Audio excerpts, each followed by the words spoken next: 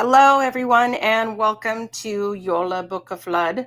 And I probably said that with more of a Norwegian accent than an Icelandic accent. But first, Jólabókaflóð. Some of you may have joined me on Halloween when I read a Halloween short story. And tonight, me and the rest of my author friends, some of them you can see on screen now, will be reading their short stories. And our first person up to read is going to be Ember May. And so, Ember, I will let you take it over. Alrighty. Thank you.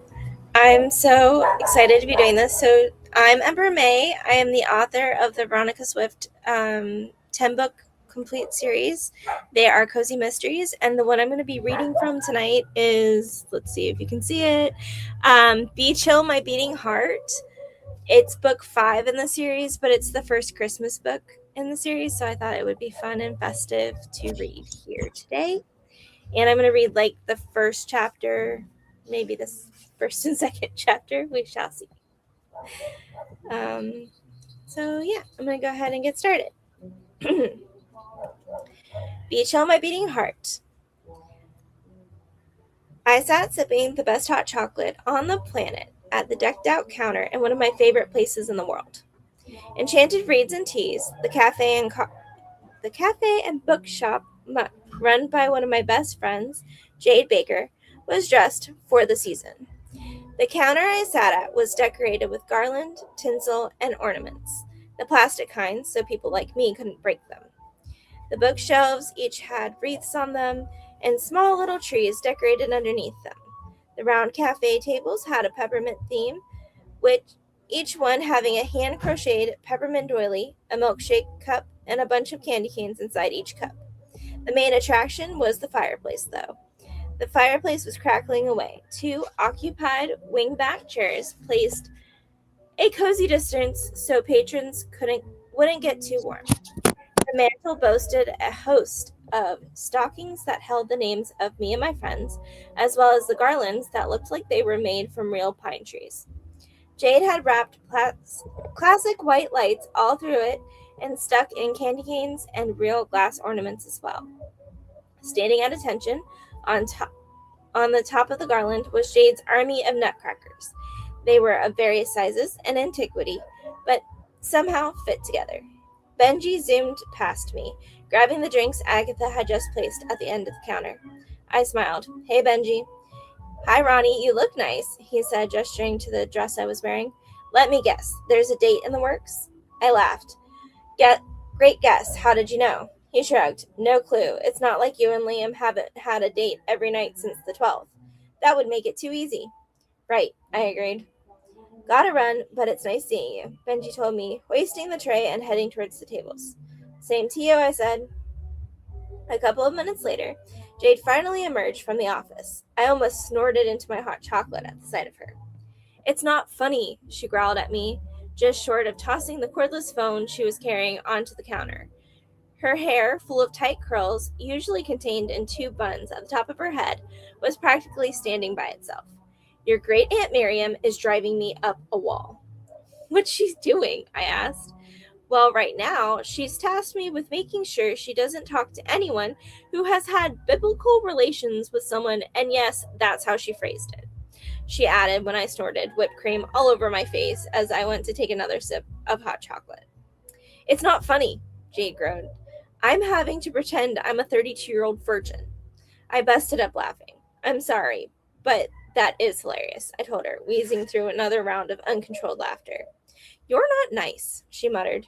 I'm sorry, I said, through the laughs and the tears. I'm sorry. It's whatever, because she's coming after you next, she told me, trying to make her tone all ominous. Nah, she doesn't really like me. What? How did you do that? She asked me. I was 7. Teddy was 9. He stole her blue-gray wig off her head at the family reunion and tossed it to me. I got busted with it. Teddy did that? Really? Why? Oh, it was a dare from one of our other cousins, I explained. That makes sense, then, I suppose. Jade nodded, a smile forming on her face. I do love hearing stories of my fiance when he was younger. I rolled my eyes. You also really love calling him your fiance, I noted. She nodded. Speaking of which, how goes the engagement party planning? I asked. Oh, that's easy, she sighed. I've started a Pinterest board for it. We're going to have specialized cocktails, pizza, because that's what we ate on our first date, and then we're going to have our favorite desserts to finish off the night. Please tell me you're hiring the cooking out for the party, I said. Definitely. I don't want to have to cook a ton of food for my own party. She shook her head. Nope. I roped Chef Finn into cooking, and for only a modest fee. How did you do that? I asked, surprised. Chef Finn was the lodge restaurant's main chef and a fantastic master of the culinary arts, but he was much more of a gourmet chef than Jade, and his prices were usually out of budget. I gave him the recipe for his favorite treat that he buys every day from me. Jade shrugged. He promised not to sell it, only to make it for himself. So, what's the cocktail? I asked her. And will there be mocktails? Yes, of course there will be mocktails. We've got underage people coming, and you, she said, rolling her eyes. I grinned cheekily. Thanks. The drink is a Cosmo, Jade sighed. Why a Cosmo? I asked, surprised. I don't think I've ever seen you drink one of those. In fact, the only reason I know what they are is because of television and all of the jokes about Sex in the City. Jade laughed. Believe it or not, Teddy is the one who got me into drinking them. He swore they were the best mixed drink on the planet. Sadly, he turned out to be right. Why was my brother drinking Cosmos? I wondered. I muttered to myself. Because he watched Sex in the City and wanted to know what all the hype was about. I guffawed. And then he joined the hype? How did I not know he has watched that? Probably because he knew how you would react, she deadpanned, watching me as I continued laughing so hard that I felt like my head was going to burst from lack of air. I shook my head, still laughing. Nope, couldn't have been that. So, what date are you on again? I keep losing track. It seems like a lot to organize. 12 dates, Christmas, and all that jazz. Yeah, it kind of is. I just get dressed and he does everything else. It's kind of amazing how much effort he's putting into our first Christmas together as a couple. You are looking extremely exquisite today, Jade complimented. Exquisite? Yeah, I like the word exquisite. It suits you very well. Remember you said that when I turn into a hobgoblin at midnight, I warned her, chuckling. The clock strikes 12 and I turn into a mush of silk pajamas and oversized fluffy robe. Whatever, she said, rolling her eyes again. I do have to wonder, though, if this is the right time of year for sleeveless. I'm pretty sure the date is going to be inside, I told her, waving away her concerns.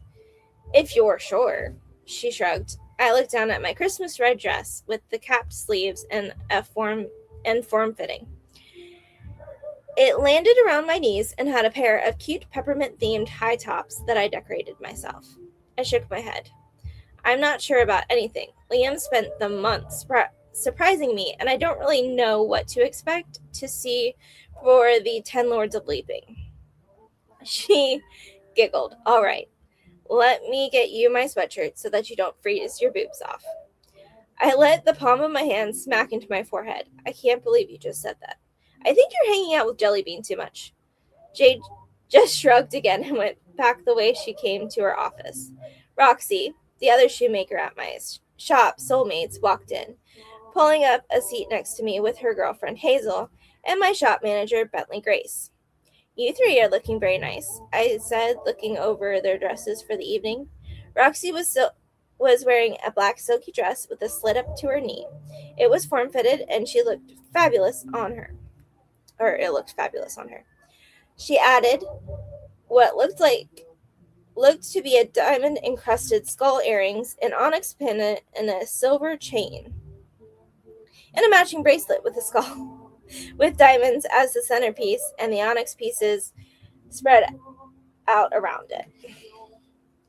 Hazel, the event coordinator and Roxy's girlfriend, was wearing a red pantsuit and gold jewelry and leather flats that were crafted by Roxy. She's pretty hot, if I do say so myself, she said. I could never pull that dress off. I shrugged. You probably could. You just would look a little different on it. Roxy is several inches taller than you. Yeah, I'm shorter and squatter, she retorted. Hey, you have curves. Curves, Roxy admonished Hazel. Don't you go beating up on my girlfriend. Bentley Grace patted Hazel. I think you both look nice, though. I thought Roxy might wear something other than black for a change, but I guess I was wrong. Honey, the only time I wear a color is when I've run out of clean clothes. Besides, it matches my nails, Roxy told us, showing off her glossy black nails. It's just who I am. Yeah, we know. Bentley Grace nodded. You look great too, I told her. She had on a navy blue, knee length dress with a pair of heels I made for her. The heels were low, with only an inch and a half lift because Bentley Grace was already so tall she wouldn't fit in pictures with the other shorties in our group, of which I was the shortest. I had wrapped the shoes in a silver foil and they practically reflected. She had silver teardrop earrings and a necklace to match. My stomach twisted, remembering the last time I saw a pair of earrings like those. They had belonged to Mia, the owner of the bistro on the campus of Last Resort and Spa, until she was arrested for murder. I took a deep breath and pushed that out of my mind. Jade came back from the office and threw her sweatshirt at me. Here you go. I caught it, laughing. Thanks. No problem, she replied. Then turning to the rest of our friends, she added, It looks like all of you are ready for the holiday party tonight. Yeah, and apparently I'm going stag, Bentley Grace complained. Carter has to work because everyone else in the restaurant has off tonight. I asked Nolan if she wanted to come, but she said she had other plans. Nolan was my new retail associate. Basically, she reported directly to Bentley Grace and helped her manage the customers and restock the shelves when the pre-made shoes were getting low. She hasn't really joined anything since that we've invited her to, Roxy said. Yeah, I agreed. I keep inviting her to lunch with us, but she keeps saying she packed her food or she'd rather eat by herself. Weird, Bentley Grace muttered. I hadn't really noticed that, but you're right. I wonder if maybe it's because the group is so big. I mean, we keep adding more and more people every time someone starts dating, including Carter. He was terrified the first time he came to one of our lunches. It could be that, I nodded. Or she's just not that into us and wants to keep a professional working relationship with us, Roxy offered. Or that, Jade agreed. Or she might just not like parties. I don't especially love them when there are people I don't know at them. I'm actually really excited to miss this year's holiday party, I told them, a cheeky smile on my face. Wait, you're not going?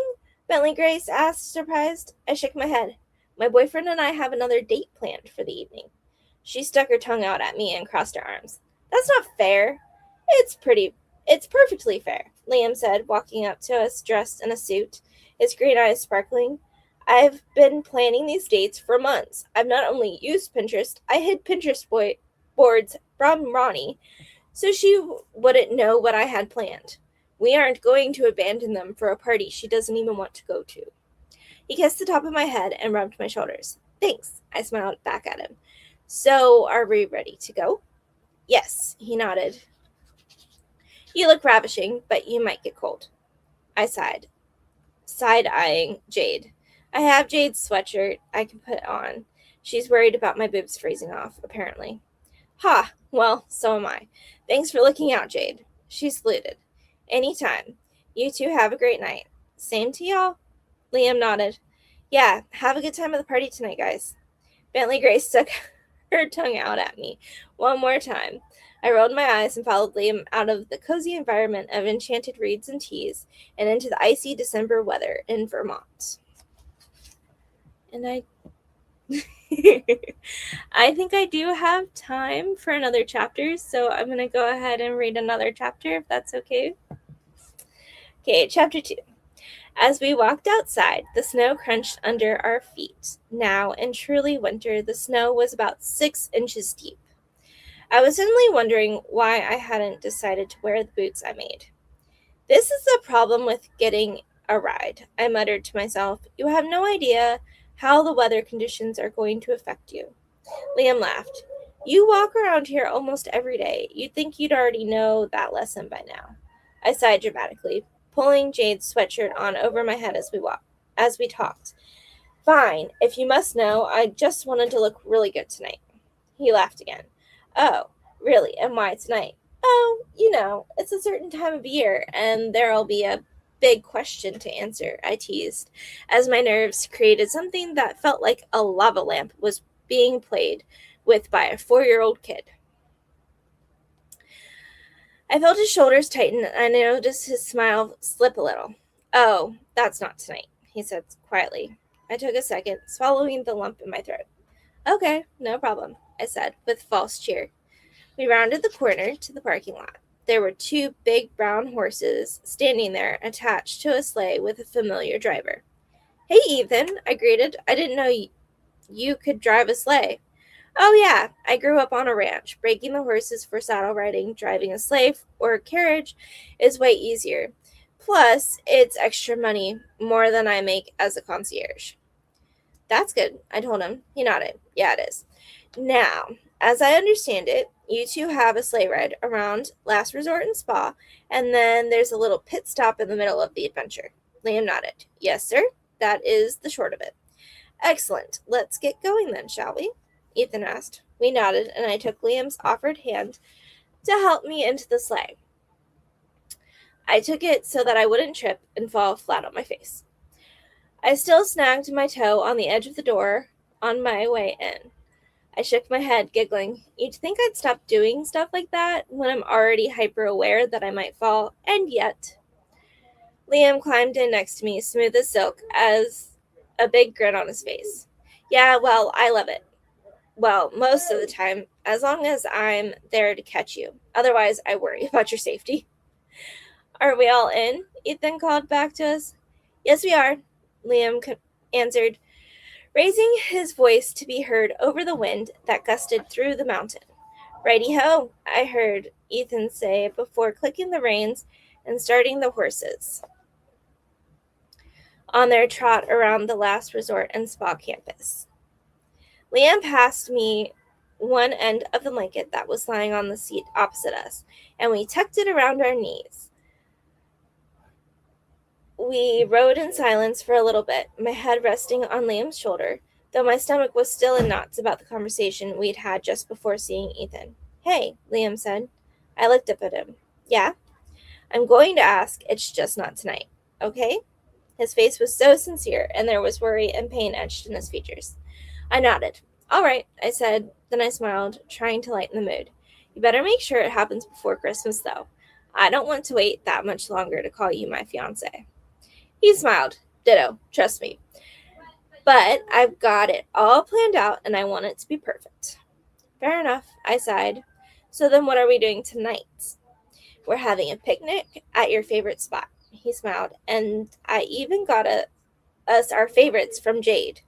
He gestured to a picnic basket hidden just under the other bench seat. When did she give you that? I asked, surprised. I didn't see her pass you anything. Backdoor service, he laughed. Probably when she went to get her sweatshirt. That Jade is very tricky, I said, squinting my eyes. A little bit, but she can keep a secret, which is more than I can say for Angie or Bentley Grace, Liam told me. I grinned up at him. So, what you're saying is you told Jade how you're going to propose. Maybe. Liam tried not to laugh. But if I did, I doubt she's going to tell you about it. You're probably right, but I can still pester her and see what happens. Liam shook his head. Aye, this girl, he said. Slipping into the English accent, he knew I couldn't resist. She'll be the death of me. I can't do it. I smacked his chest slightly. Don't joke like that. We have enough dead bodies show up around me as it is. Besides, I don't think we should tempt fate into making it happen. I am a walking accident, after all. He let out a full-bellied chuckle at that. Fine, fine. You won't be the death of me. I nodded once. Thank you. The sleigh was now pulling us to the top of the outlook I love so much. The little park bench stationed up there was just barely visible in the snow. When Ethan pulled the horses to a stop, Liam hopped out. After carefully uncovering myself with the blanket, he took the blanket from me and offered his arm to help me out. I stepped down, super cautious of where tripping things were and managed to land in the almost untouched snow without incident. And as soon as my sneakers were in the snow, I could feel it melting into my shoes and making my socks wet. I sighed. My shoes were going to need to be thrown in the dryer to make sure they didn't stink. It was a good thing I made high-quality shoes. All right, my lady, let us venture over to the yonder park bench, Liam suggested, offering me his free arm, the other one carrying both the blanket and the picnic basket. I laughed. Thank you, sir. I matched his tone and placed my hand gently on his arm. We trudged up the last little bit of the hill and made our way to the park bench. It was a beautiful sight up here on the outlook. There was no footprints in the snow, other than the ones we made. The bench was dusted in snow, and the lone red spruce tree looked like it came straight out of Thomas Kincaid painting. I turned to Liam, who was busy trying to clear the bench of snow, while I took in the view. This is amazing. Thank you. He grinned at me. Well, there's a reason it's your favorite place. Now, wrap yourself up in this because I don't want you getting sick, he said, handing me a blanket, and let's eat. One condition, I replied, struck with the sudden urge of a child who waits all year to play in the snow. He looked at me, unsure whether he wanted to agree. What is it? You and I make snow angels when we're done with the picnic. I don't know. That dress can't be that warm, and this suit is not that great either. Come on, I cajoled. We'll go home and warm up when we're done. The snow hasn't been touched. Our angels will be here until the next snow. He laughed, shaking his head. All right, but we eat first. I offered out my hand. You have a deal. He shook my hand, then pulled me to him and kissed me. Now, put the blanket on. Feeling slightly dazed from the kiss, I nodded. It amazed me that even though we'd been dating for about 8 months, he was still able to make me go weak in the knees. I idly pulled the blanket around me and sat on the bench. I sat all the way to the back so I could lean against the backrest and found my feet swinging freely. It was one of the problems with being so short. We ate our food and talked about general stuff and ideas. We meandered along in conversation, talking about things we had planned for the coming week, our friends, and the Christmas shopping we still needed to do. But that also evolved into conversations about the likelihood of aliens and the audacity of squirrels existing to cause utter mayhem. We actively avoided serious topics tonight because we talked about those during regular dinners and time spent together. Tonight we needed light and fun. I pretended the icy wind zipping around us, like it was playing tag with itself, didn't bother me, even though my toes were frozen and so was my nose. I wasn't going to skip making those angels. They were going to look so good. I turned to Liam as he finished off the hot chocolate Jade had packed for us in one of her huge thermoses. Are you ready to make a lasting snow angel? I asked. Yep, he said, grinning. Let's do this. Yes! We got up from our seats on the bench. I left the blanket there so it could keep us warm on the way home. I carefully walked into an open area, making sure not to let our footprints mess up the snow too much. Here, Liam asked me a couple of paces away. I nodded. Then we turned around in the last pair of footprints we'd made and fell to the ground into the snow, carefully. We did not free fall into 6 inches of snow. That would have only caused injuries. And go, I said, moving my legs and arms open and shut and up and down. The cold seeped into my the sweatshirt I'd borrowed and my dress, all the way down to my foundation garments. It was freezing, but in a good way. There was a giddiness running through me that I hadn't felt in several years, not since Dad passed. I couldn't help but giggle, like a little kid while we did it. And stop, Liam said after a minute. I sat up and carefully moved my feet inside the angel before standing up. Liam did the same, and we both leapt out of our angels and landed by the snow we had already marred walking to our spots. Liam landed on his feet. I naturally did not. And that is the end of chapter 2. Yay! Yeah. I think it's going to take you off solo there. There you go. All right. Good job. Good job. We did get a couple readers pop in. So let's see. Some comments that came up with your story are, let me see if I can get up here. One, somebody liked the friendship between them. Oh, thank you. Yeah. Where is it? Shea McCoy. Yeah, she liked their friend. She thought the friendship was so cute. So I think she was listening to the first chapter or whatever. So where can people buy this book, Am? So these books are available on every retailer, including you can request them from your library. Okay. I loved libraries growing up, so I make sure that my books are there as well. Ditto. And then you can also get them. You can get the first book in the series on my PayHip site, which I'll put in the comments for people. Okay. Yeah, and that's free there. Very good. Very good. Well, thank you so much for joining us. Yay. Thank you for having me. Yeah. So you feel free to stick around, or if you need to take off, I understand because it's Christmas Eve. So our next reader is going to be Amanda, and she's going to be reading two stories. She's going to be reading a chapter from, well, Amanda, why don't you go ahead and take it away?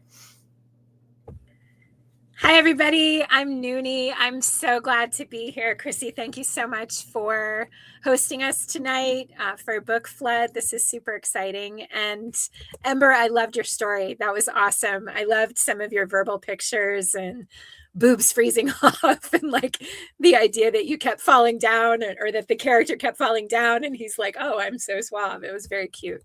So thank you so much for reading that. I wanted to just celebrate that this is a place where we get to celebrate stories, explore new worlds, and share the magic of words together. So I have two things for you tonight. And my first one, excuse me, I'm thrilled to share a glimpse into As the Crow Flies. And it's the first book in our new series, which is called The Foundlings, and it's coming out in March of 2026. It's an urban fantasy set in an academy where crow and raven shifters wrestle with secrets, power, and love. At its heart, it's a male-male romance that blends magic with vulnerability, and this little excerpt gives you a taste of the world that our main character, Caden, is stepping into. So give me just a second to pull it up and we will get going. And this is from chapter 4, which is called Jimmy. Caden didn't know where to put his hands or whether to sit or stand. His stomach in knots, he perched on the edge of the sofa and stared at the door. Caden, relax, man. It's going to be fine. Lister sat down next to him and stroked his back. You're really that keyed up? The last time I got involved with bird shifters, it ended badly, Caden snapped. What makes you think I'm excited to meet some raven shifter dude? Before Lister could reply, someone knocked on the door. Lister rose and got it, then froze in place. He trailed off. Caden? Margaret's voice was loud enough to be heard in the next building. Yeah, Ma, I'm here. Caden stood so she could see him. Come on in. Margaret gazed up at Lister without moving. You must be Lister. You're kind of cute for a crow shifter and an asshole.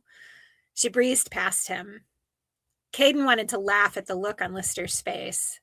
I thought you were helping pack up to go back on the road, Ma. I had a vision and decided to come. Margaret shrugged. We'll be back in Oregon soon enough, and then on to Arizona in time for muster. Don't you worry. Your sister at work? Her summer internship is winding down since classes are starting again. She's meeting with two of her friends that are already graduated and now planning to move out of the state. He headed over to the coffee maker. You want some coffee? Does the Pope shit in the woods? She retorted, still studying Lister. You can call me Margaret. She came over and sat down at the table.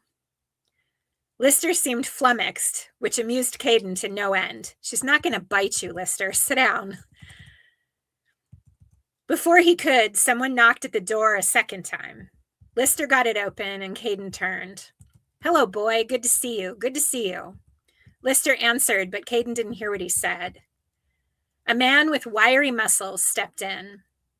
Long black hair streaked with gray was pulled into a ponytail. He peered around and then saw Caden and grew still, staring at him. His eyes were really big, too. Big, brown, and awkward much? Caden flushed and looked away. Tingles went up and down his back and into his hair. Margaret, for her part, studied the guy like she wanted to paint him. She sat back like she was relaxed on the banquette bench, but Caden knew she was anything but that. Something, maybe an errant breeze or her own abilities, made her glance at Caden, and they stared at each other. After a moment, she motioned at the man with her chin as if to say, "Talk to him." Caden didn't really want to do that, but he turned back and faced the guy. "I'm Caden." "I'm Jimmy." He still stared at Caden, his eyes bright. They had a pull to them that made Caden want to meet his gaze, but Caden looked away like it was a physical weight. He sat down next to Margaret and folded his arms to hide his shaking hands. "So, boy, you go by Caden now, huh? That's not your birth name, though, is it?" From Margaret. Caden wanted to get up, make lunch that they'd just eaten, do anything but sit there at the table and get interrogated by some weird dude with creepy eyes. That's the thing, though. He couldn't look away. His mouth was dry, and it took a couple times for him to say it. Caleb Chalmers. Jimmy said nothing but seemed startled. "Jimmy." Lister sat down backward on the remaining dining chair. "He was there. He said he remembers yellow beaks." The old man narrowed his eyes and a shiver went up Caden's back. Why is that significant? Jimmy shrugged. Who can say with memories? "You know what did it," Margaret burst out. "You know. You can see it right now. I can see it in your aura." "Auras are dangerous things to go snooping around in, witch," Jimmy growled. "It's Margaret, Jaime, and you watch your mouth." The look on Jimmy's face when Margaret used the Mexican pronunciation made Caden want to laugh out loud, but the energy in the room was too electric. He froze, watching Margaret as she gave glare for glare back to the old guy. His money was on Margaret all day long and twice on Sundays. "It's a theory, nothing more." Jimmy rubbed his jaw. "Nothing to get excited about." She pointed a finger at him. "You see something, don't you?" "Go out to eat with me and maybe I'll tell you." Jimmy stared her right in the eye. Margaret snorted.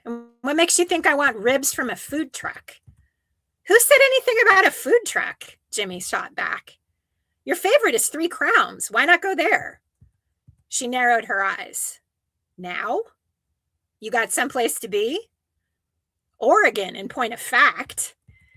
He waved his hand in the air, brushing that away. "You're here for your son and not leaving anytime soon. And you need to eat." "Fine. I accept." She stood up. "You boys don't wait up for me." With that, she swept out of the apartment. Jimmy grinned and rose to follow. "Jimmy!" Lister cried. "What the fuck, man?" The old man winked at Lister. "It'll be all right, son. We'll be back."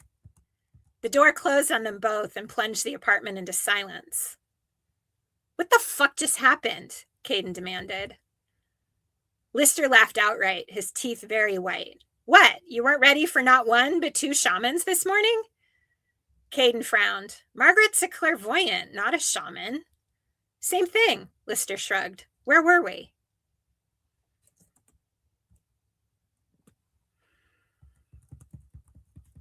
To shift from the soaring magic of As the Crow Flies into the intimate depths of Beneath the Surface, let's carry forward that theme of hidden truths, whether in fantasy realms or in our own everyday lives. Now I'd like to read from Beneath the Surface, a short story that will be part of my upcoming anthology. This piece dives into what we hide and what we reveal, the currents beneath everyday life. It's about discovery, truth, and the quiet transformations that happen when we dare to look deeper. Holy cow, Monty, what the hell? My voice carried, bouncing off the side of Monty's house and sounding louder than it really was. Hey, Monty! I yelled and waved my arms. Hey, Louise, he called back and cut the power to the jackhammer. What's wrong? Look, I pointed. What the? He laid the jackhammer on its side and walked over. When did that pop up? Monty, you must have hit the water main or something. Can't have. It's over there. He waved an imprecise hand toward the other side of the yard. No idea what this is. I edged closer. Water, brown with the stirred-up silt from Monty's labors, swirled up from the crack in the fence's foundation pole. Monty, it's rising. He knelt on the other side of the fence, and I could see his fingers poking around under the fence slats. Shit. What? He didn't say anything right away. It's salty. I stared down at the water. That's impossible. I poked a cautious finger into it and tasted. Sure enough, it was salty. Monty, there's no ocean around here. They always did say California was going to break off. That's not funny, I snapped. I'm serious here. How is there salt water in our backyard? His knees popped as he stood. I rose to meet his serious brown eyes. I don't know, Louise. I really don't. Maybe we'd better call the city? What do we say? Hi, there's an ocean in the desert? He shrugged. We have to report it. He glanced down. Your shoes are about to get wet. I stepped back, amazed. Monty, what if it doesn't stop? It'll flood our houses. We're on a hill, Louise. Calm down. It'll flood downtown first. I had visions of a wall of water sweeping down the Las Vegas Strip and almost laughed. He smirked. I realized with a slight shock he was trying to cheer me up. Thanks, Monty. He smiled, his teeth very white.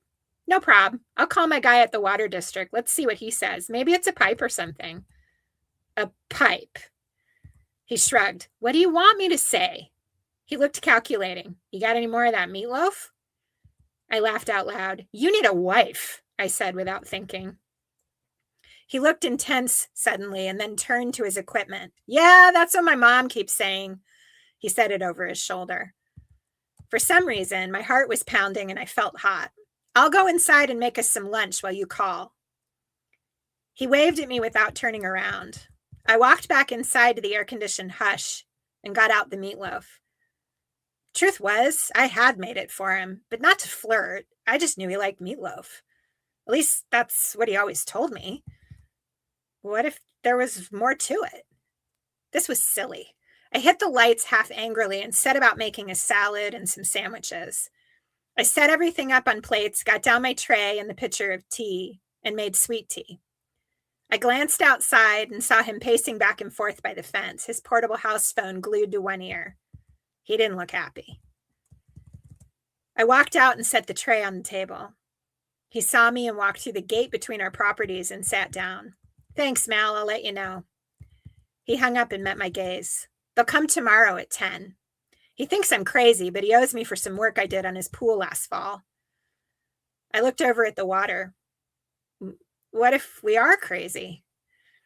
We're not, he mumbled through an enormous bite of sandwich. It's still rising. See the trickle there on my side of the fence? I craned my neck. Sure enough, there was a little brook forming, trundling along the fence toward our neighbors down the hill. What if it floods? I asked, afraid again. You know how flash floods happen. He shrugged. What do you want me to do? Sandbag it? He had a point. What could we do? I ate some more sandwich and worried. Louise, stop worrying. It's going to be fine. I heard a splash. Monty froze, and I could see the hairs on his neck wave a little bit. Weird. Hairs raising on the back of your neck was actually visible. Crap, he blurted, spraying breadcrumbs. Did you see that? Truthfully, I had been staring at his neck. No, what? He glanced at me, irritated, and then focused on the bubbling water. I looked over too, wondering what could capture his attention so fully. A black tail fin peeked up out of the water and then disappeared. I was on my feet so fast I didn't remember moving. Monty. My voice sounded breathy and weird. He joined me a second later as another ripple disturbed the water. Get in the house, Louise. You got your keys? Right here, I said, patting my pocket. Another fin, black and pointy, emerged slowly. By the time the eyebrow ridge appeared, we were both cowering behind my kitchen curtains. Where's your phone? Monty whispered hoarsely. You calling the police? No! The news! We had a brief wrestling match over the phone, which he won. He flipped it open and thumbed the camera button. He snapped 2 shots of the glossy black head as the thing climbed out of the hole. It was bipedal, covered in scales, and had dark purple eyes covered with some kind of web. It blinked vertically, opposite of a human, and stood about as tall as Monty. We watched it walk down the hill, following the water trail. No one is ever going to believe this, Monty murmured. It was then that I realized we were holding hands. Monty didn't seem inclined to let go, so I didn't either. I just watched the black creature disappear as the sun set over Sin City.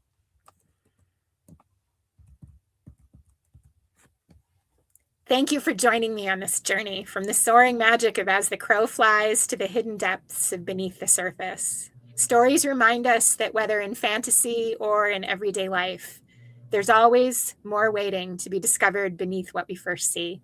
I'm so glad you guys are here to share that discovery with me. So you do have a little bit of time left. Can you tell us when As the Crow Flies will be available, and also the inspiration for the second story that you did?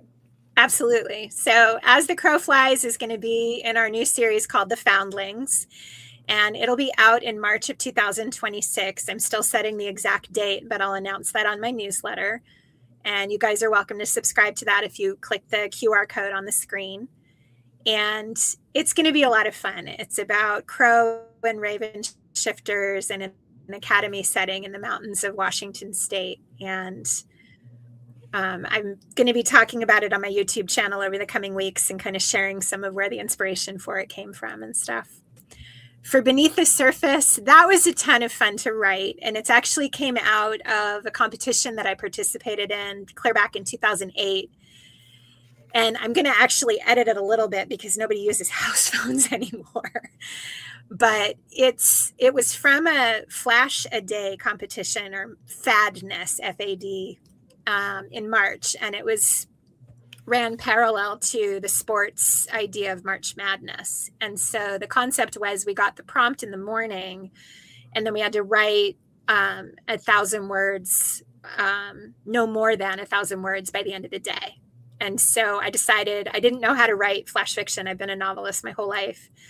And I thought, you know what, this would be a fun way to learn. And I did it completely wrong in the beginning. The first 5 days, I ended up writing a novel, and I was just literally bouncing back and forth different characters in the same story using the prompt as an inspiration, and realized this is not the point. I'm supposed to be writing concrete short stories. And so I deliberately did. And the one for day 6, quite honestly, is awful. I will share it with folks, but it really was, I was like, okay, it's got to have a beginning, a middle, and an end. And I basically took the concept from the story of Helen Keller and her Annie Sullivan. So I was like, well, I can't keep doing that. Like, what am I going to do? Read an encyclopedia and tell stories of stuff I'm reading? So I started just really trying to lean into let's come up with stories. And something really fascinating happened. It's like Drew Davis talks about in his talk, Cube of Creativity, where when you put a constraint on something, creativity flourishes. And I would get the prompt in the morning, and I felt a lot of pressure to do it because I had to work. I work a Monday to Friday job. And so I would do it on the train into work. And I found if I listened for none of them took more than 5 minutes to hear an idea coming. And this one actually popped up pretty quickly. And the prompt for it was Hidden Spring. And I lived in Las Vegas for 2 years. It is not my preferred locale. I live in Washington State now in a rainforest. So that can tell you, kind of the polar opposite to Vegas. And I got the idea, because I work in the insurance industry, and I got the idea of what happens if there's a pipe break and what if there's something living in the pipe, and there it went. So my little Finny guy is somewhere in Las Vegas, and nobody probably realizes that he's from the ocean. He probably has a show now on the Strip.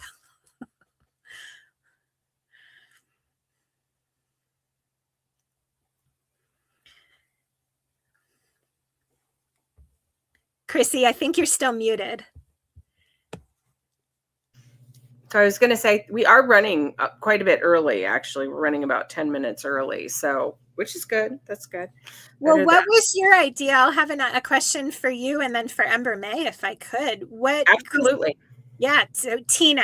Tina's nickname is Chrissy. I apologize. So, Tina, when did you start Book Flip? Like, how did you come into this?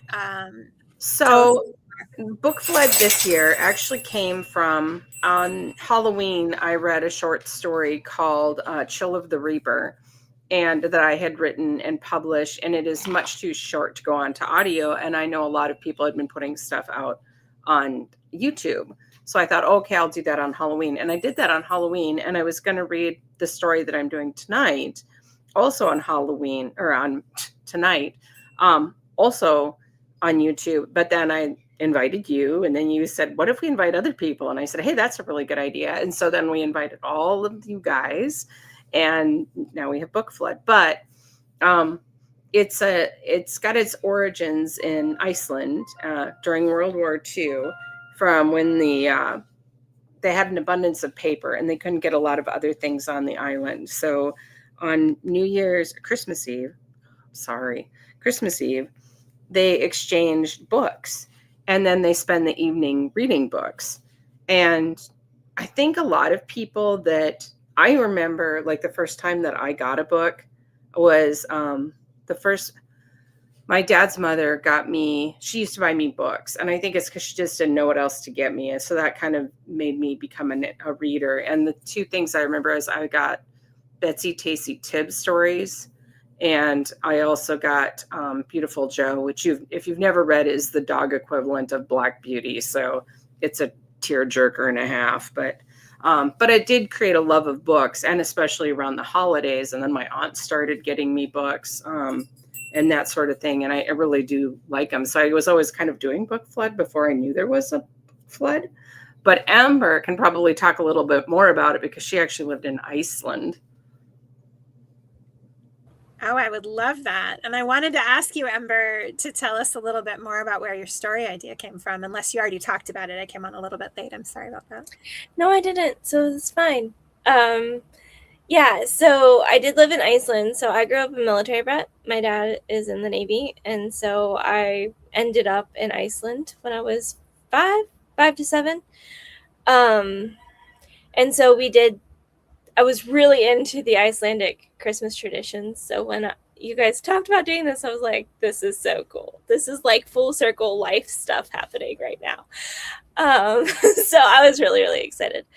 But the story ideas, so this series is based on, one, I tend to have characters that have unique professions. So my main character in that is a shoemaker, and she has her own little shop in a ski resort. And basically her dog keeps finding dead bodies. Like, we didn't get to the mystery part of the story because at this point the book I was reading was book 5. So the way that the books ended up being structured is it's like friends and family stuff at the beginning, mystery in the middle, friends and family stuff wrapped up at the end, typically, is kind of how it worked. And so, but yeah, she has a little West Highland Terrier that keeps finding dead, murdered people. And then she has to like solve the cases because she's being roped into it because her dog keeps finding the dead bodies. So that's kind of how it started. And then one of the things that never made sense to me in cozy mysteries as a genre, and it's one of the things we just accept as readers, but is why all of a sudden there's all of these murders. So there is an answer to that question in the whole storyline. Like, there is a particular person that was doing a particular thing that has caused all of these people to be murdered in this ski resort. But yeah, it was a lot of fun. Basically, the story came about from a what if your dog keeps finding dead, specifically murdered people. So the dog doesn't find just dead people. They have to be murdered. So if it's just Bob died of a heart attack, he's not interested in Bob. Yep. I actually think I had him walk past a dead person on like a park bench who did like die of heart attack, and he just walked by, and they're like, but why this one? Are you serious? There's a whole social commentary in there of how the dogs of the world avoid looking at the social fabric that is coming apart with the no, sorry, classes. That's good. Well, so I'm gonna lead us into our next person, just in case she needs a little bit more introduction. Annette is going to be reading next, and Annette contacted me yesterday to ask if she could read from her whip rather than the story she originally planned on reading, because she was really excited about it. So, Annette, you want to tell us a little bit about yourself and the story you're going to be reading? Oh yes, I write fantasy. My first series was historical witch fantasy in the Wild West, which I had a lot of fun with that. It's a mashup of practical magic and Deadwood. So it's kind of gritty, but that was fun. But then this story, I did something with it in for Nano, and it's magical realism.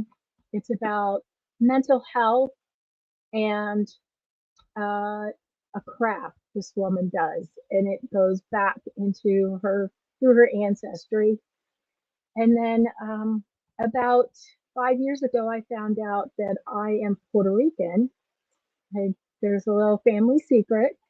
So I decided the book had to be set in Puerto Rico so I can discover my culture that I missed out on. So, and then magical realism is a prevalent theme in Hispanic culture.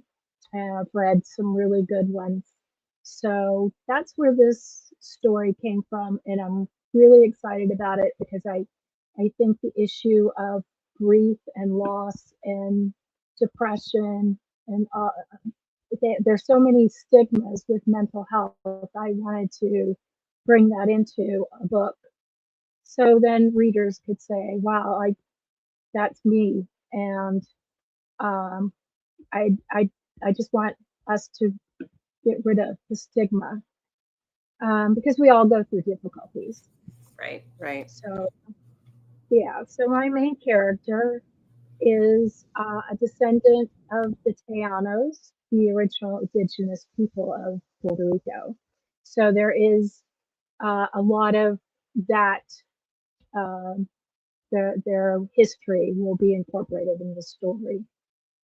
But yeah, I was just really excited about reading it because I'm going through editing, and I love the story.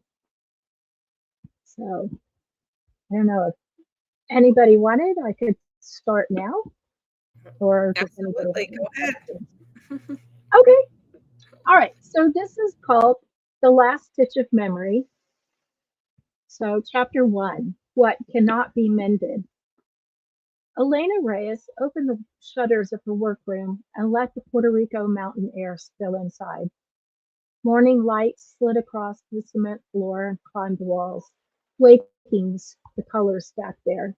Bolts of fabric rested on open shelves like a muted rainbow, indigo, ochre, river gray, and the soft brown of unbleached cotton. The room smelled of beeswax, ground coffee, and the faint mineral tang of stone warmed by the sun. Outside, a cuckoo frog called once, sharp and clear, before falling silent again. She moved through the space with practiced ease, setting things in order without thinking. A chair pulled closer to the work table, a cup rinsed and set to dry. The small radio left untouched. This was not a room for noise.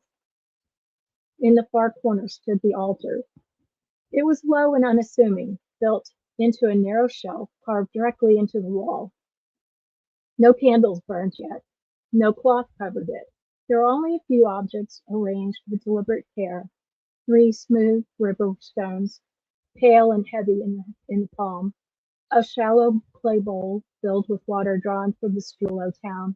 A woven palm mat, faded with age. At the center sat a small carved figure of dark stone, its features softened by time and touch. Elena paused before it, pressing her fingers briefly to the cool surface of the shell. She bowed her head just slightly. Buenos dias, she murmured. She did not ask for permission, not yet. This was acknowledgement, not invitation. A greeting offered to the women who had stitched before her, whose names she carried in her blood, even when she did not speak them out loud. Her mother, her Abula, the ones further back, whose hands had worked fiber and bone long before needle and thread were tools of quiet mercy. She lit a single beeswax candle and placed it to the left of the stones. The flame steadied quickly. She dipped her fingers in the bowl of water and touched it to her wrist and her throat. Grounding, presence. She hummed a low, wordless tune, barely more than a breath shaped into sound. The melody did not belong to her, it had been given. Only then did she return to the work table. The quilt waited there, folded neatly, its weight familiar in her hands. Today would be an ending, not a beginning. Endings required care, they required witnesses. Elena rested her palms briefly on the fabric and closed her eyes. Stay with me, she whispered, to the room, to the stones, to the quiet that held her upright. The candle flickered once, then burned steady. By the time Mrs. Sia arrived, the light had shifted and the room was ready. The last stitch was always the hardest. It was the closing of a door, the turning of a key. For Mrs. Garcia, it was the final, quiet farewell to a husband she had loved for 53 years. Elena held the needle poised over the quilt. Indigo blues and dove grays absorbed the afternoon light slipping through the louvered shutters of the workshop. Mrs. Garcia's grief still clung to her, a cold weight that rounded her shoulders and pulled at the corners of her mouth. Elena plunged the needle into the cotton. She was not just sewing fabric, she was stitching memory. Beneath the surface of the physical world, the needle found a thin strand of sorrow, icy and silver. She coaxed it free and bound it to the crimson thread chosen for the final corner Zemi's sun. Crimson for resilience, for blood still moving for a living heart. She hummed as she worked, a wordless medley her Abula had taught her, the kind meant to smooth what resisted being mended. She pulled the needle through. A soft sigh escaped Mrs. Garcia's lips. The old woman sat in a worn wicker chair across the room, her hands loosely clasped in her lap. As Elena drew the thread tight, the chill in the air receded. The heavy weight that had seemed to press down on the room lifted, drawn into the quilt as if by a subtle, silent vortex. The indigo fabric seemed to drink the sorrow, darkening for a fraction of a second before settling back into its color. The grief, now a permanent, harmless part of a pattern. Elena tied the knot, snipped the thread, and laid her hands flat on the finished piece. The quilt felt warm now, no longer thrumming with the cold energy of loss. It was complete, neutral, a repository of pain that could no longer cause pain. It is done, Serafina, Elena said softly. Mrs. Garcia blinked, her eyes clearing as if waking from a long, troubled sleep. She looked around the workshop, at the stacks of fabric lining the walls and the jars of buttons gleaming like captured jewels. A slow, watery smile touched her lips. It was the first genuine smile Elena had seen on her face in the 6 months since her husband Raoul had passed. Dios mío, she whispered, her voice raspy. She pushed herself to her feet, her movements a little less stooped, a little more certain. She walked to the work table and touched the quilt. Her hand rested on a square made from one of Raoul's old work shirts, a faded blue chambray. She traced the new crimson stitch. I don't I don't feel it anymore, she said, her voice filled with disbelieving wonder. The emptiness. It's not shouting at me. It's not gone, Elena corrected gently. The love is still there. The memories are still there. The ache is just quiet now. You'll be able to remember them without the drowning. For generations, the women of the Reyes family have been the quiet shepherds of sorrow for Las Colinas Doradas. They didn't use words like magic. They called it the gift, the work, or simply what we do. The townspeople didn't ask questions. They brought their pain, their grief-soaked clothing, their stories, and in return they received peace. They received a quilt. Mrs. Garcia nodded, her eyes welling with tears. But these were different tears, not the jagged shards of fresh grief, but the smooth, warm rain of release. She wrapped her arms around Elena, a fierce, bony hug that smelled of vanilla and plumeria. Thank you, my girl, she murmured into Elena's hair. Thank you. Elena held her, breathing in the scent of a hurt that was finally beginning to heal. This was the part that kept her going, the moment of release, the visible lightening of a soul. It was a powerful, addictive balm, a reminder of that her fractured gift could still create wholeness in others.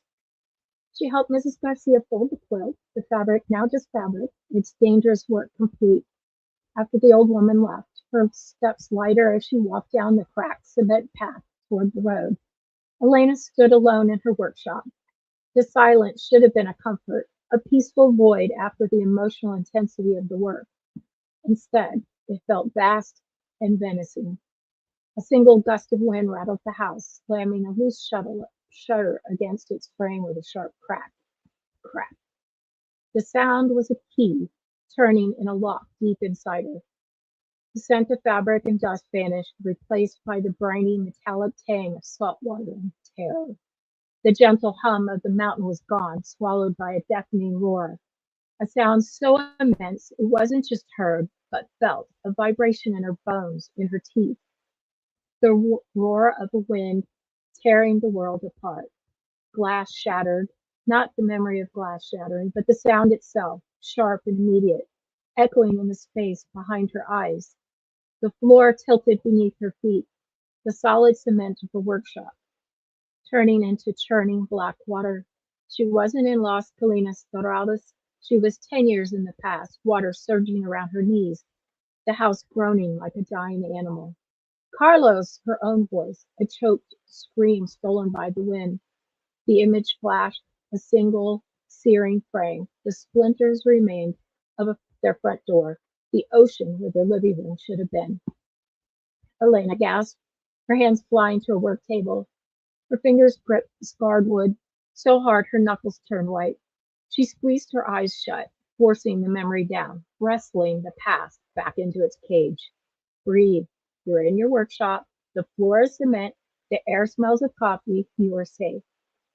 The litany was old, worn smooth by a decade of repetition. She focused on the physical sensations of the present, the rough grain of the table under her palms, the solid weight of her own body, the distant crow of a rooster from the next hill over. Slowly the roaring receded. The ghost scent of salt faded. The floor stopped moving. She opened her eyes, her heart hammering against her ribs like a trapped bird. She was standing in her workshop. The sun was still slanting through the shutters. Nothing had changed. Everything had changed. A cold numbness spread through her limbs, a familiar and unwelcome frost. It was the price of suppression. To shove the monster back into its box required her to climb in with it, leaving only a hollow shell to go about the business of living. With stiff, automated movements, she began to clean her workspace. She swept stray threads from the floor, organized spools by color, and covered her sewing machine. Each action was precise, controlled, a desperate attempt to impose order on a world that had just dissolved into chaos. The hallway divided her house into two. On one side, the studio, the place of work and magic, the other, the living space, bedrooms, and kitchen. Crossing the threshold was like passing through a membrane into another life. The air in the house was warmer, carrying the scent of toasting coffee beans and oregano. The small radio on the counter hummed old boleros, the singer's voice syrupy with a longing Elena could no longer feel. She moved to the kitchen, a small welcoming space with clay mugs hanging from hooks and bundles of dry herbs swaying from the rafters. The counter was tiled in mismatched squares, a history of repairs made by her own hands. She began to prepare dinner, her movements efficient, her face a placid mask. She was a ghost in her own home, haunting the edges of her own life. Smells good. Mateo stood in the doorway, his 16-year-old frame all sharp angles and restless energy. He had his father's dark curly hair and her watchful eyes. He was holding his phone, but his attention was entirely on her. He had been a silent, unknowing witness to these moments for a decade. He didn't know what caused them, but he always knew when one had happened. He could read the stillness in her, the way her smiles didn't quite reach her eyes. Just agit on foil, she said, her voice even, too even. Mrs. Garcia seemed happy when she left, he said, leaning against the doorframe. It wasn't a question, it was a probe. Her quilt was finished, Elena replied, stirring the rice. The metal spoon scraped against the bottom of the pot. Mateo fell silent, scrolling through his phone, but she could feel his gaze on her. He was the guardian of her secrets, even the ones he didn't understand, her anchor to the present day, the living, breathing reason she had to keep fighting the tide that threatened to pull her under. His presence was both a comfort and an agony. He was so much like his father, and in his face she saw the ghost of the daughter she'd lost. Dinner was a quiet affair. They sat at a small wooden table in the living room. A woven rug brightened the cement floor, and a photograph of her Abula, her face creased with a knowing smile, sat beside a bowl of river stones. Mateo ate quickly, his knee bouncing under the table. He tried to draw her out, showing her a funny video of a cat playing a tiny piano. She made the right sound, a soft huff of air that was a passable imitation of a laugh. He talked about school, about a stupid argument his friend had over another over a video game. He described the new design he's sketching in his book, a model of an old Spanish galleon. Elena listened, nodded, and asked the appropriate questions. Did you finish the rigging yet? Is Sophia still not talking to him? But her responses felt flimsy, constructed of words that had no weight to them. A wall of glass stood between her and the vibrant, messy world her son inhabited. She could see it, she could hear it, but she couldn't touch it. The numbness had stolen the texture of life from her. He knew she wasn't really there. Finally, he gave up, his shoulders slumping slightly. He pushed his plate away and looked at her, his expression a mixture of teenage frustration and a deep, weary concern. Are you okay, Mom? He asked, the question soft but pointed. I'm just tired, Neil, she lied. The lie was as worn and familiar as a favorite thimble.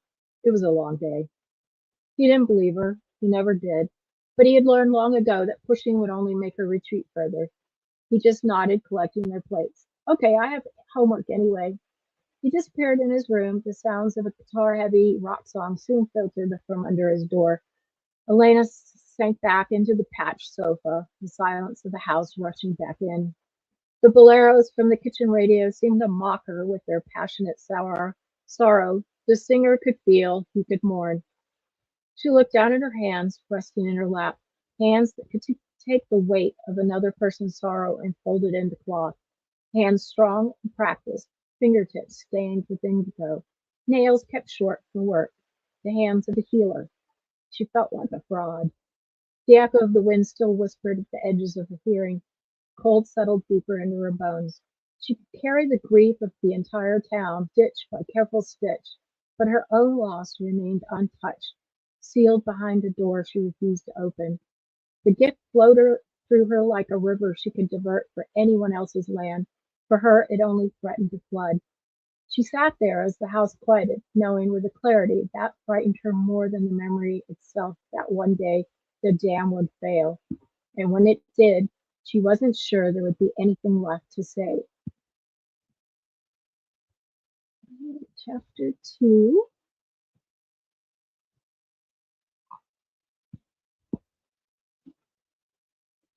This chapter is called Clean Lines. The road into Las Colinas Doradas fought Lazaro Salazar at every turn. It bucked and coiled, a narrow ribbon of cracked asphalt poured directly over the rims of the mountain. He gripped the wheel of his rental, the leather already slipped under his palms. The sea breeze chased him up from the coast, but did little to cut the humid air, thick with damp earth and something cloyingly sweet like fruit left too long in the heat. This place felt a century behind San Juan, maybe two. The urban sprawl had given way to fields of sugarcane, then dense green walls of jungle, and now this. Houses appeared at random, clinging to the hillsides on stilts that defied his sense of engineering.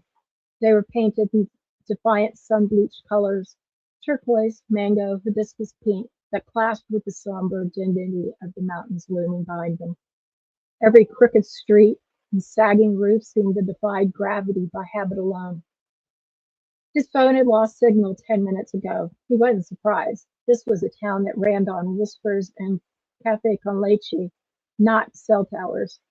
Finally, the roads widened slightly and flattened into something resembling a town. He navigated past a small plaza where a colonial-era fountain sputtered weakly, its stone basin green with algae. A handful of old men occupied weathered benches under the shade of a massive tree, watching his car pass with slow, unblinking curiosity. Outsider. The label was as clear as the sign hung around his neck. He'd found the address he'd been given, a two-story concrete building with a pharmacy on the ground floor and a set of apartments above. His unit 2B was at the back, overlooking a tangle of banana trees and the tin roof of a neighboring house. He parked and hauled his 2 suitcases and a long cardboard tube up the echoing concrete steps. The apartment was exactly as the rental agent has described it, sterile. White walls, generic gray tile floors, a kitchen with appliances that still had the plastic wrap on the handles. The furniture was minimal, functional, and soulless. A firm couch, a small dining room table with 2 chairs, a bed with a mattress still encased in crackling plastic. It was a blank canvas. It was perfect.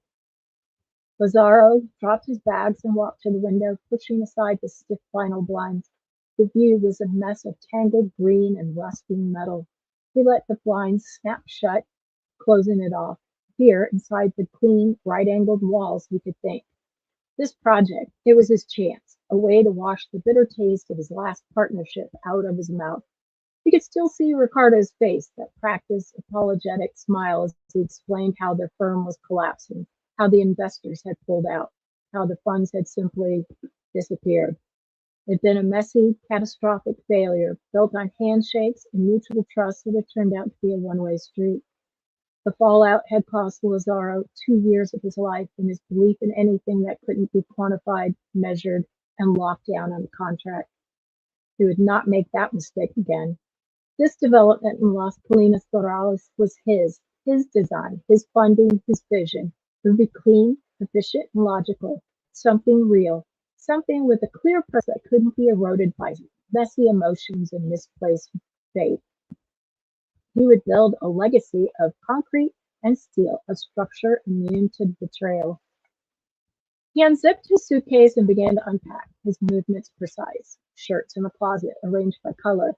Toiletries lined up on the bathroom counter, his laptop set squarely in the center of the small table. Order, control. These were the foundations upon which he built anything that was meant to last.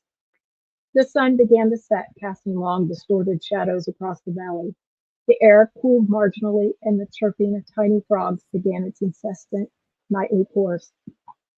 Restless, Lazaro decided to walk. He needed to see the town again, not a driver navigating its obstacles, but as an architect assessing its flaws. He needed to measure the decay. He locked the apartment door behind him and walked back toward the town square. The evening had drawn more people out. The air smelled of wood smoke and frying onions. Music drifted from an open doorway, a nostalgic bolero full of heartache and longing. Lazaro registered an ambient noise, a cultural data point. The square was the heart of the town, and it showed all the signs of neglect he'd learned to recognize. He stopped near the fountain and began his silent assessment. The plumbing was obviously shot, the flow was inconsistent, and the pump whined with effort. The stonework was crumbling, a clear liability. The tree, while impressive, was a maintenance nightmare. Its roots likely wreaking havoc on the subterranean pipes, and its branches a threat in any major storm.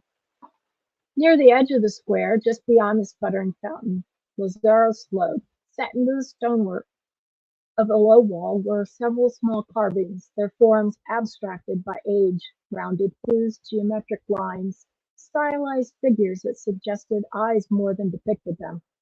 They were smoothed by countless hands, their edges softened by weather and touch. He paused long enough to register them. Folk motifs, he decided. Indigenous inspired, perhaps, aesthetic nods to heritage, the kind of detail municipalities like to highlight on walking tours and informational plaques. Symbolic, not structural. He made a mental note to preserve them in situ or relocate them as part of the redesign. Cultural continuity mattered to stakeholders even when the infrastructure beneath it needed replacing. A woman passed him then, brushing her fingers lightly over one of the carvings as she walked, not breaking stride. The gesture was unconscious, habitual. Lazaro looked once more at the stone, then continued on, already calculating load-bearing limits and pedestrian flow. Whatever meaning the shapes held for the town, they were decorative. He paced the perimeter, his eyes cataloging every crack in the pavement, every peeling facade on the surrounding buildings. Wasted potential. That was the phrase that looped in his mind. The old colonial storefronts could be stunning with the right investment. Boutique hotels, high-end restaurants. Instead, they housed dusty hardware stores and a tiny colmado with a hand-painted sign. It was quaint, he supposed, if he found inefficiency charming. He didn't. A group of teenagers sat on the fountain's edge, laughing loudly, their faces lit by the blue glow of their phones. Children chased each other through the square, their shrieks echoing in the twilight. On the benches, the old men had been joined by women, their conversations a low, steady murmur. They were the keepers of the status quo, the living anchors holding this town in the past. His gaze fell on a single-story structure just off the square. Its blue paint was weathered, its tin roof streaked with rust, but the lines were simple, honest. A house with what looked like a workshop attached. Wooden shutters were thrown open to the evening air. For a moment, a warm golden light spilled from within, and he could just make out shelves stacked high with colorful fabrics. Then the light was gone, the interior sinking back into shadow. He filed the detail away. A local artisan, perhaps, a quilt maker or seamstress, an economic unit to be factored into the new plan.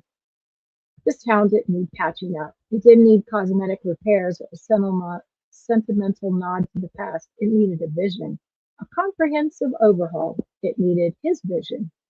He could already see it. The plaza repaved with modern, sustainable materials. The fountain replaced with a sleek water feature, artfully lit. The old storefronts, their historic facades preserved, but their interiors gutted and rebuilt to code, ready for new, profitable businesses that would cater to the incoming wave of eco-tourists. He would create jobs. He would generate revenue. He would give Las Colinas Doradas a future, a place on the map that wasn't just a footnote in a history book.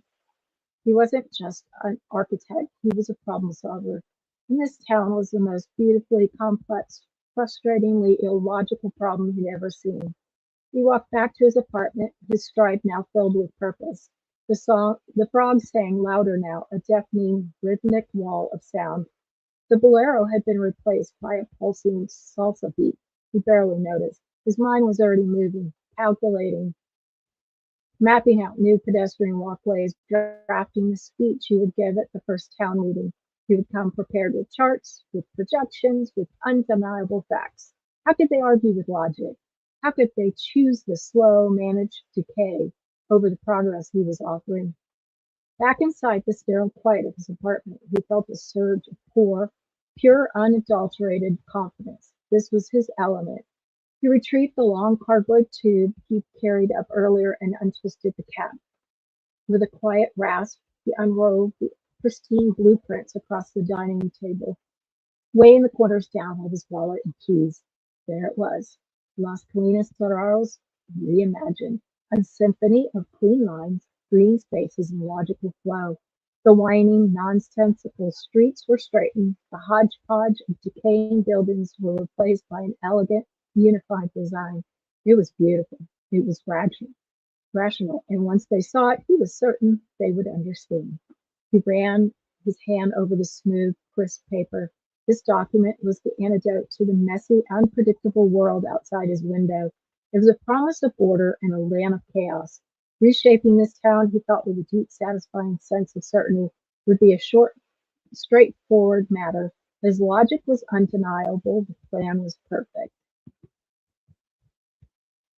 All right, chapter 3.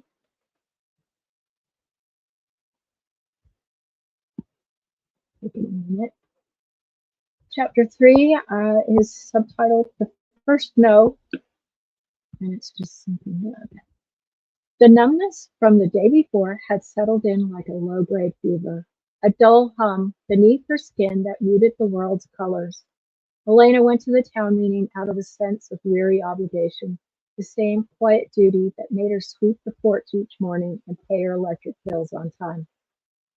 It was simply what one did. Las Colinas Doradas was a town that ran on participation, on the simple cumulative power of showing up. Mateo walked beside her, his long-legged stride easily keeping pace with hers. He had offered to stay home, a flicker of concern in his eyes that he told her he was still monitoring her emotional weather, but she had insisted. Letting him retreat to his room would have felt like a concession to the coldness that gripped her. Being a mother, being present for him, was the one bit of solid ground she could always find, even when the rest of her inner world was underwater. Think they'll finally fix the street lights on Cala Luna? He asked, hands shoved in the pockets of his jeans. We can hope, Elena said, her voice softer than she intended, but I think it'll be another speech about garbage collection. The town square was already filling up. The suffocating heat of the afternoon had finally broken, and a breeze whispered down from the mountains, carrying the scent of the night-blooming jasmine and grilling meat from someone's backyard. The sky was a deep velvet purple, and the first stars were beginning to prick through. The coqui frogs set the backdrop of a subtle rhythm. The old men were in their usual spots on the benches, their low conversation a gravelly counterpoint to the shrieks of children chasing each other around the sputtering fountain. The weak halogen lights cast a warm, if insufficient, glow over the scene, turning the square into an outdoor living room. This was the town's heart, and it beat with a slow, steady, familiar rhythm. Elena felt a distant ache of affection for it. She saw history here, not just in the colonial stonework of the fountain, but in the warm hollows of the benches where generations of residents had sat, in the names carved in the trunk of the massive tree, and the mismatched tiles around the fountain's edge, each story a different repair in a different decade. This place wasn't a monument, it was a living scrapbook. They found a spot near the back, leaning against the low wall that separated the plaza from the street. Mayor Ortiz, a portly man with a perpetually sweating brow, was tapping a microphone, producing a series of painful squeals that made children giggle. Friends, neighbors, he boomed, his voice echoing slightly. Thank you for coming. Elena let his words wash over her. It was the usual litany, a reminder of the upcoming festival San Pedro, a complaint about dogs getting into the trash, a condemnation for the school's soccer team. She felt Mateo shift beside her, already bored, probably scrolling through his phone. She learned to appear attentive while her mind remained safely distant, a trick she perfected over the last 10 years. Then the mayor's tone changed. And now for the reason we have gathered. As many of you know, our town has been chosen for a significant redevelopment project, a chance to bring Las Colinas Doradas into the 21st century, to introduce our unique home to the world and secure our economy for generations to come. A murmur rippled through the crowd, a mix of curiosity and suspicion. Elena's focus sharpened slightly. I'd like to introduce the architect between this visionary project. The mayor continued, gesturing grandly. He comes to us with great acclaim from San Juan. Please welcome Lazaro Salazar. A man stepped forward from the shadows near the mayor's side. He was tall, dressed in a crisp linen shirt and dark trousers that seemed too formal for the square, too clean. He moved with a quick, contained energy that felt jarringly urban against the town's languid pace. Elena recognized him instantly. He was the outsider from the rental car she'd seen yesterday, the one the old men had been watching.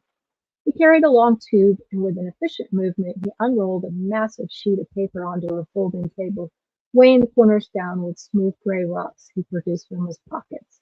Blueprints. Good evening, he said, his voice clear and confident, amplified by the microphone. It was a voice accustomed to being listened to. My name is Lazaro Salazar, and it's my honor to propose a new future for Las Colinas Doradas. Helena watched him, a detached observer behind her wall of ice. He was handsome, she noted clinically, with kind eyes that seemed at odds with the rigid set of his jaw. He spoke of logic, of the potential of maximizing assets. He used words like streamlining, optimization, and profitability. They were cold, sterile words, stripped of any warmth of humanity. They felt like stones dropping into the deep well of the town's history. This tone possesses an undeniable charm, he said, and Elena felt a prickle of irritation. He said charm the way a biologist might describe a particular but harmless fungus. My goal is not to erase that charm, but harness it to create a sustainable model for ecotourism that would bring prosperity without sacrificing your identity. He gestured to the blueprint, a web of clean lines and stark white spaces. We begin here with the heart of the town, the square.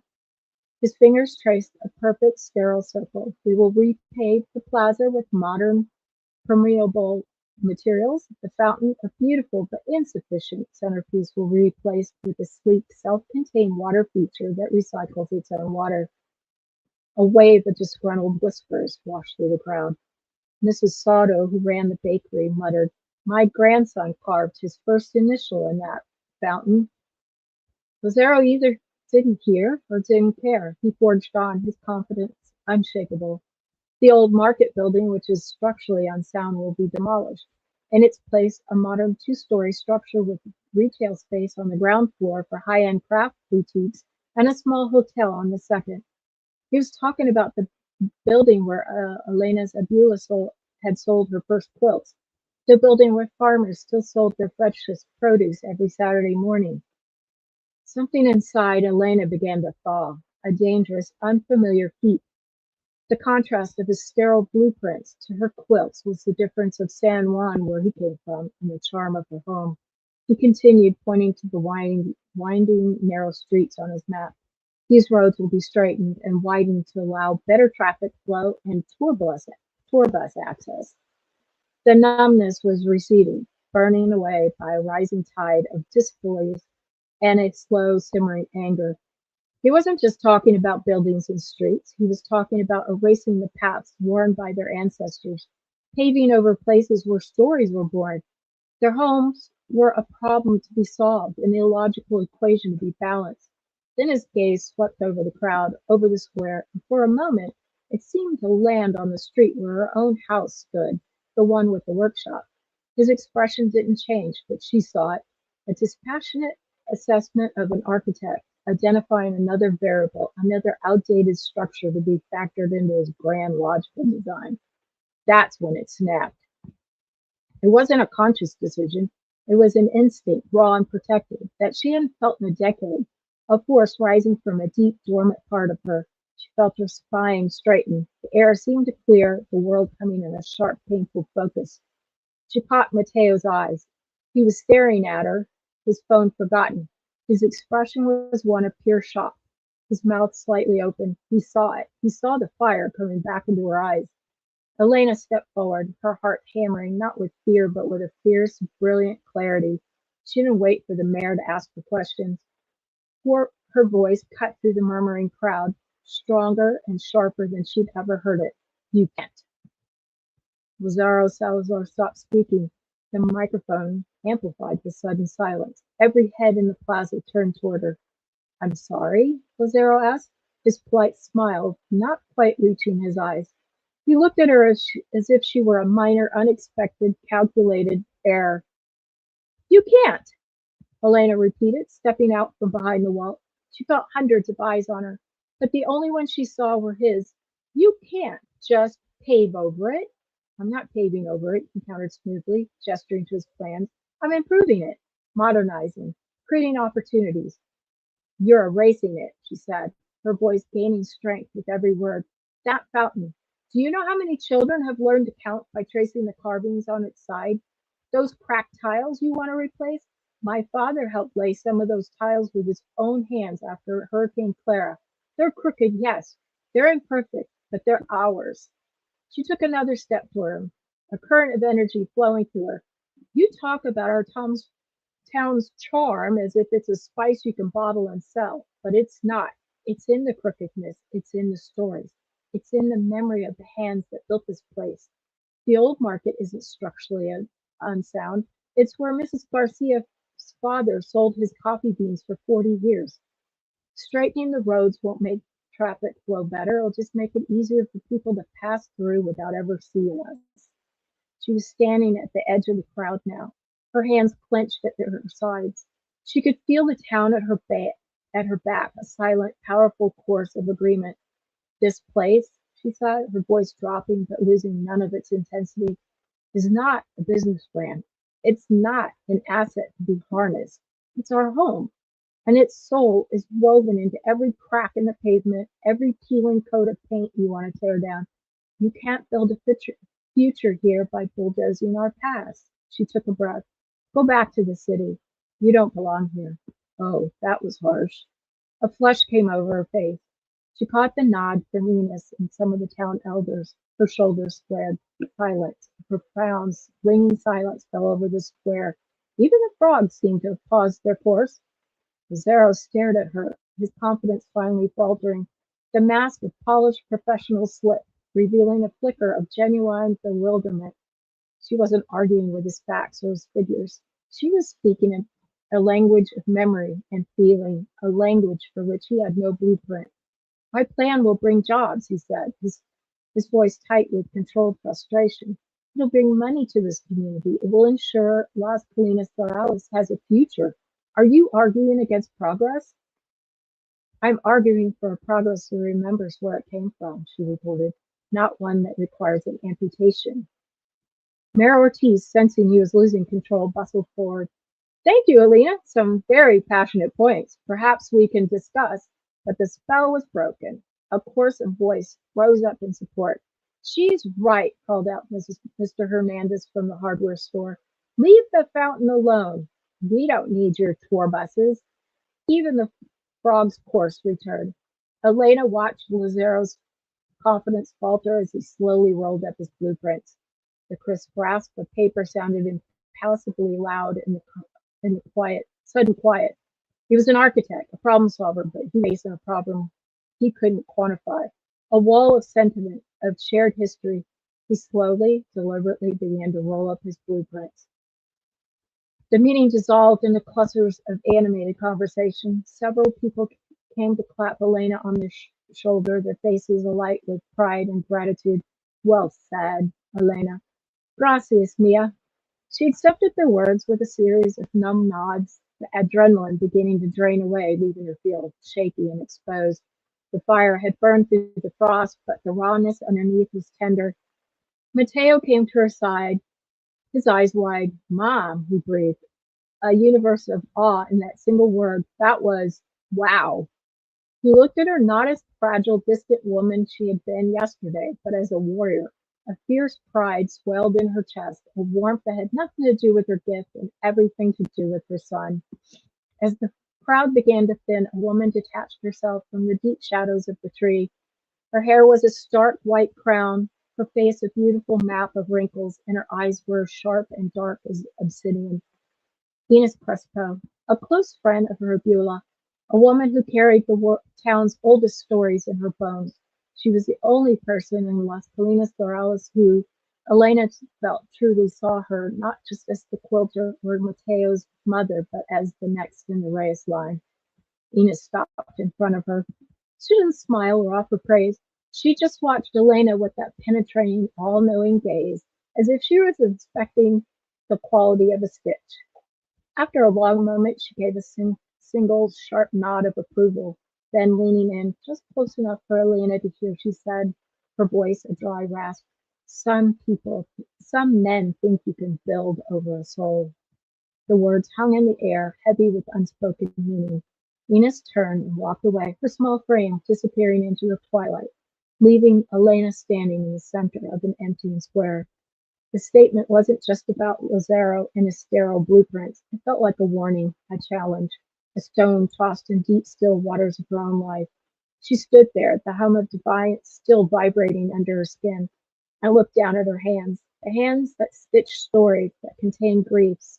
She had just fought to protect her town's soul, but Enos's words left a chilling echo in the sudden quiet, a question that coiled in the pit of her stomach.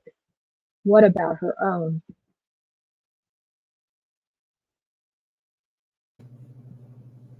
Well, thank you, Annette. Good job. You got a comment from I'll put it back up here again. You may have missed it. Yeah. From I Alex. caught it in the corner of my eye. Thank you, Alex. Very good, very good. All right. Well, our next reader is did we lose her? I'm just not seeing her. Oh, there she is. Emerald Williams is going to be our next reader. So let me take the full length camera off Annette there. Annette, why don't you go ahead and tell us a little bit about yourself and the piece that you're going to be reading? Okay. I'm going to be reading from my book, The Chosen Unleashed, which is book 3 in the Chosen of Bryndir series. There's 6 books in the series, so we're just going to pop in the middle, mainly because it's a Christmas story. I'll give you a little background. The story revolves around Rhiannon, who is our main character. She is a third-year emergency medicine resident in Galveston, Texas, and she is working on her very last rotation of her residency. No more. She can go out and practice. Everything's wonderful, except for this little hurricane that comes along and blows her away. She lands in Bryndir, and Bryndir is a land filled with magic, and it's also filled with an evil sorceress who wants her dead the minute she knows she's landed. The reason she wants her dead is because she's wearing a pendant, and the pendant is actually a talisman. And Rhiannon is the one who has prophesied to use the talisman to defeat Agrona, the sorceress, at the very last battle. So, of course, she wants her dead before she gets a chance to figure out what's going on. She gets rescued by Prince Alistar, who has his own battles to fight, and gets taken to the keep, where she learns how to use some of her new powers.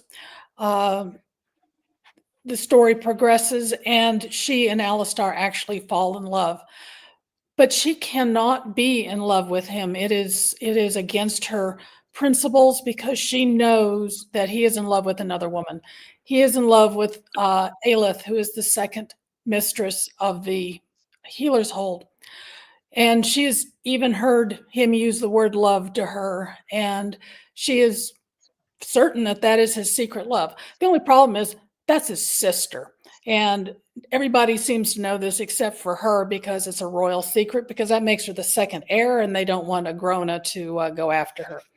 So everybody is very confused about why she will not accept Alistar's love.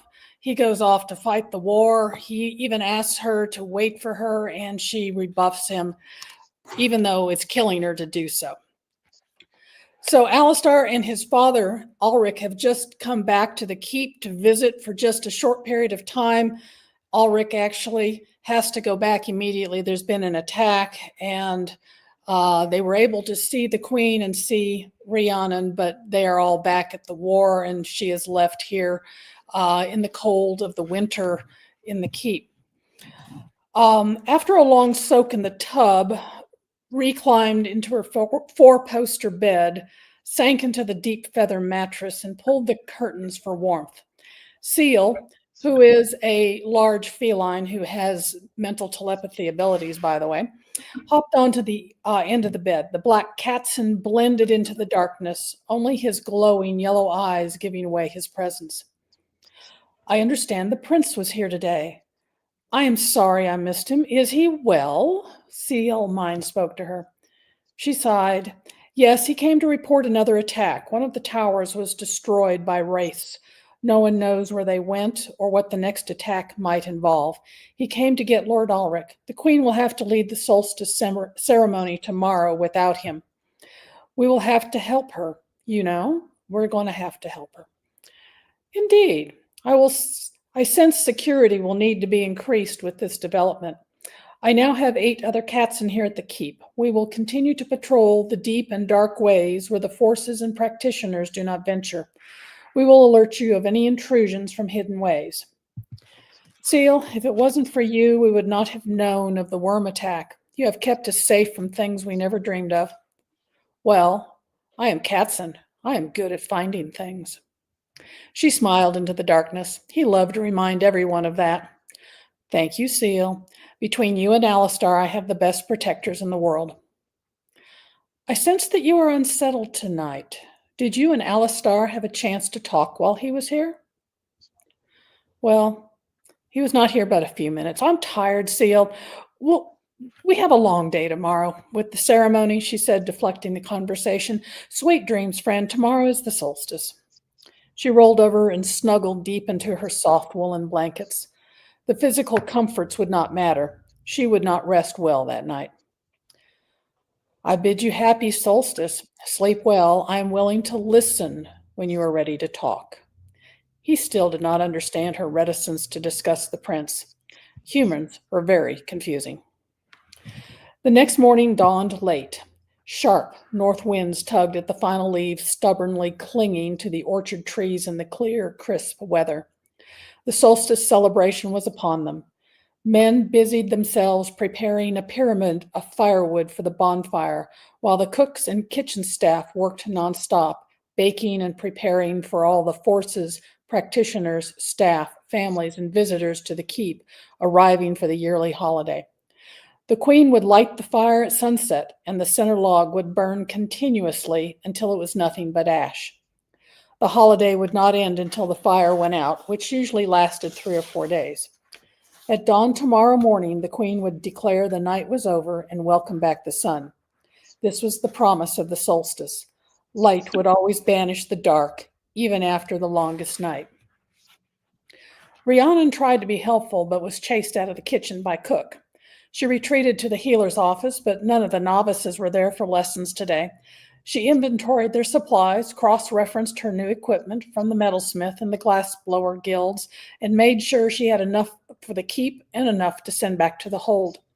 She wanted to try out her ideas for IV fluids, but was glad no one had needed that intense level of care. What Rhi really wanted was to prepare her own private celebration for Christmas. If her count was correct, 4 more days from now would be the 25th. It would mean nothing to anyone on this world, but to her it did matter. Christmas was her time of year. She had asked Regan if someone could dig her up a small pine tree and keep it in the garden room. The request garnered her a strange look, but the next day a small potted tree had appeared as requested. When her mother was alive, they had put a tree with decorations up every year. At first, homemade ornaments from grade school adorned the branches, but as she got older, her mom brought her new glass ornaments every year. She would have to settle for paper chains for garlands, but she had asked the glass blowers if they would make her a single ornament, just a round glass ball that she could hang on the tree for old time's sake. She also made a paper angel for the top of the tree.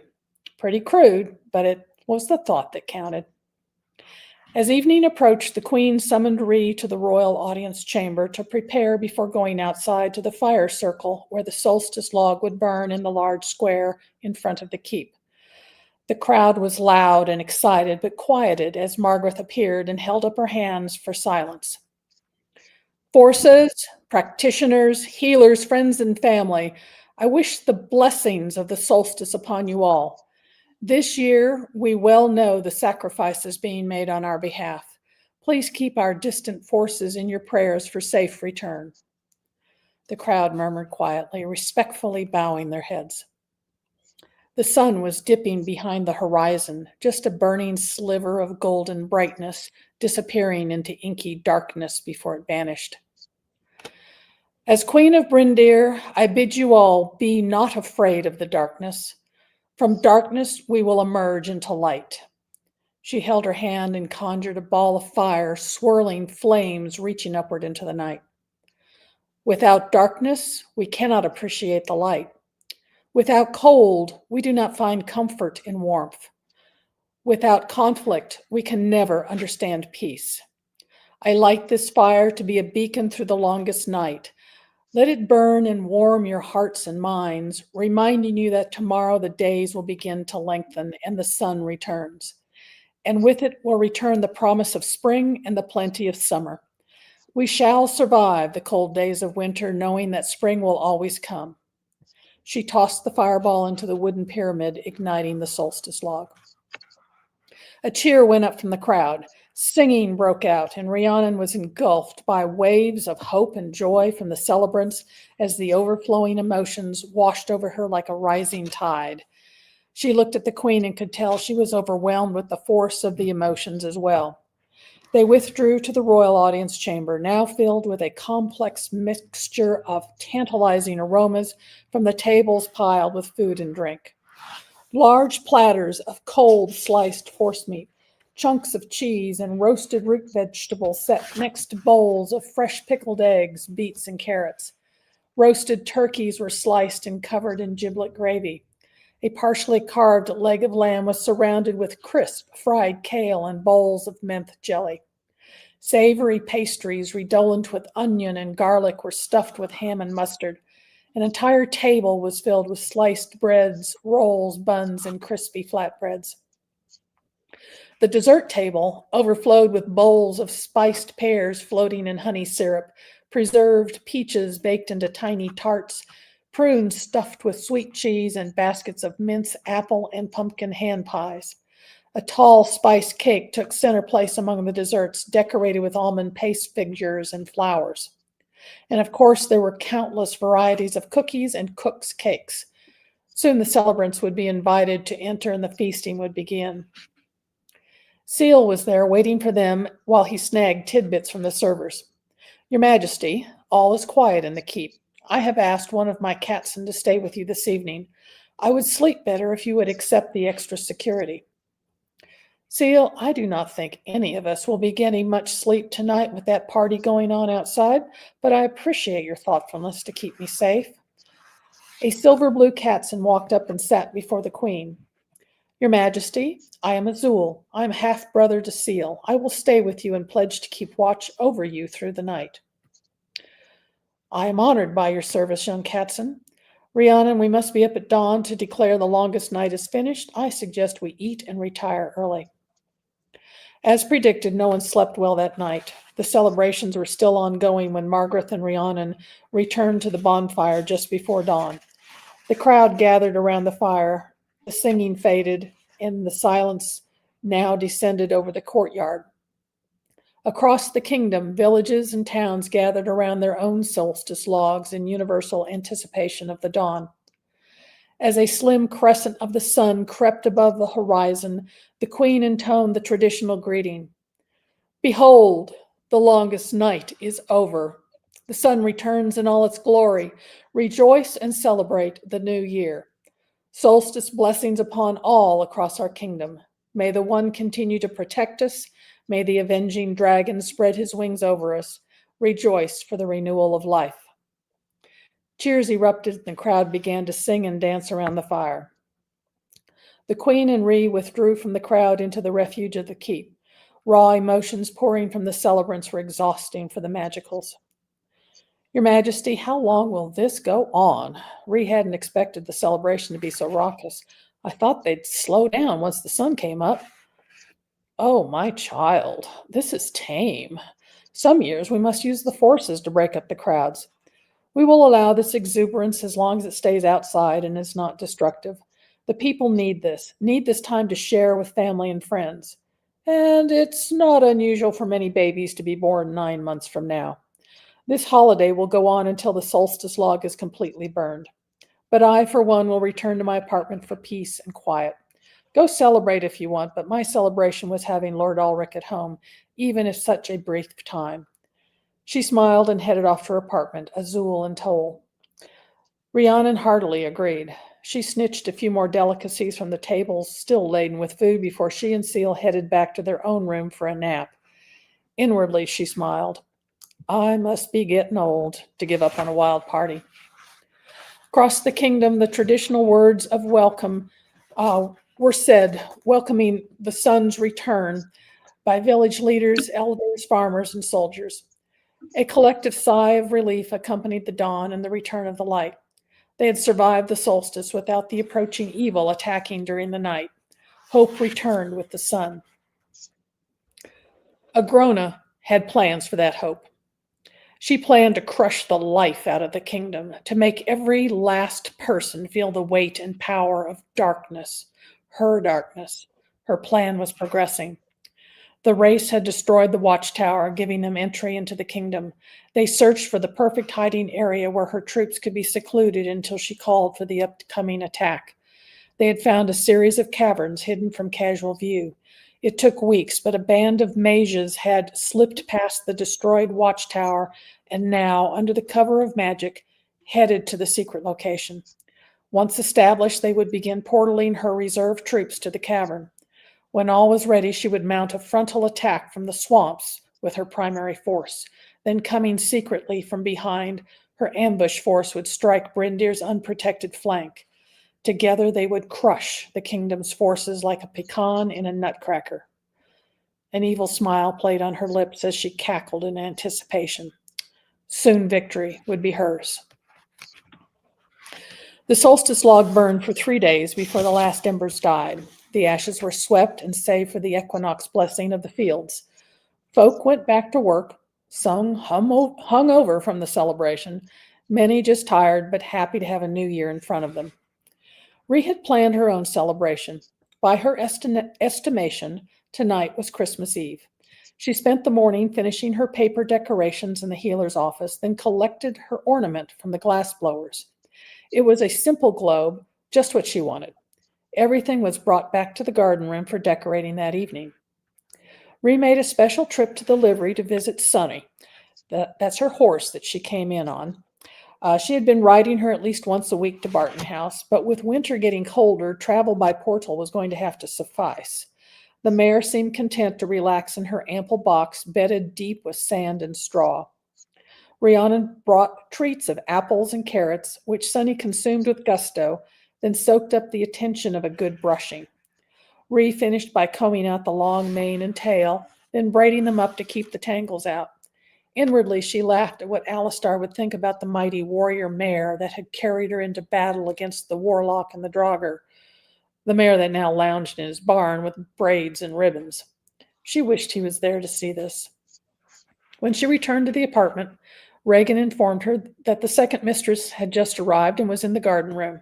Rhea hurried in to find Aelith sipping tea with the queen over a plate of sweet biscuits. Your Majesty, Aelith, is everything okay? What brings you to the keep? Rhiannon, happy solstice. Yes, everything's fine. No dire news. I'm just here to check on the healer's progress in your office and to see if it's time to rotate in a new batch of novices. She stood and hugged Rhiannon. She looked around at the pile of paper decorations. What are these for? Are you having some kind of party? Rhea blushed. It's nothing. I was just going to decorate a bit. Tonight's a holiday. Back in my world, that meant a lot to me. I know it's silly, but I want to hold on to a little bit of my world, at least for a while. I promise I'll clean it up and won't make a mess for the staff. I didn't think anybody would care. The queen stood, walked over and hugged Rhiannon. My dear, tell us about this holiday. Would you allow us to celebrate with you? I know it's hard not being home, but tell us about these decorations. What more do you need? Rhiannon glanced back and forth between the two. They genuinely wanted to be included. A slow smile crept across her face. Well, You'll have to bring me one of your socks. Cook prepared a simple dinner of sandwiches and fruit, then stayed to enjoy the festivities. The Queen and Aelith arrived as the sun set. Regan and Sarah had been asked to join them, and even Seal and Azul came, curious about this new tradition. After the casual meal, hot cider and cookies appeared. Rhiannon then began to explain. So I enjoyed your solstice celebration. I hope you can gain a little joy from one of my old holidays. Christmas is celebrated on the 25th of December, which usually works out to be 4 days after the solstice. I've always loved Christmas and what it stands for. My mom and I would decorate a tree every year and then leave it up past New Year's. Some people would leave it up for 12 days. In fact, there's a song about the 12 days of Christmas, which is pretty funny. Aelith asked, but what is this holiday about? Why a tree? Well, Christmas is an old holiday celebrating the birth of a baby, Jesus. He was considered to be Christ, the Son of God, given to us as a present from God to save us from our sins. His mother, Mary, was a virgin, and she and her husband had to travel to be counted in a census. I know this is getting complicated. Anyway, she was very pregnant. Eventually on the trip gave birth in a stable. And angels came and sang, and shepherds came from the fields, and there were 3 wise men that they came to and offered gifts. The tree decorating came later, but it was just part of the traditions that have been added by different countries. We celebrate Christmas all over the world. It's gotten a bit out of hand, though. Many have lost the reason for the season and just spend money to look good. Mom and I always kept it simple. We hung our stockings up by the fireplace and put gifts in them for the next morning. We tell our kids Santa Claus brings presents until they're old enough to understand the real reason for Christmas. Santa rides a sleigh around the world, pulled by 8 flying reindeer, slips down the chimney, delivers presents, and then on Christmas morning, when you open the gifts, Rhiannon stopped to catch her breath. Everyone in the room simply stared at her, confusion painted on their faces. She shrugged. It really didn't matter. Okay, I think I just lost y'all. How about we just decorate a little, hang our socks up by the fireplace, eat cookies, and sing some songs? The paper chains were strung from wall to wall across the garden room. Regan moved the tree to the center of the room. Little paper stars were hung by loops of thread, and the paper angel served its purpose as the tree topper. Ree started singing. Deck the halls with boughs of holly, fa la la la la la la la la. 'Tis the season to be jolly, fa la la la la la la la la. By the time she'd gotten to the 3rd verse, everyone was chiming in on the chorus and laughing. She then taught them "We Wish You a Merry Christmas" and tried to sing the 12 Days of Christmas. However, they laughed so hard at the thought of the geese, the leaping lords, and the swans, she just finally gave up. Regan and Sarah excused themselves from the festivities, begging the lateness of the hour. The Queen and Aelith slipped off as well. Rhea asked Cook for a favor of oranges for the stockings and some candied nuts. She wrapped the nuts in twists of paper, tucking one into each stocking. This was not so much about the present as the tradition. After Cook left, Rhiannon sat down with pen and paper. She wrote a quick note to each one of her new family, for indeed these people in her life were her new family. She thanked them for taking care of her, for giving her a role and purpose in her new life, and expressed her gratitude for their kind attention. She folded the notes and tucked them into individual stockings. Next year, she would plan better. Maybe next year, Alistar would have a stocking here as well. As midnight drew nigh, Rhiannon took a slender taper and walked down to the chapel. Seal trailed behind her, curious why she was going there so late. She sat in her usual spot in the closest pew and contemplated, why did she like Christmas? It boiled down to the familiar traditions, the comforting words, the songs, and yes, the memories with her mom. They used to attend midnight candlelight service every year. In her mind, she ran through some of her favorite songs. Angels We Have Heard on High, Joy to the World, and parts of the Messiah she could remember. I really need to write these words down before I forget them. At last she knelt and prayed for the end of the war, for the safe return of the brave souls out there in the cold and mud, protecting everyone back home. She asked for the Queen to be healthy and the kingdom to weather this storm. She prayed for Alistar, even though they were fated to never be together, and she wished him to be home, healthy and happy, and that he would be honest and declare his intentions to Aelith, his beloved. She rose and took her candle to the eternal flame burning on the altar. She bowed, then lit her candle and returned to her row. Quietly, she began to sing, "Silent Night, Holy Night." Tears ran down her cheeks as she finished the last verse. Her pendant warmed and the sapphire emitted a soft glow. She sent a silent prayer to the shield pendant worn by Alistar, trying to share that moment, sending love and protection to him. She blew out her candle, then rose to leave. She turned around to find the queen was standing there, standing right behind her. Margaret opened her arms and embraced her, sharing the moment of deep spiritual belief. The moment passed and they walked back to their apartments for a night of restful sleep. As arranged, all returned the next morning to find Santa Claus had visited during the night and filled the stockings with goodies. Surprised, Ree saw one of her own stockings hanging up as well. She also had been gifted an orange, courtesy of Cook, and found a small box with a note. The box had a silver ring just big enough to fit on her pinky finger. The note was not signed, but said, "From one friend to another." Rhiannon looked up to see the queen smiling at her and whispered, "Thank you." Cook brought out beignets for everyone with chicory tea and plenty of cream and honey. After a leisurely breakfast, Rhiannon and Aelith went off to the healer's office to discuss the novices. Seal stayed behind and sat in front of the queen. "Your Majesty, thank you for making this day special for Rhiannon. You have lifted her spirits immensely. She has brightened my life more than anyone can realize. It was the least we could do. I just hope she and Alistar will work things out. I thought that this visit went well, albeit brief. Has she confided in you at all? I tried to give her the opportunity after the prince left. She is resolute in her refusal to discuss anything related to the prince. What I feel when they are together is great love, but she holds back for some reason." "My thoughts exactly, Katzen. Well, we are here for her when she decides to confide in us." Sighing, she stood and bid the staff a Merry Christmas, then went back to the never-ending demands on her time. And that is from The Chosen Unleashed.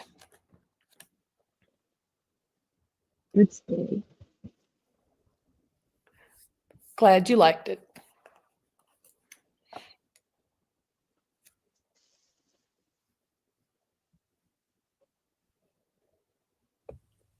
Can you say more about the Katzen? The Katzen were actually engineered is not the right word, but they were bred with magical intent by Agrona. She took wild cats and imbued them with intelligence because they were going to be her new super weapon against the kingdom. Unfortunately, she did not account for the fact that cats tend to be a bit independent, and they did not agree with her. So they rebelled against her, and she locked them in the bottom of a castle in the dungeon to just get rid of them. Let them die. Let them be gone. And they survived barely, licking the water from the walls and eating mice and insects until they were rescued by some of the practitioners in Brindir. They pledged eternal service to Brindir, and they work with the healers to help them in their healing profession. And they're big cats. Big. That's cool.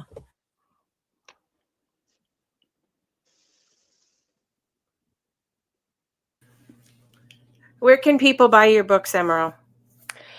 They're on Amazon. They are on Kindle Unlimited. They are ebooks. They are paperbacks.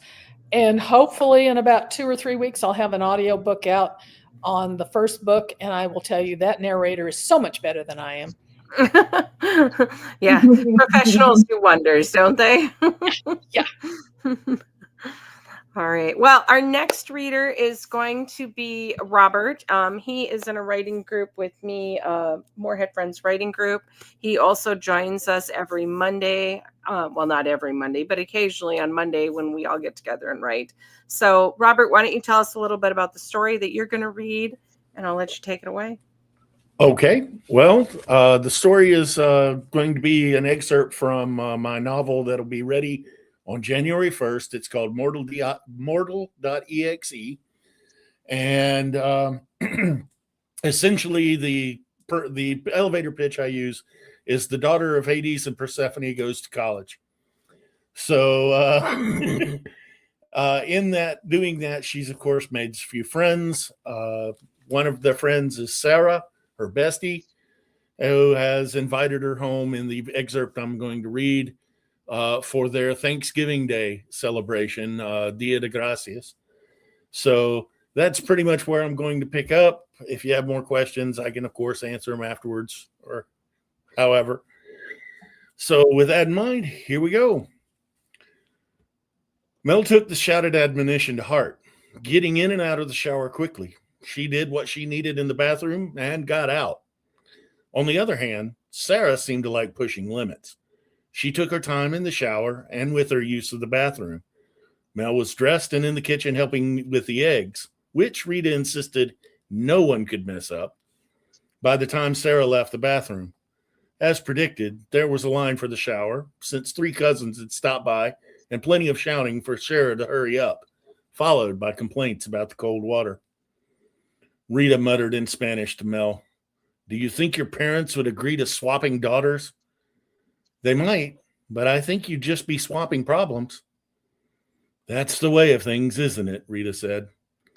"Your parents don't approve of the things you do?" "More like they don't understand what I'm doing or why I'm doing it. In the end, I just want to be Mel, and they want me to be Melanticos." She gave a slight shrug. "I guess that doesn't make any sense." Sarah joined them at that point, and conversation turned to dicing potatoes, tending eggs, and discussions of other tasks needed to feed 10 people. About the time the cooking was done, the bustle of too many people in a small space wanting to be fed began. Mel was overall made to feel part of everything. This was an exceptional experience for someone who'd only lived with her parents and a few old tutors. As she excitedly bounced around the kitchen, Sarah's younger brother spoke up. "Sarah, you didn't tell us that your roommate was hot," he said in Spanish, clearly not expecting Mel to understand. Everyone laughed except Mel and Rita. Mel tried to find a place to hide. Rita scowled fiercely at her son. "Why don't you ask Mel something in Spanish?" Rita's tone cut through her laughter like a whip. Everyone but Sarah sobered, making the situation worse by looking at her.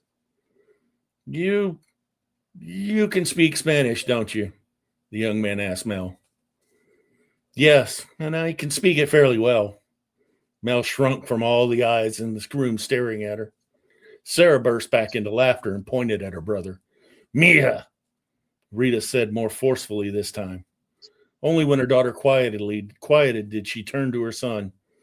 "Is there something you want to say to Mel?" The boy grimaced, but then smoothed his expression. "I'm sorry, Mel. I didn't mean to embarrass you." Mel mustered a smile and straightened. "It's all right. I wish you'd phrased it differently, but thank you for the compliment." "Don't thank the rascal. He'll just get the idea that it's what he did is okay. He shouldn't be speaking about women like that. Nor should he assume that someone can't speak Spanish. And Sarah, I should make you apologize to your brother, but I don't think you'd mean a word of it." Sarah sputtered under the baleful gaze of her mother, but didn't say a word. It was her father, John, that her eyes darted to. His stern, flat-faced look illuminated any possibility of defense. "We'll talk about manners later, Daniel," John said, directing his anger at his now cowering son. He turned to Rita, his expression softening. "Are we about ready to go?" "If breakfast is done, it's just a matter of getting everyone ready and everything we're taking loaded into the cars." "Then I'd suggest everyone should eat. Let's get moving. There's a party to get to after all." His tone and expression changed from gruff and glaring to bright and cheerful. A deafening cheer went up from everyone, and the general mayhem of a large family returned. In due course, people split off to finish getting ready for the celebration. The ladies lingered to help Rita square away the dishes. Then Sarah dragged Mel back to her room. "Time to get ready, so change into your party clothes and put on your makeup. Probably should do it quickly, too." Mel looked at her in confusion for a second until she realized what Sarah meant. She lugged out her suitcase and found the crop top and tight jeans. Holding the top up, she asked, "Should I really wear this? I mean, you complain about my bikini, but this will have my boobs hanging out almost as much. Oh, and I don't wear makeup, so that part's easy." Yes, I'm sure you should wear that. Sarah stripped down to her skin and put on a similar pair of tight jeans and midriff bearing, cleavage showing yellow crop tops. And we need to fix that about you and makeup. You're pretty enough to get away without it, but there are times it's nice to be a little extra, especially when it's unexpected. Mel shrugged and began putting on her clothes. If you say so, I say so, Sarah said, sounding like her mother.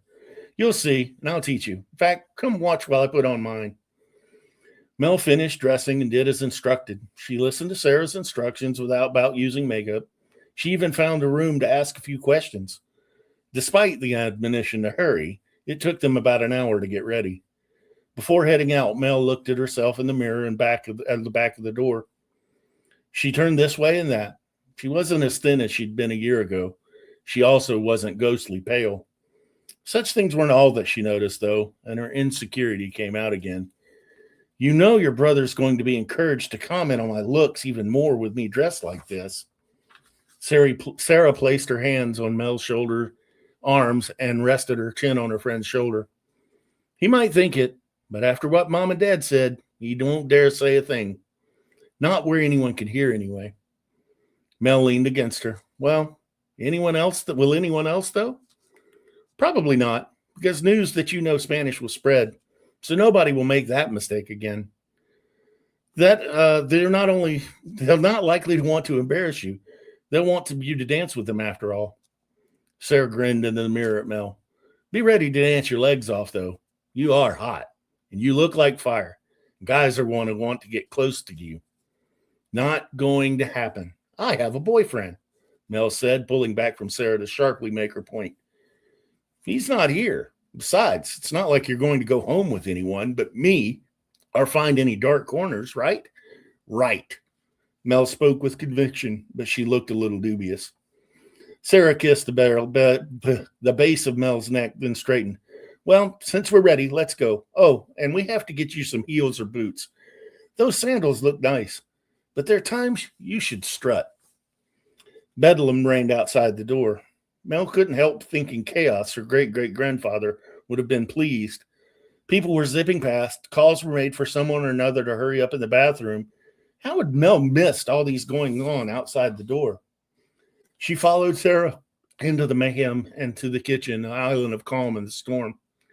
Good, you two are ready at least, said a harried-looking Rita.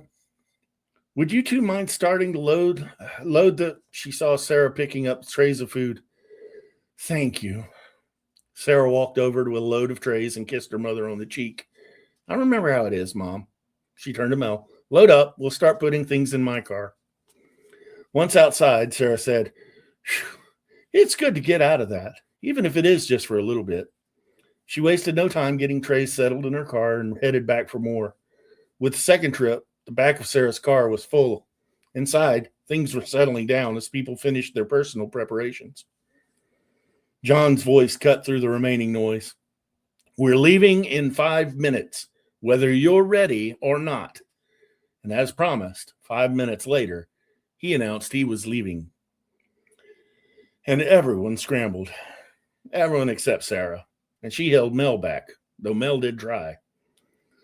I know where we're going, so relax. Let the others get out of the way. Yeah, but your dad seems pretty insistent that we're all out of here. We're taking my car. I know the way. He'll get over it. Mel frowned at her friend, but followed her out once everyone else had gone. They were far enough behind that John gave them another stern look as they came out of the house.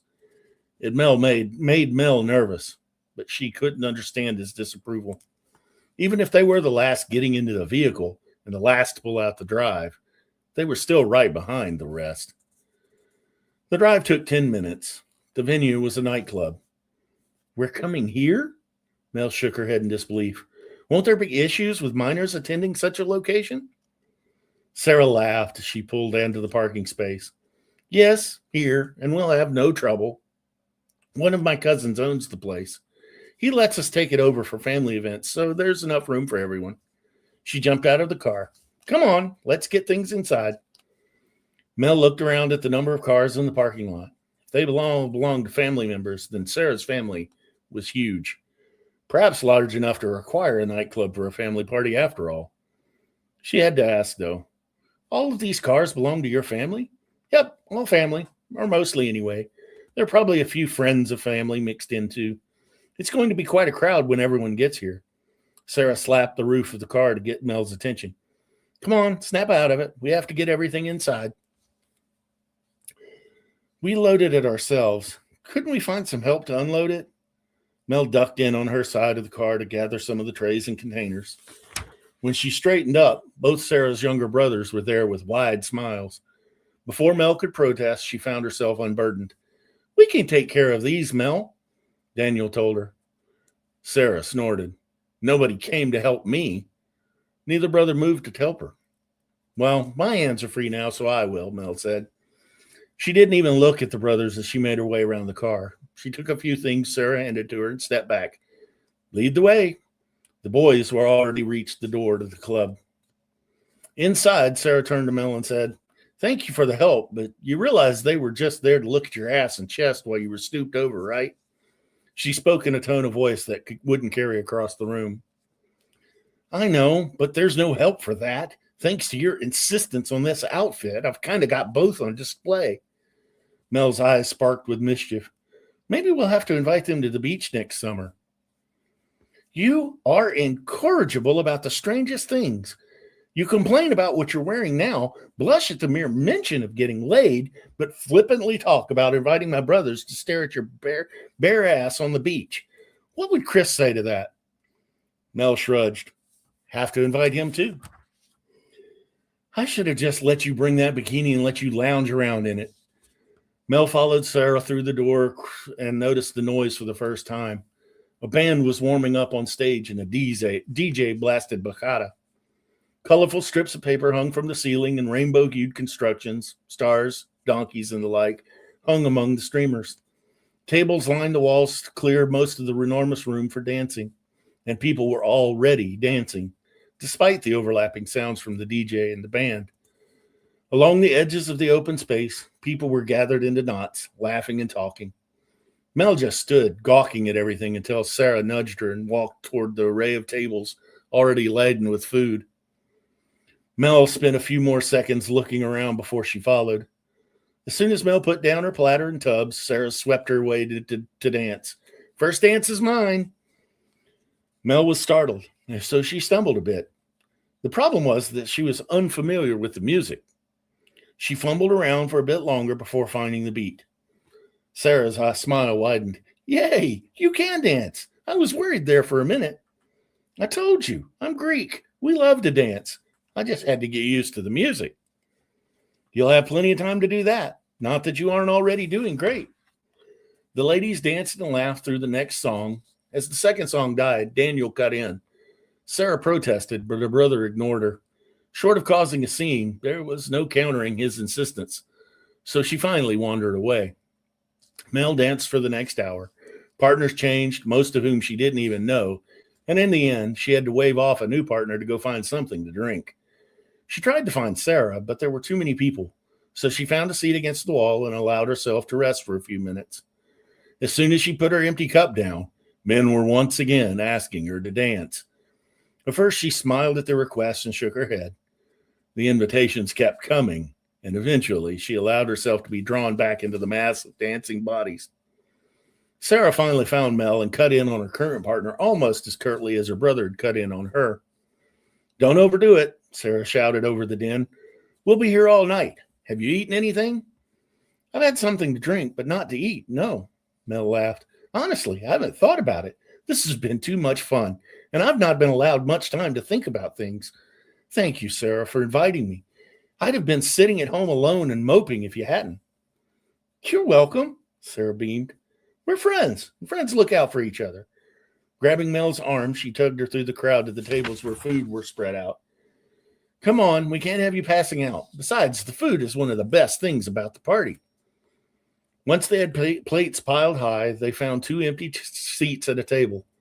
Their full plates ensured they wouldn't be bombarded by requests to dance. So you really are glad you came? Sarah asked the question between bites. Yes, this has already been the most fun I've had in quite some time. Good. Though I might have to chat with Chris if that's true. She took another bite. I'm really glad you came too.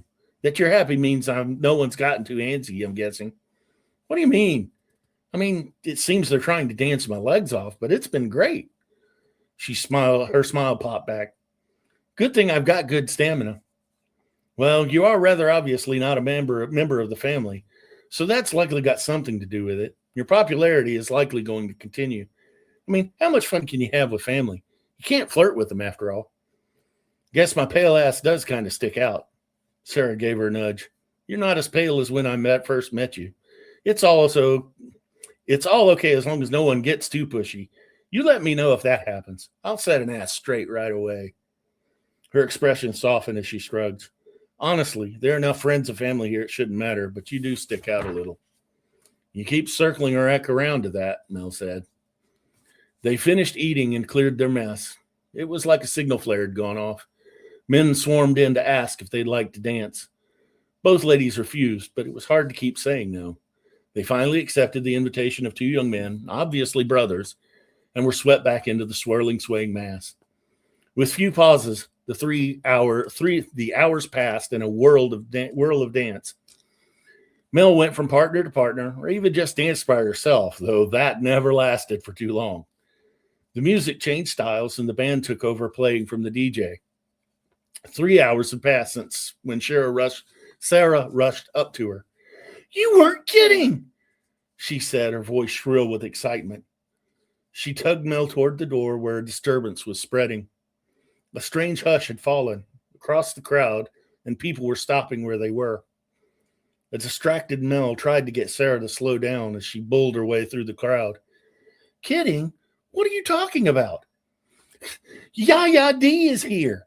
Oh, and I'm sorry I doubted you, but it was just so outlandish. Sarah, what was too outlandish? I mean, I figured Yaya might stop by, but why would everyone be stopping for her? Phaedra is here with her. Sarah came to a halt, facing Mel. Her words rang out through a suddenly quiet building. Mel looked around and realized Aphrodite's assumed name was everywhere. People were pressing in, moving toward the door to get a glimpse. Where's my niece? The words cut through the low murmur of the crowd. See? Sarah broke out in a smile and tugged Mel again. A path opened up in front of them. Mel resisted Sarah's insistence. She wanted to sink into the floor when all eyes turned toward her. It was too late for that, though. 4 figures stood at the door. Only one mattered, though. Only one was the focus of every eye in the vicinity. She was every man's, every woman's, every god's desire. Aphrodite wore a form-fitting dress of sheer silver that flashed with the sparkle of diamonds. A gleaming tiara rested on her head. She looked stunning, and she was quite simply there. She was the center of the world, and even 3 other goddesses existed only in her shadow. She smiled, and people gasped. There she is, Aphrodite said, holding out her arms to Mel. Mel pasted a smile on her face and rushed into her arms. Phaedra, you're looking more beautiful than the last time I saw you. When the embrace ended, Aphrodite gave her a faint smile. The compliment was simply her due, after all. Well, it has been 2 years. That's far too long, and part of why I'm here. You've been a naughty young lady, not visiting your aunt. Mel's cheeks went pink, and she averted her gaze. Grandfather made it clear I was unwelcome. Be that as it may, there are ways for you to visit family without intruding on the old blowhard's territory. Aphrodite looked about the room. Who are these wonderful people you found to replace me with? No one could ever replace you in my heart, Phaedra, Mel told her. They're friends, and my friends and family of my best friend here. She grabbed Sarah's arm and pulled her forward. This is Sarah, my bestie. Ah, so you're Sarah. Dee has told me a lot about you. Me? Sarah squeaked, looking like she might split wide open. I hope she's told you good things. Aphrodite ran a finger along Sarah's cheek. Only the best, dear. You have nothing to worry about. Sarah smiled at Demeter with adoration in her eyes. Demeter smiled back and swept her into a tight hug. Artemis was there, dazzled in the long silver hair hanging loose down her back. She too wore a silver dress, sparkling with diamonds. Where Aphrodite's fit her like a second skin, the dress Artemis wore fit loosely and flowed around her. She smiled back when Mel's eyes met hers. Athena, with her dark hair and eyes, had an etched beauty that was haughtier than Aphrodite's, stood beside her rigidly erect. She dressed more functionally than Aphrodite or Artemis, in a loose gray blouse and black divided skirt. When her gaze met Mel's, her hard demeanor softened slightly, and she offered Mel a nod. No one's attention could stray long from Aphrodite, though, and Mel turned back to look at her. The goddess stood there, tapping her foot and giving Mel a hard stare. Not that I'm not happy to see you and all, but what are you doing here? Is something wrong? Mel asked. Aphrodite waved a hand as if there wasn't a care in the world. We came looking for you, but I thought this was a party. I don't hear any music, though. She started for the stage with a slow, hip-swaying walk. The crowd of people opened up in front of her and closed in behind. Sarah fell in with those following Aphrodite. Mel started to follow too, but Athena grabbed her arm. We need to speak with you, Melantikos. Mel stopped, but still looked towards Aphrodite's departure. She watched as she ascended the stage before her attention was snatched back by the tightening of Athena's hand on her arm. What's she going to do? Mel asked. What we asked her to do. Sing, dance, distract the mortals so we can talk. The band struck up an opening chord and Aphrodite's crystal clear voice joined in singing some sultry Spanish song. A deafening cheer rose from the crowd. She was everything desirable to everyone, so of course she could sing their songs in their own language. Demeter shook her head when Mel opened her mouth. Listen for now, Melantikos. Mel looked at the three stone-faced women staring back at her. She nodded sharply. Athena released her arm with a satisfied grunt. The sound of the crowd, band, and Aphrodite's singing faded into the background mumble. We are here to warn you, Melantikos, Demeter continued. Zeus wants you back in the fold badly enough that he's willing to break you if that's what it takes. Mel wrinkled her nose. I know he wants me to be his next broodmare. Artemis cut her off with a sharp gesture. Just listen, girl. He aims to destroy your life here, and he's watchful enough that we won't be able to actively help you anymore. Mel straightened, bristling at being called a girl. What do you mean? How have any of you helped me? You're showing a lack of situational awareness, Athena said. Didn't you think it strange that your friend heard Zeus and came to your aid? Don't you think he, the Lord of the gods, would have set you apart so he wouldn't be disturbed by mere mortals? Artemis joined in. Then there was your resolve. How many of Zeus's sweet words ensnared, yet you resisted? Her disapproval collapsed into a worried frown. You did well until the end, which is why we didn't intervene more directly. Demeter looked at Mel with sadness in her eyes. Now, though, none of us will be able to help, even indirectly. I would protect you if I could, but he is acting through too many agents, and none of us can directly oppose him. Calliope, Clio, and Melopomene have volunteered to alienate you from the people you work with, Demeter said. They're muses, so there's little chance they won't succeed in inspiring the mortals in the direction they wish them to go. Her shoulders slumped, making her look sadder and smaller than her grandmotherly guise already did. Artemis broke the silence. You must leave your boyfriend if you care for him. Mel jerked as if stabbed. Chris, what has he done? He's harmless. He's done nothing to attract anyone's attention. No one other than yours, Artemis drew herself up and snapped. And he is not harmless. He is a positive threat to your maidenhood. Don't deny it. I sent my dude to warn you away just the other night. But nothing happened. Mel said, despite the warning. No, but you considered otherwise, and there's always the chance that it'll happen as long as this Chris is in the picture. Athena was back in her haughty demeanor, and her words cracked. Zeus will have none of that. He'll kill the boy and think nothing of it. He's only a mortal after all. Mel's shoulders straightened.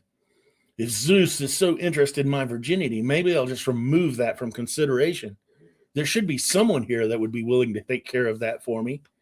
Fire filled her eyes and her mouth drew into a thin line. Do you hate the boy so much after all? Do you think Zeus wouldn't strike at him and the other you chose? Do you want both to die in horrible pain? Demeter glowered as she fired the questions at Mel. What? No, I actually care a great deal for Chris.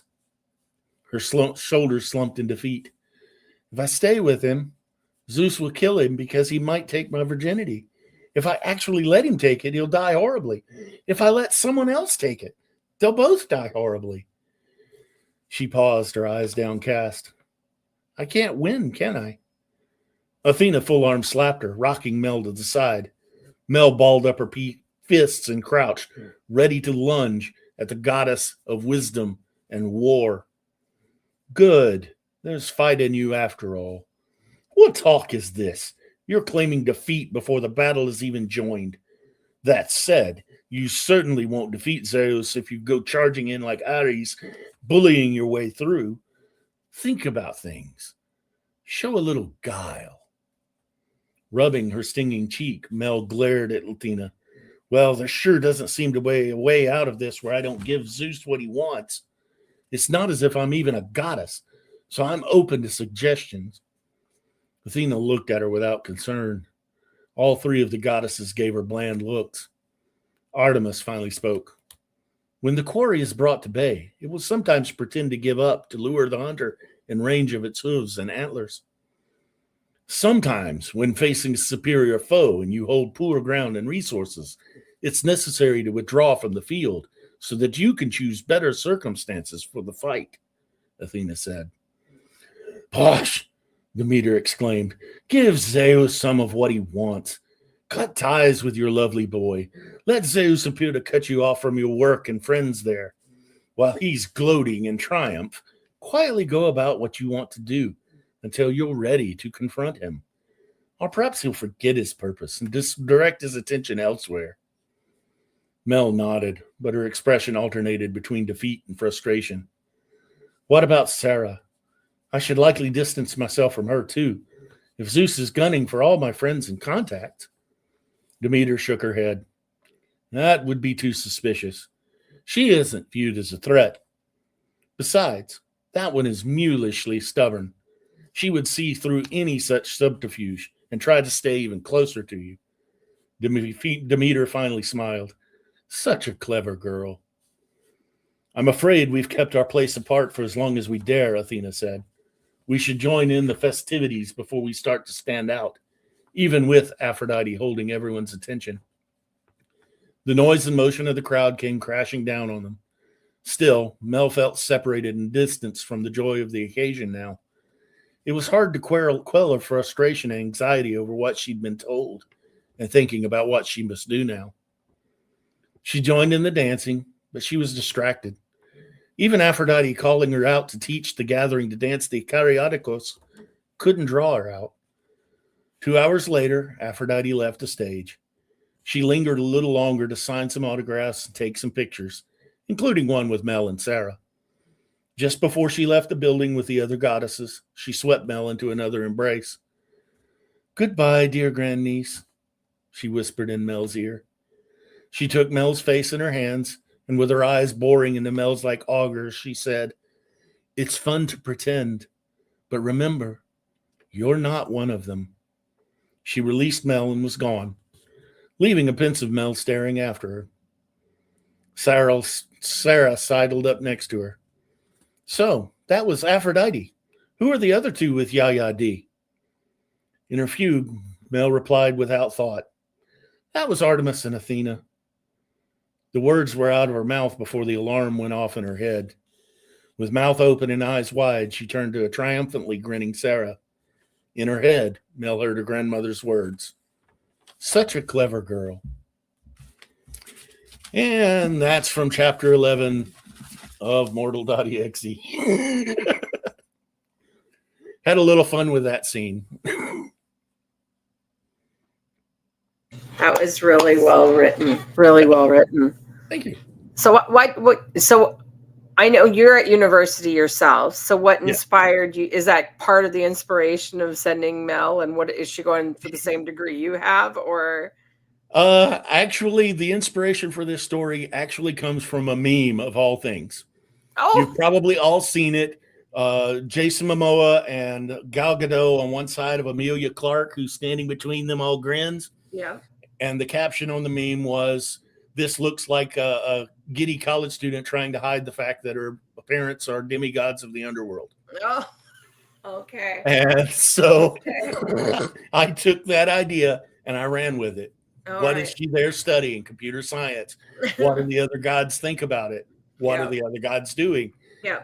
How is she keeping it secret what she is? Yeah. And that's the book. And when's this one coming out? It will be live on January 1st. So ooh, pretty quick.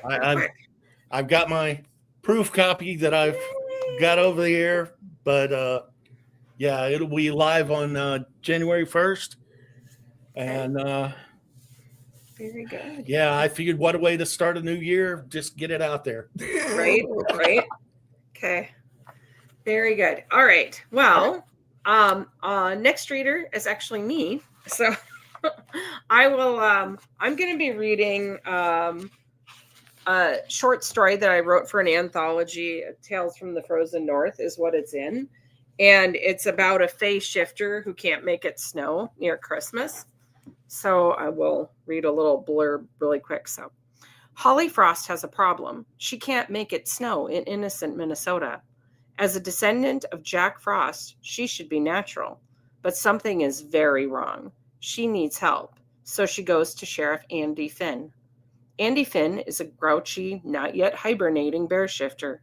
All he wants is for the snow to fly so he can get some sleep. But it's 40 degrees in December. When Holly Frost approaches him for help, he sets aside his dislike for the Frost family and does his job by taking her to a powerful elemental. Holly needs to get over her fear of failure, and Andy needs to change his misconceptions before they can create a winter wonderland.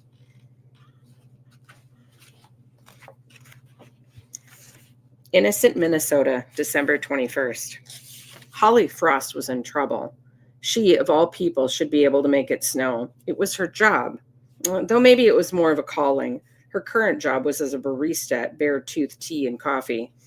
As a descendant of King Jack, she should be able to conjure snow in her sleep. But after a week of trying, she had failed. Now the town would be in an uproar. Her alarm continued to sound off as she stared out the window of her cabin in disbelief. Why wasn't this working? Had some witch or powerful fae put a curse on her? Holly had 4 days to create the white fluffy stuff or some variation thereof. Snow, sleet, flakes, powder, grapple. Whatever name. She needed to get it on the ground. She would settle for a heavy hoarfrost at this point. Her first year making snow solo, and she couldn't make it happen. Grandpa Jack thought she was ready, but maybe she needed help after all. She wasn't about to let down the people, shifters, and fae of Innocent who depended on snow for their livelihood. Holly turned off the blaring alarm and started the coffee pot. She would call her mom and see if the Frost family could send reinforcements. She went to her closet and grabbed a pair of jeans, a t-shirt, and a sweatshirt that read "You, Innocent You," for the local university. By the time she was dressed, there was enough coffee in the pot for a cup. She poured some and called her mother. Her mother picked up on the second ring. "Holly, what's wrong?" "Why should anything be wrong?" Holly couldn't help the defensiveness that crept in her voice. "You only call when you need help." Her mother answered with the pragmatism Holly wished she had right now. Her nerves were frazzled. "I do need help." "What is it?" "The snow. I can't make it snow." "So Innocent is getting a little freezing rain. It's Yule.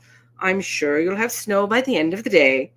The confidence in her mother's voice was enough to make Holly think so, but she didn't dare risk it. There's no freezing rain. Holly sat in one of the white wicker chairs. Drizzle? Nope. Holly sank deeper into the red cushion. A flurry. Not even a frost, Holly confessed. Not even. Holly, what are you saying? The pragmatism had been replaced with panic. My powers aren't working. Aren't working? Why aren't they working? Mother, I wouldn't call you if I knew why. Holly, you have to get snow on the ground. That's why I'm calling you. Can you send help? No, I can't. Your brothers and sisters have their own towns. Your cousins, aunts, uncles, and even your father and I have been assigned to multiple storm fronts. We gave you innocent Minnesota because, well, her mother stopped speaking. Erwin Frost was rarely speechless. What? Holly asked. Well, we gave you innocent because Mother Nature usually blankets the state of Minnesota all on her own. It normally doesn't require frost monitoring it. You assign me to a town that doesn't need me? Holly was too stunned to be hurt. Her mother sighed. Well, normally there's already snow on the ground, so I'm a failure as a frost. Holly experienced a sudden onset of nausea and sat down. You're not a failure. You just need a little help. There are plenty of powerful fae and innocent to help you. There are? Yes, just check with the local authorities and perhaps they can help you with this problem. The local authorities, as in Sheriff Andy Finn, the bear shifter, avoided her at all costs. Well, it wasn't her fault he didn't like the Frost family. She needed help, as did Innocent. So he would just have to suck it up and deal with her. Sheriff Andy Finn watched as Trouble, a.k.a. Holly Frost, made her way towards him. What did the woman want?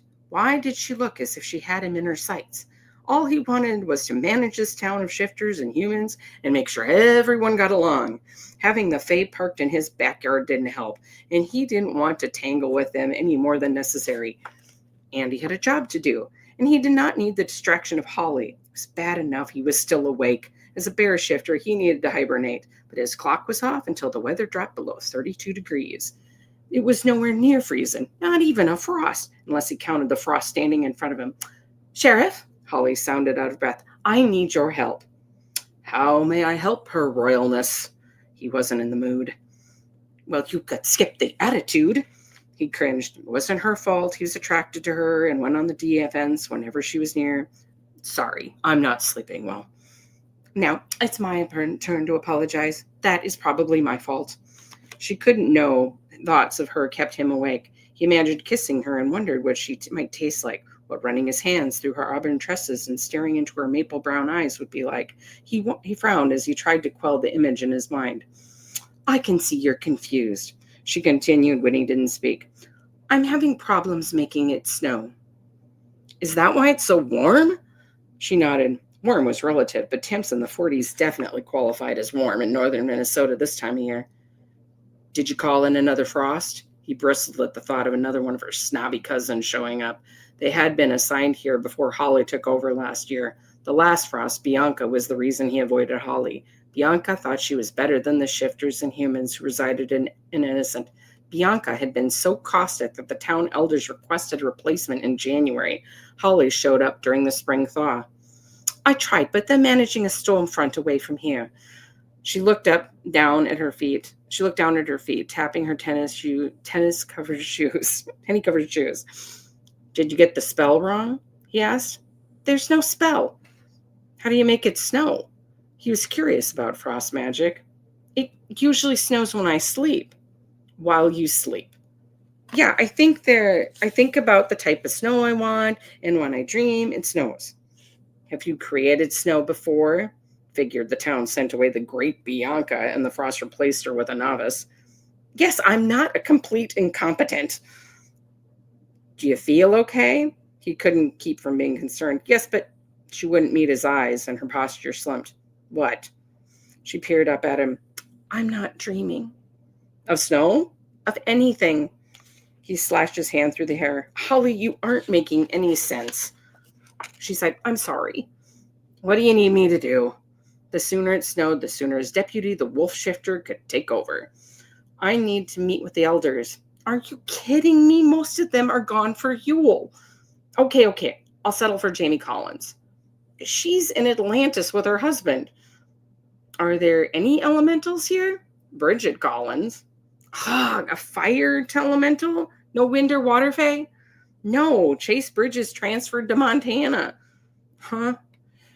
Well, I'm wondering if that might be why it hasn't snowed. He shook his head. You just said it wasn't snowing because you aren't dreaming. That's true, but my mother said I was assigned here because it normally snows in Innocent without a frost. Then why even assign one? His patience was wearing thin. She threw up her hands. I don't know. All I know is that snow is not happening and I need your help. Get in the squad car. We'll drive to the Fireside Inn and talk to Bridget. Maybe she can help. He walked towards his cars. Andy heard Holly's sigh as she fell in step behind him. After they were a few miles down the road, Holly debated for 2 seconds on confronting Andy about his issues. She decided if she had to live in this town for any length of time, they would need to get along. So, do you not like me because Bianca broke up with you? Tires squealed and slid as he stopped the car. What?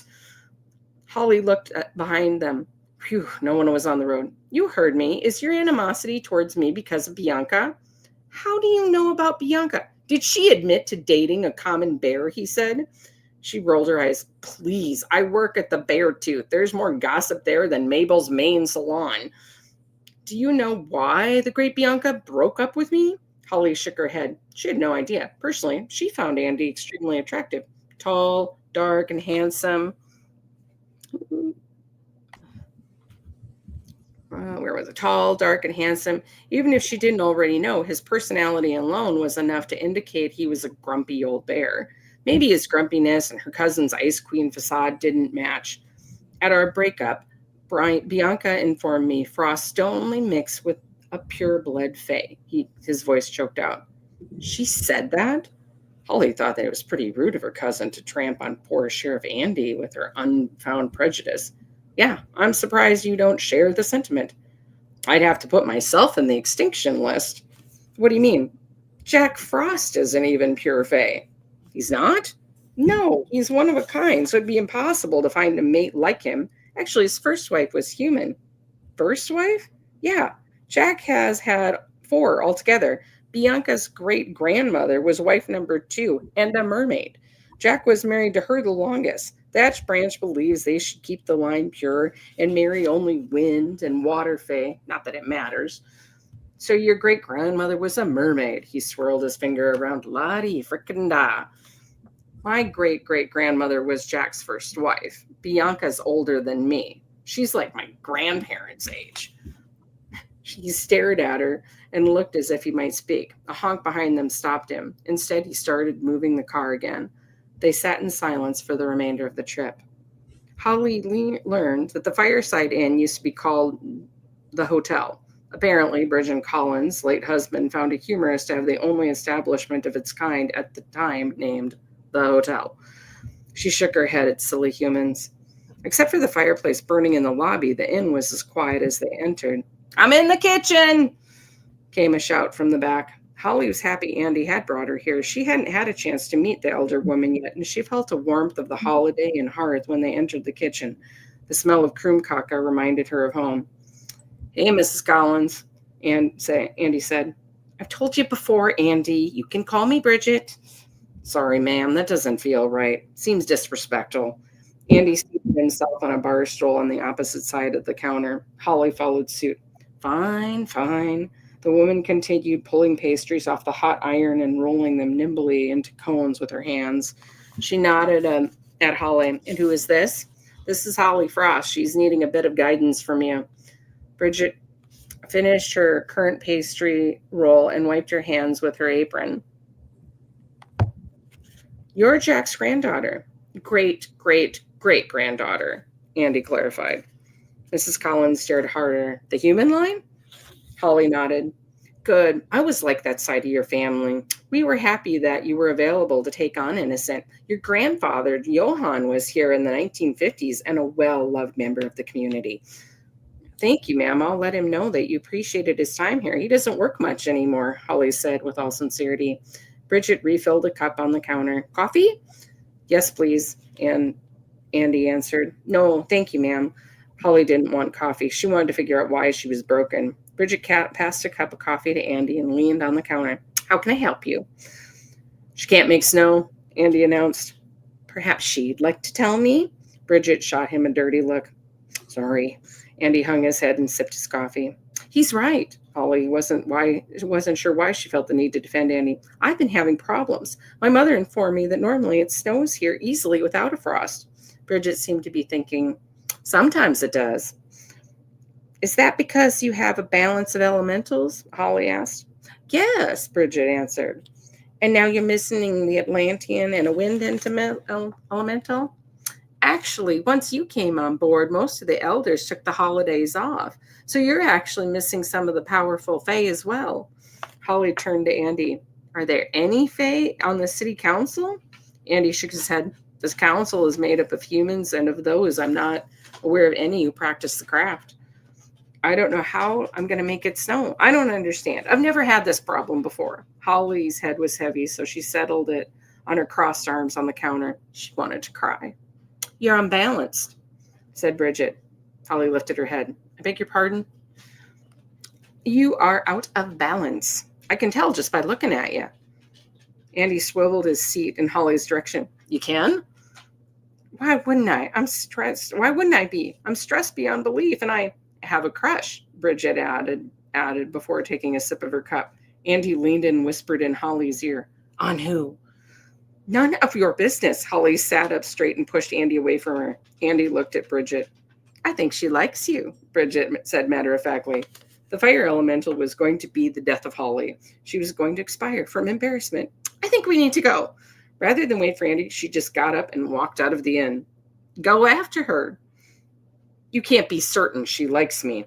I believe she does, although I can't understand why you've been nothing but rude to her. I haven't. Andy, please. We've all seen how you treated her. She's not Bianca. Does everyone know about Bianca? Bridget shrugged. It's a small town. He didn't know what to say. Bridget was right. He had not been polite to Holly since she arrived. He had Deputy Wolf handle any calls out to her cabin. Whenever she showed up at work, he left Beartooth rather than interact with her. And yet, on the car ride over, Andy warmed to the knowledge that Holly wasn't a full-blooded fae. Could that mean she might be interested in a bear shifter? You're the reason it won't snow. Andy swung his head up. What? You avoid her and push her off on others. How do you think that makes her feel? Unbalanced? Among other things. I know. Do you? You act like an ass whenever she's around. What would it hurt to be nice to her? Nothing. Actually, given his newfound insights, it would be easier than Bridget thought. Then go after her. I will. He quickly followed Holly and ran into her outside. He couldn't resist teasing her. You like me. Doesn't really matter, does it? She turned away from him and walked towards her car. What do you mean? He asked. You're still hung up on Bianca, aren't you? No, why would you think that? Because she's tall, blonde, blue-eyed, and beautiful. I mean, I'm sure she broke your heart. My being here may remind you of her only because I'm a frost. He needed to shut her up, so he did the only logical thing. He kissed her. She tasted like nutmeg and smelled like a fresh forest. He tugged her hips close to him. Her hands wrapped around his neck. A cool breeze caught in the air and smelled like snow. He pulled away from her. Did you do that? Her brown eyes blinked. Do what? The air. It just got colder. Yes, there was definitely a chill in it. As Holly stared up at him, a few snowflakes sprinkled her hair. The white reminded him of stars in a dark sky. It is colder. She stepped back. I wonder why that happened. Maybe you were finding your balance? He ventured. Maybe. You can take me home now. I have a better idea. Why don't you come to my cabin? I'll make you some dinner, we'll watch a movie, and take your mind off trying to make it snow. Are you just suggesting it will happen? What can it hurt? We won't be any worse off than we are now. No, I really need to get home and figure this out. They drove in silence back to her cabin. Holly was unsure what caused the scattering of snowflakes. Was it his kiss? She doubted it. Bridget Collins said she needed to find her balance. Andy's kiss had made her feel anything but. Her heart was racing and her insides were melting like spring snow. There was no way the man would help her balance her. Perhaps Mother Nature had finally taken pity on her and decided to help. The great mother's assistant seemed far more likely than Holly, having created the temperature drop in a few flakes after having failed so miserably in the past month. When they stopped, Holly got out and had no idea where she was. "This isn't my cabin." "I know, it's mine," Andy said. "What are we doing here? I asked you in the car if you minded stopping here for lunch before I take you back home. You said nothing, so I didn't think you cared one way or the other." He shrugged as if it was of no consequence. "Sheriff, you kidnapped me." "Kidnapped you? I did nothing of the sort. I told you I have to feed Whiskers." "Whiskers? My cat." She giggled at the thought of such a large man owning a small animal of a cat. "What?" He stared at her. "You. I can't imagine you with a small creature such as a cat." It was worse than she could resist, and the laughter came bubbling forth like a stream. "I will have you know that Whiskers is a very masculine cat." "I'm sure." She followed him into the house, trying to stifle her amusement. "He is." His face soured at her. Once she was inside, her eyes leisurely explored his cabin. Like hers, it had knotty pine, but where his cabin was one level, she had a loft in her A-frame. She strolled through his kitchen, eyeing his porch and a living room before freezing in her tracks. A sandy-colored cat with familiar wisps on its ears, black bars on its forelegs, and a bobtail stopped Holly in her tracks. "The thing must be 4 feet long." "What is that?" "That is my cat," Andy replied, as if owning the beast was normal. She stared at the creature now stalking her as if she was lunch. "That is not a house cat. It's a, what is it?" Andy picked up the cat, who seemed dwarfed by this large man, by his large arms. Sometimes she forgot he was a bear shifter. "Whiskers is a bobcat." "A bobcat? You domesticated a bobcat?" "I didn't domesticate him. He's wild." Holly took a cautionary step backward. "You aren't afraid of him, are you?" No. Why would I be afraid of a cat?" "I'll just go wait in the car." She almost reached the door. Whiskers chose that moment to leap between her and the door. He was definitely stalking her. The cat gave an intent stare as if sizing up its next meals. Holly stood straight and faced the animal. She took a gingerly step backward, bumping into Andy. "I'm sorry, She froze when the animal grazed her calf, ready to wind around her legs. Whiskers wound figure eights around her legs, purring so loudly that the vibrations traveled across her limbs. "I think he likes you," Andy said. "Well, that's a relief," she said, dumbfounded. "Let me feed him, and then we can head back to your cabin." Holly had almost forgotten she'd raised a bit of snit earlier. "Oh, no, that's fine. Take your time." He gave her a weird look. Okay, have a seat." Holly sat in a chair large enough for, well, a bear. She watched as said bear went to the cupboard. Andy pulled out a can of salmon and opened it. Once the sound of an opening can pierced the air, the cat no longer cared about Holly, for which she was immensely grateful. She watched in fascination as Andy forked the salmon onto a plate and placed it at a bar in the kitchen. Whiskers jumped up on a bar stool and proceeded to devour his food. "Can I get you something?" Andy asked. Holly's stomach chose that moment to grumble. The cat lifted its head and looked at her. She'd swear it even smiled. "I guess I'm hungry," she admitted. "You are a vegetarian?" "How'd you know?" "Did bears read minds?" "Most fairies are." "I suppose that's true, except the water fairies. Some of them eat fish. I have some vegan mac and cheese from when Bianca and you dated." He nodded, but said nothing as he turned away and prepared their meal. There was something about watching a man cook that she found very sexy. Granted, it was just mac and cheese, but she'd never had anyone consider her feelings, let alone her basic needs. The last human she dated thought that the trip to Tito's Tacos qualified as a date. She stood. "This is not a date!" Andy turned and stared at her. "What?" Holly knew that she was turning all shades of red. She hadn't meant to announce her opinion. Luckily, she didn't need to respond. "Look, I'm just making you lunch," which is done, by the way. Sure enough, Andy held 2 bowls of what looked to be delicious, and one was for her. She couldn't very well turn him down. "Sorry." She plopped back down in the chair. "Follow me." He walked out onto the porch where there was a table big enough to seat 12. There were some chairs lined along the wall, indicating that more could be seated if necessary. On the other side of the porch were 2 lounge chairs similar to those in the main cabin, and a small table fit for a fairy that looked like they were meant to be for a sidewalk cafe. Sorry. Andy sat at the table. Holly followed his lead. They ate their food in silence. He stared cautiously at her the whole time. "What?" she finally asked. after nearly licking the bowl clean as Whiskers had done earlier. Are you sure you have enough fae in you to make it snow? What do you mean? Then she looked at the chairs, the metal twisting like leaves and vines, the heaviness of it. These are wrought iron, aren't they? Yeah, Bianca couldn't sit on them. In hindsight, perhaps she shouldn't have mentioned Bianca's name. You know, Sheriff, I'm sick and tired of you getting in my face about being snotty Faye Frost one minute and not frickin' Faye enough the next. If I was unbalanced, which I'm not, you certainly aren't helping. She pointed her finger at him. His throat was thick with guilt. She didn't deserve his half-assed attempts at help. I'm sorry. I don't really understand much about Fae or magic or any of that stuff. Clearly, she huffed and crossed her arms. What can I do to help?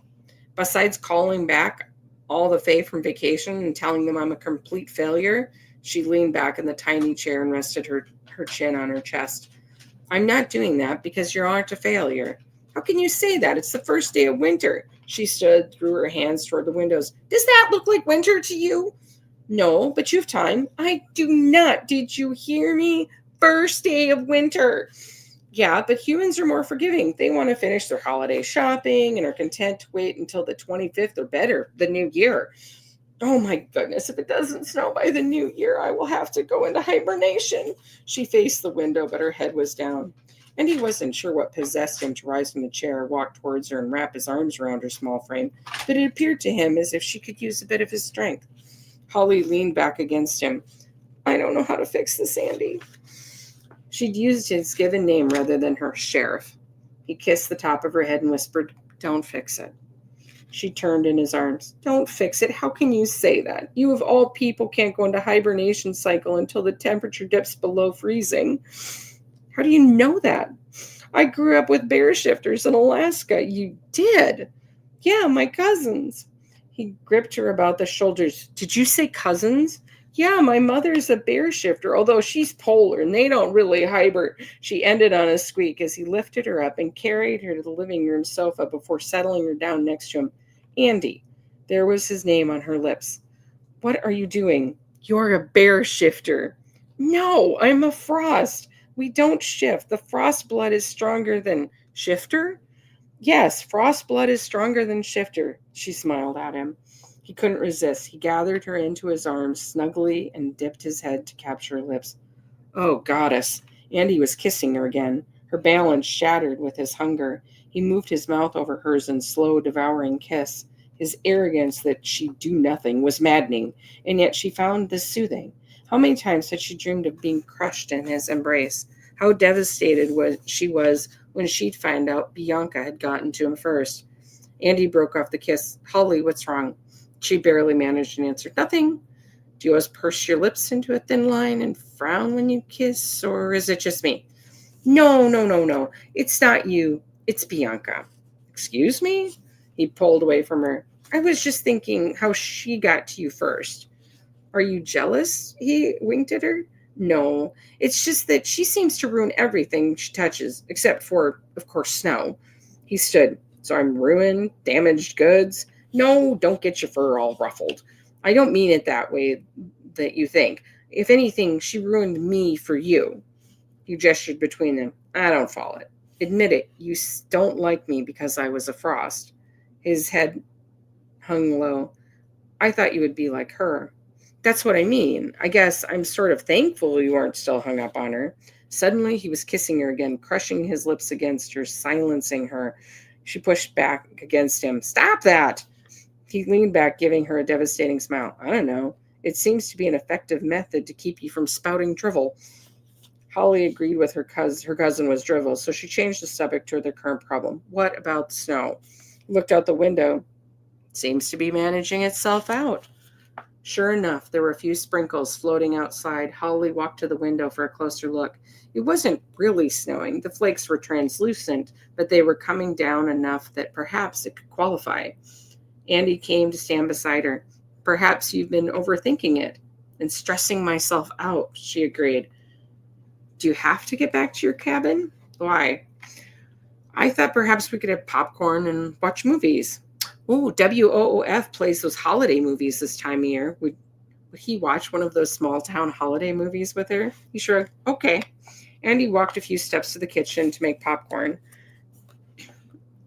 Holly grabbed the remote off the coffee table, turned on the TV, and punched in 16.1 for the local station WOOF.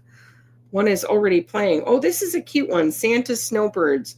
Andy peeked from around the kitchen. Is that the one where the old couple leaves the small town every Christmas and the residents start to believe they're Mr. and Mrs. Claus? You've seen it? A man who watched Christmas movies?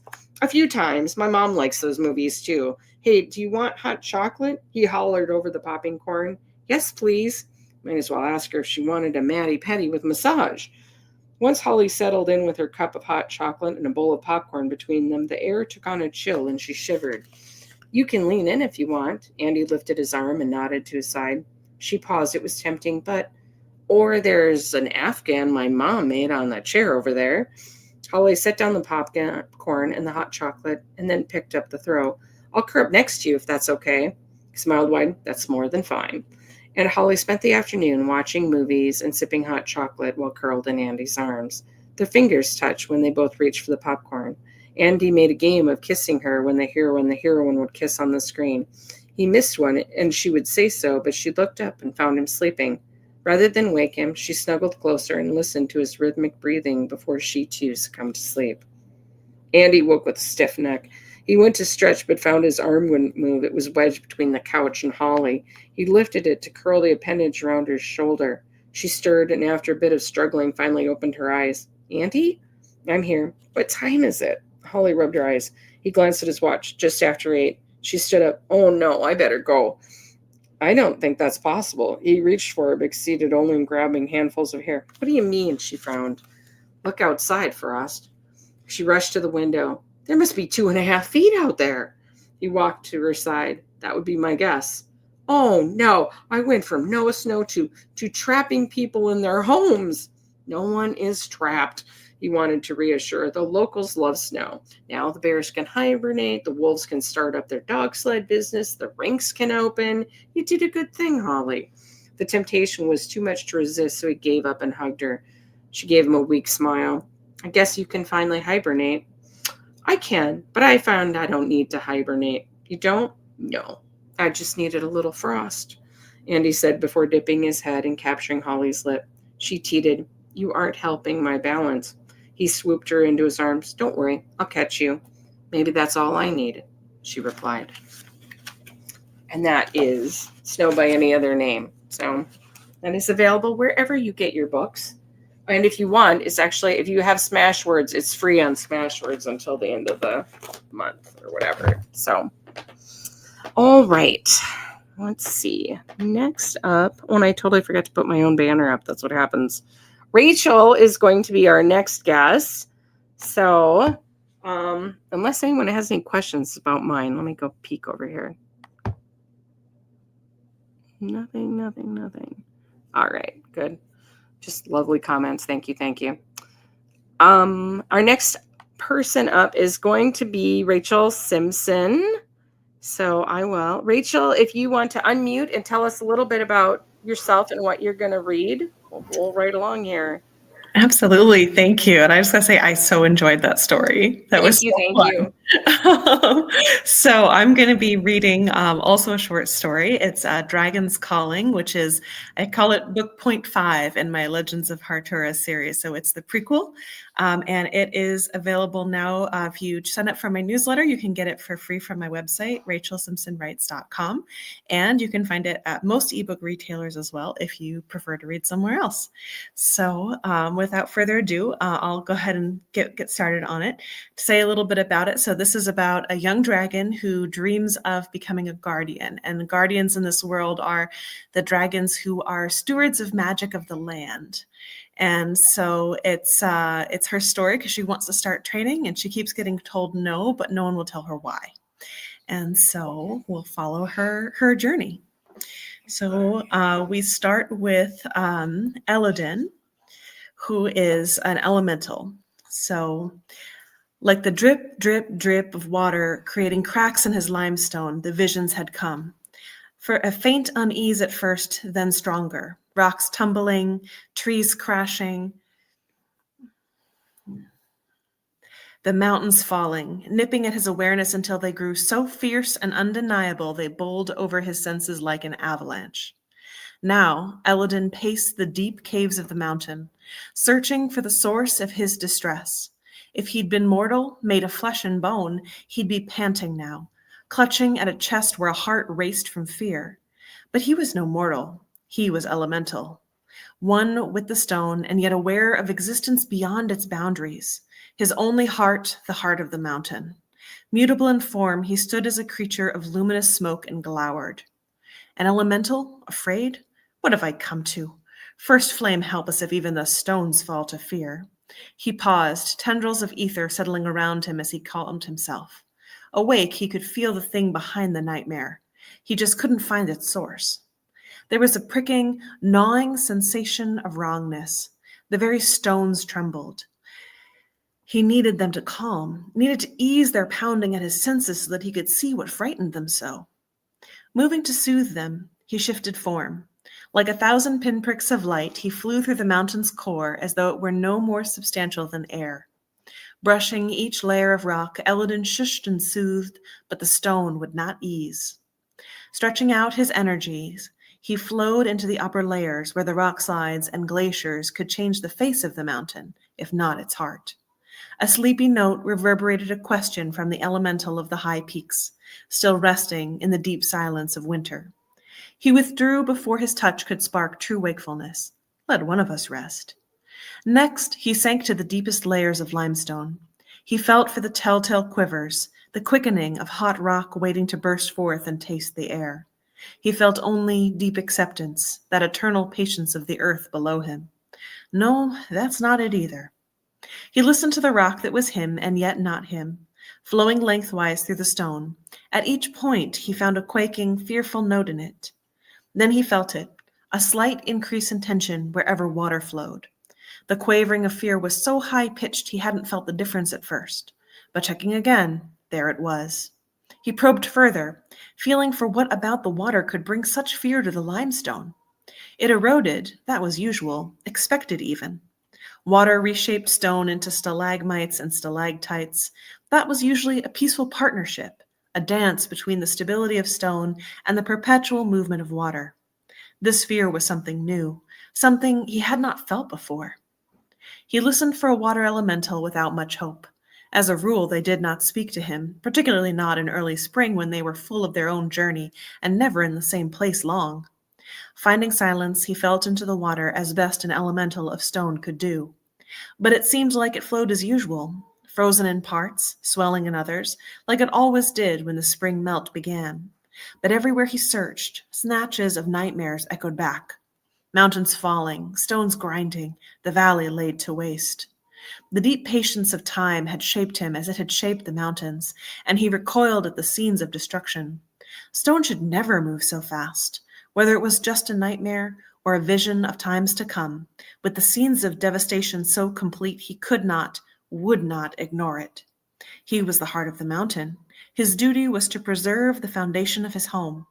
If he could not find the source of the pain and heal it, he must find someone who could. He sighed.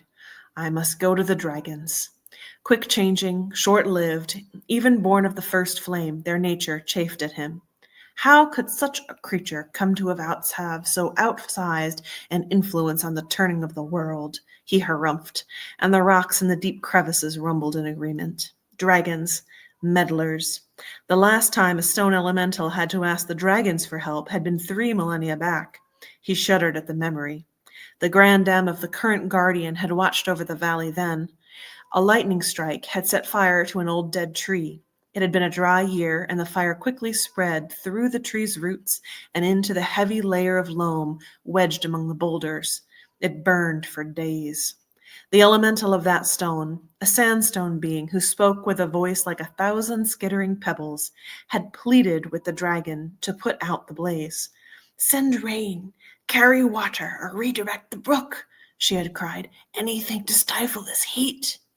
But the dragon had refused. Even when Eladin and the other elementals of stone had bound together and interceded on her behalf, the dragon would not budge. Some days later, a great boom rocked the valley as the sandstone ridge exploded. In the ripples of energy that followed, Elladan felt the shriek of water. Tiny droplets trapped within the stone had heated until they burst forth in a wild and desperate escape. The blast had reshaped the northern pass of the valley, and the lake there had drained out into the river because of it. He never saw the sandstone elemental again. He shook himself, trying to displace the horror of the memory, but the pervasive sense of unease remained. He had avoided dealing with the dragons, particularly as their valley's current guardian dragon, Moganhue, was as stoic and unfeeling as her granddam. As much as he needed a dragon's help, he did not trust her. Listening to the web of the valley's song, he paused.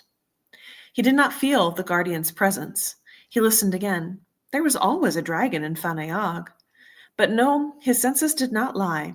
There was no trace of her, for all that it was too early for the Dragon Council to meet. The guardian had left the valley. He smiled as the presence of another, familiar life form sang out across the web, and relief warmed him like sunshine on the southern slopes. There was only one dragon in the valley now, Abrent, the daughter of Moganhue. As a dragonette, she had been a tiny thing full of bright curiosity, her heart as full as any tree spirit in the first blooms of spring.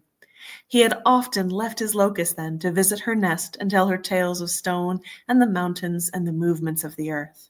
She would laugh and flap her tiny wings, eyes wide, and ask him for another story. He softened. He could not resent all dragons.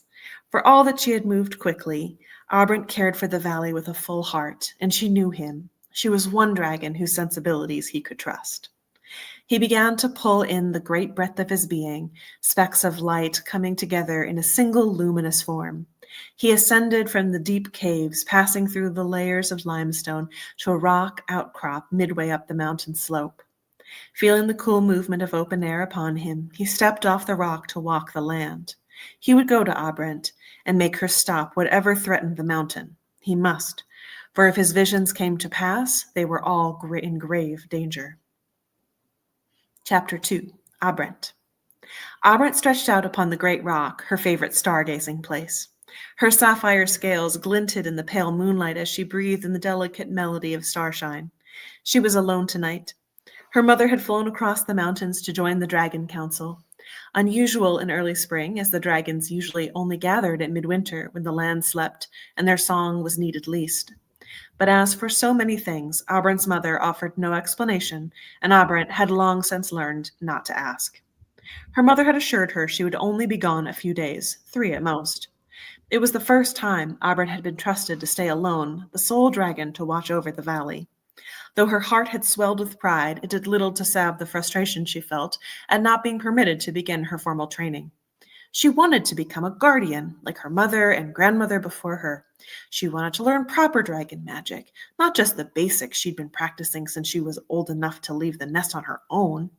She sighed, staring up at the black night between the stars as though the answer would appear there. She had reached the age of eligibility 3 years ago when she turned her first decade. Logically, she knew that not all dragons started formal training that year.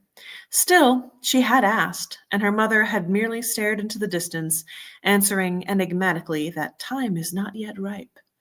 Determined to become a true steward of the land's magic, Abrent had remained diligent in her studies at home. But, try as she might, the ongoing refusal, year after year, had begun to wear on her. So too did a lack of explanation. She had thought she was good with magic. She was slowly getting the hang of flying. But that had been the case from the beginning, and her mother hadn't told her anything enough that would help her improve enough to garner the yes she yearned for. Abrent blinked back a tear, the pinpricks of starlight watering in her vision. Her dreams were intact. It was her confidence that had taken a hit. Maybe some part of her was unfit, broken, or fundamentally flawed. What would they do? What would she do if they never let her become a guardian? Don't think about that. Abrent refocused on the starlight falling to the earth around her and breathed in the nourishment of the star's song. Born of earth, born of sky, Abrent hummed under her breath, picturing the fated lightning strike that had given rise to the first flame from which all dragons sprang. Like that lightning and the first flame, dragons melded earth and sky. Breathe the magic, so we rise, she finished the couplet. One with magic, she needed to feed upon the songs of the stars to nourish herself. She could sing the song of welcome each dawn and a lullaby of rest to the land at dusk in almost any shape.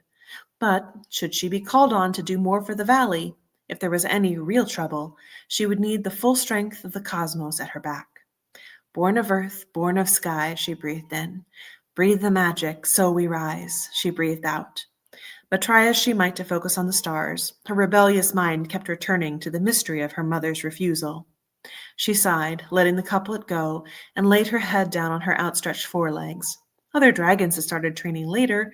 She desperately wanted to go, but she hadn't gotten up the courage to ask this year. She had told herself that she just wanted to give it time. It was just past the spring equinox, still early. Maybe she'd ask near her birthday, just a few moon cycles away.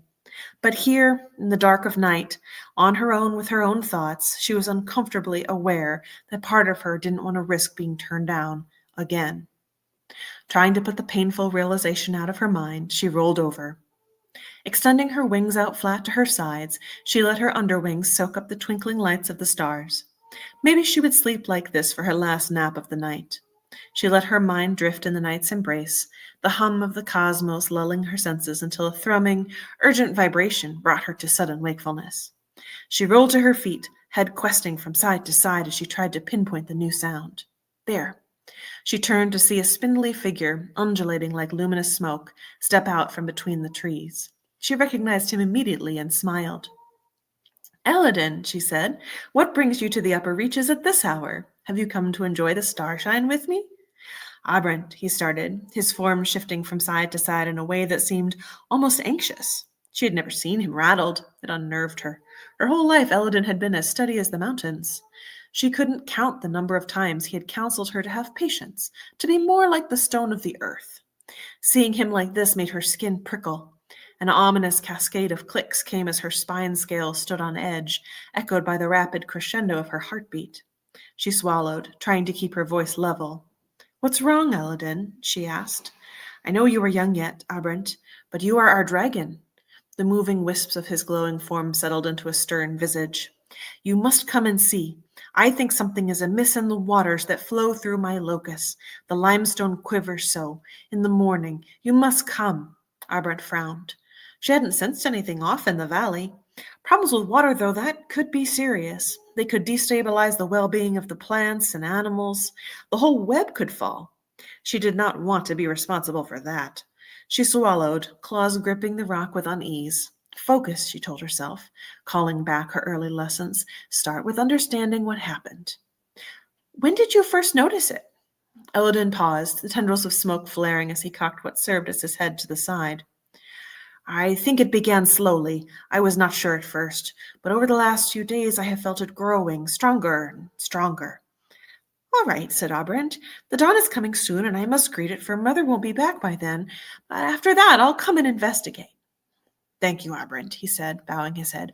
I hope you can help. His form wavered as though she were seeing him through a great wall of heat for an instant. Then he turned and headed back through the trees. She allowed herself to drop for a moment into the web of the valley's magic and felt the quavering in his being. Fear, like cold shivers down her spine. A knot twisted in her gut. She could be nervous. She was young, but Eladin was a rock spirit. He was ancient. What could scare him? And how could she possibly expect to fix it? Especially if she hadn't even felt it. She swallowed. With her mother gone journeying, the valley was her responsibility. Someday it would be hers entirely. Now she was on her own. This problem was hers to solve. She shivered. Wasn't this what she wanted to do? Of course, but I thought I'd have training before dealing with something so significant. What if I mess it all up and do more harm than good? I'd be worse than untrained then. I'd prove I wasn't fit and they'd never let me train to be a guardian. But she was the only dragon here. The problem was hers, no matter how ready she felt for it. I will look, she whispered, more to herself now. Eladin's wavering light had already disappeared through the trees. In the blue haze of pre-dawn light, Abrant scrabbled up to the highest peak of Fanayag. Her breath whisked around her in frosted haze as she began the low hum that started the song of welcome. Closing her eyes, she let the familiar melody surge through her, body softening into the hope and joy of its crescendo. She had sung the song with her mother every morning since she'd been old enough to speak, and its cadence soothed her. As the notes rose and fell, pale pinks and oranges began to creep over the horizon, heralding the march of the sun.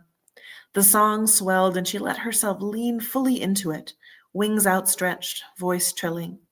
The cascade of music anchored her in her sense of being. She was a dragon, and someday she would be a guardian of the land. Her heart filled as a liquid burst of sunshine poured over the pinnacles of the eastern mountains and spread to warm the valley floor. In the light of day, the fears of the night before seemed smaller, less potent. She could do this. Elodin had come to her for help, and help she would. Maybe if she fixed the problem, she might be finally allowed to begin her training. Auburn held on to that hope as she finished the last notes of the morning ritual. Breathing in the crisp spring air, she set out to investigate, scampering across the bridge line towards Elodin's side of the valley. Since water first entered the valley from the sky through rain or snow, it seemed best to begin at the peaks above the tree line. Pausing, she surveyed the greenery of the valley floor. From the ridge, it looked so small it reminded her of a smooth carpet of moss. The river shone like quicksilver in the dawn light. She smiled. It seemed as beautiful and harmonious as ever. But if Elodin had felt a problem, surely she would find it. She bounced from rock to rock in the upper reaches and hummed in tune to the thrumming vibration of the land's own power. Her wings were just growing to the point where she could hold herself aloft for small periods. It would be many years until she would be able to leave the valley and fly across oceans like her mother. Today, that didn't bother her as much as it usually did. Today she had a mission. There would be time enough for flying afar in the years to come. The craggy, gray crest jutted into a clear blue sky as she neared the western pass. She focused her attention on finding any dissonant notes in the vast web of plants, animals, rocks, water, and soil, whose many voices wove into the valley's harmonic vibration. She stretched her wings to glide and then scampered again, pausing every few steps to hum and croon into the intertwined web of magic. With each call, she could feel the power in her voice resonate along the valley's connections. When the Fanayog's energy was healthy, the harmonic chords reflected back to her. She had shadowed her mother at work many times and knew how it would feel if the natural flow of power were amiss. If the dissonant notes would stand out as bold as rock slides on a still day. Thus far, the song of spring resonated, unaltered around her. The swelling chord of heavy rains and meltwater rose high over the rhythm of the thawing soil, and the whispered memories of waking plants. Soon the meltwater's chord would ebb, giving way to the many-layered melody of growth that heralded the summer months. Aberrant paused at the next great outcrop. She had made it halfway around the rim of the valley without detecting anything unusual, and was nearing Elodin's domain. I should be able to hear something of the problem. She cocked her head to listen closer, but she still heard nothing amiss. Maybe I'm too high up. Perhaps the issue will reveal itself where the water runs out from between the rock layers. Spreading her wings, she flapped them once, twice, preparing herself to glide down to the lower reaches of the valley. She aimed for the tree line, where the first stumpy firs stretched out their wizened arms towards the sun. The morning light had grown stronger, reflecting gold and blue off her scales. Feeling warm and giddy, she wiggled her tail, braced her wings, and leapt off the boulder into the free air. Catching the updraft from the valley's floor, she glided in a gentle spiral towards a small stretch of gravel just above the tree line. Closing her eyes, she luxuriated in the sensation of flight, stretching her spine from snout to tail as she dipped one wing in preparation for landing. Opening her eyes at the last moment, she balked. She had misjudged the distance. "Gah! Too close!" she squawked. The mountain was now rushing towards her, all at the wrong angle. Furiously, she beat her wings against the air in a desperate attempt to slow her descent. She managed to pull herself out of a crash, barely, and came to a skittering halt. Wings trembling, she watched as a shower of pebbles tumbled down the slope. She held her breath, praying to all her ancestors that this didn't set off a greater rock slide. That's all I need, to be called for help and trigger an avalanche of stone down the mountain? The shower of stones at last came to stillness, and Aubrent let out the breath she'd been holding. Her shoulders slump in a mix of relief and disappointment. Her mother would never have landed so clumsily. She sighed. At least she hadn't triggered any disasters. That was just way too close for comfort. Shaking herself, she folded her wings on her back. With a few shuddering breaths, her heart still racing, steadied. Forcing her mind back to the task at hand, she surveyed the stately pines on this side of the valley. She decided on a deep note, one that she thought would resonate well with the old forest and the deeper stone of the lower mountain. She sang and felt the sound radiate out from her, opening all her senses to what bounced back. There, she could just feel it, a slight sour note. Padding through the scrawny trees, she followed it until she reached a long drop. Here, the water seeped out from between the layers of rock. At various points, it trickled, flowed, or rushed down the cliff face. Lower down, the moving waters merged into a single cascade that fell for many feet before joining the river at the valley floor. Aubrent peered down the waterfall. She didn't see anything obviously amiss with her eyes, so she trilled a series of notes, higher in pitch, then lower, and listened again. The water here felt right enough. It had deep tones of water that remembered the embrace of stone, mixed with the higher notes of droplets enjoying the caress of air as they fell. This was the close water. A hushed moment later, that same sour note reverberated back to her. Aha! It must be coming from the valley floor. Peering down, Aubrent squinted at what she could see of the stream further out. The tall trees of the lower slopes blocked most of the view. What she could see looked like the usual swelling of the stream in spring. She'd have to get closer. She pulled in her wings tight to her side and leapt off the edge. Diving straight down, her body paralleled the great waterfall. Not about to flounder another landing, she kept her eyes open, the wind and spray of the waterfall whipping around her as the tall trees of the valley floor rushed close. Watching for the right moment, she snapped out her wings and threw herself back to land at the water's edge with just a few back beats. Much better, she smiled.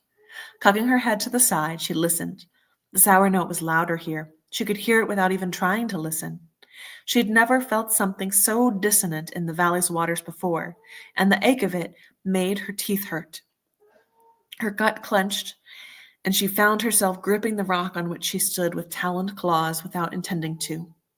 Forcing herself to relax her grip on the stone, she took in a deep breath. I must find the source. Something this off could endanger the whole valley if it spreads.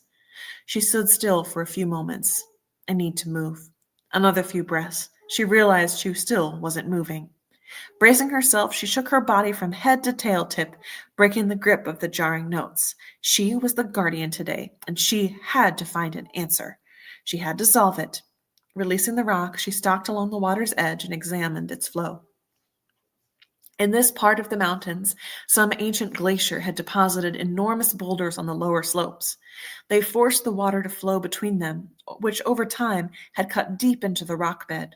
In the late summer, when the land was dry, the sides would be striped with layers of stone. Today, the stream was brimming with the melt of spring. It seemed a bit more swollen than usual to Aubrent, but nothing that the heavy rains of the last few weeks couldn't explain.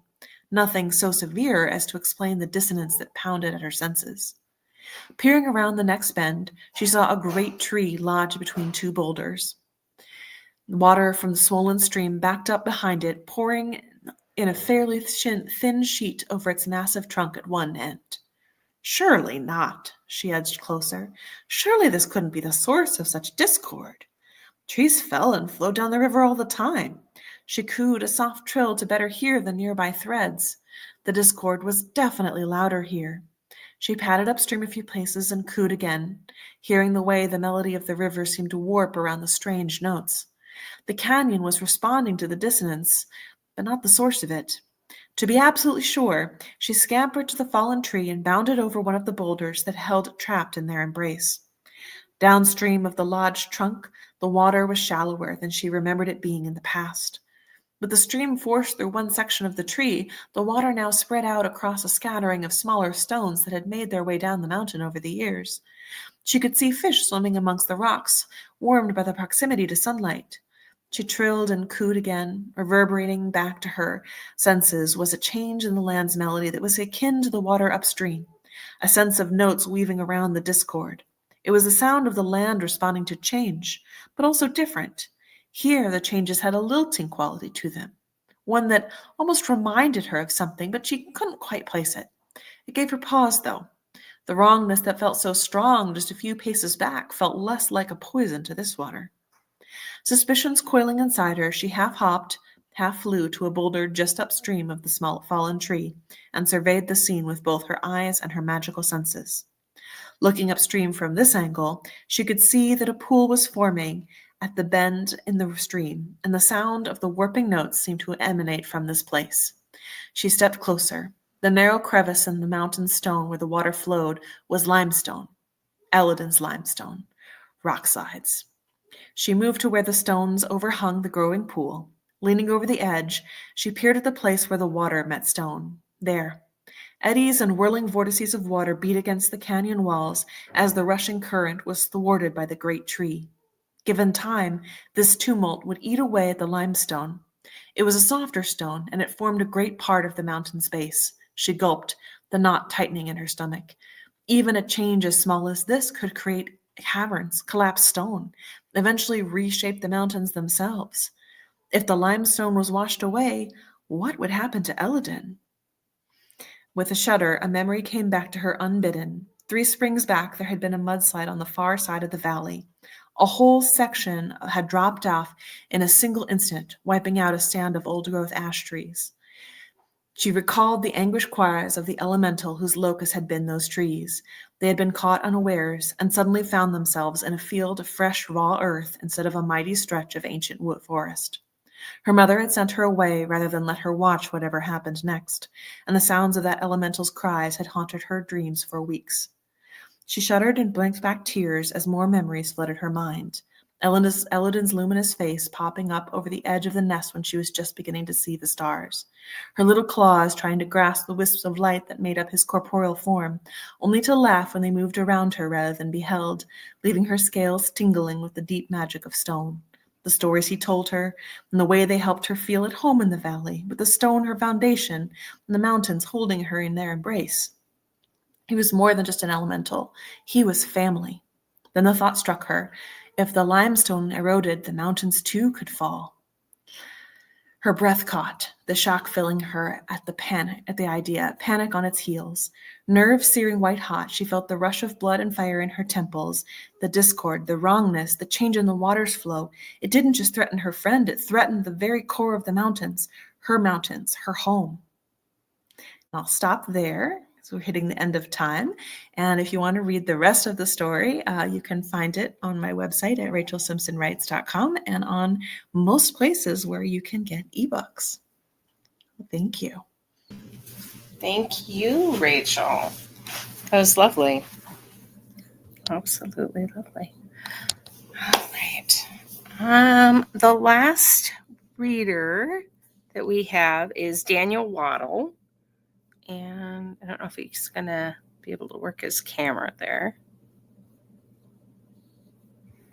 So. Okay. Am I unmuted?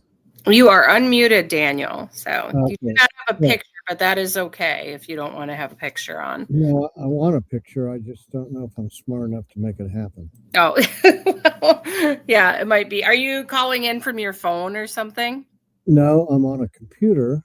Oh, okay. But I've never used StreamYard before? No, so I don't know exactly how to make it happen.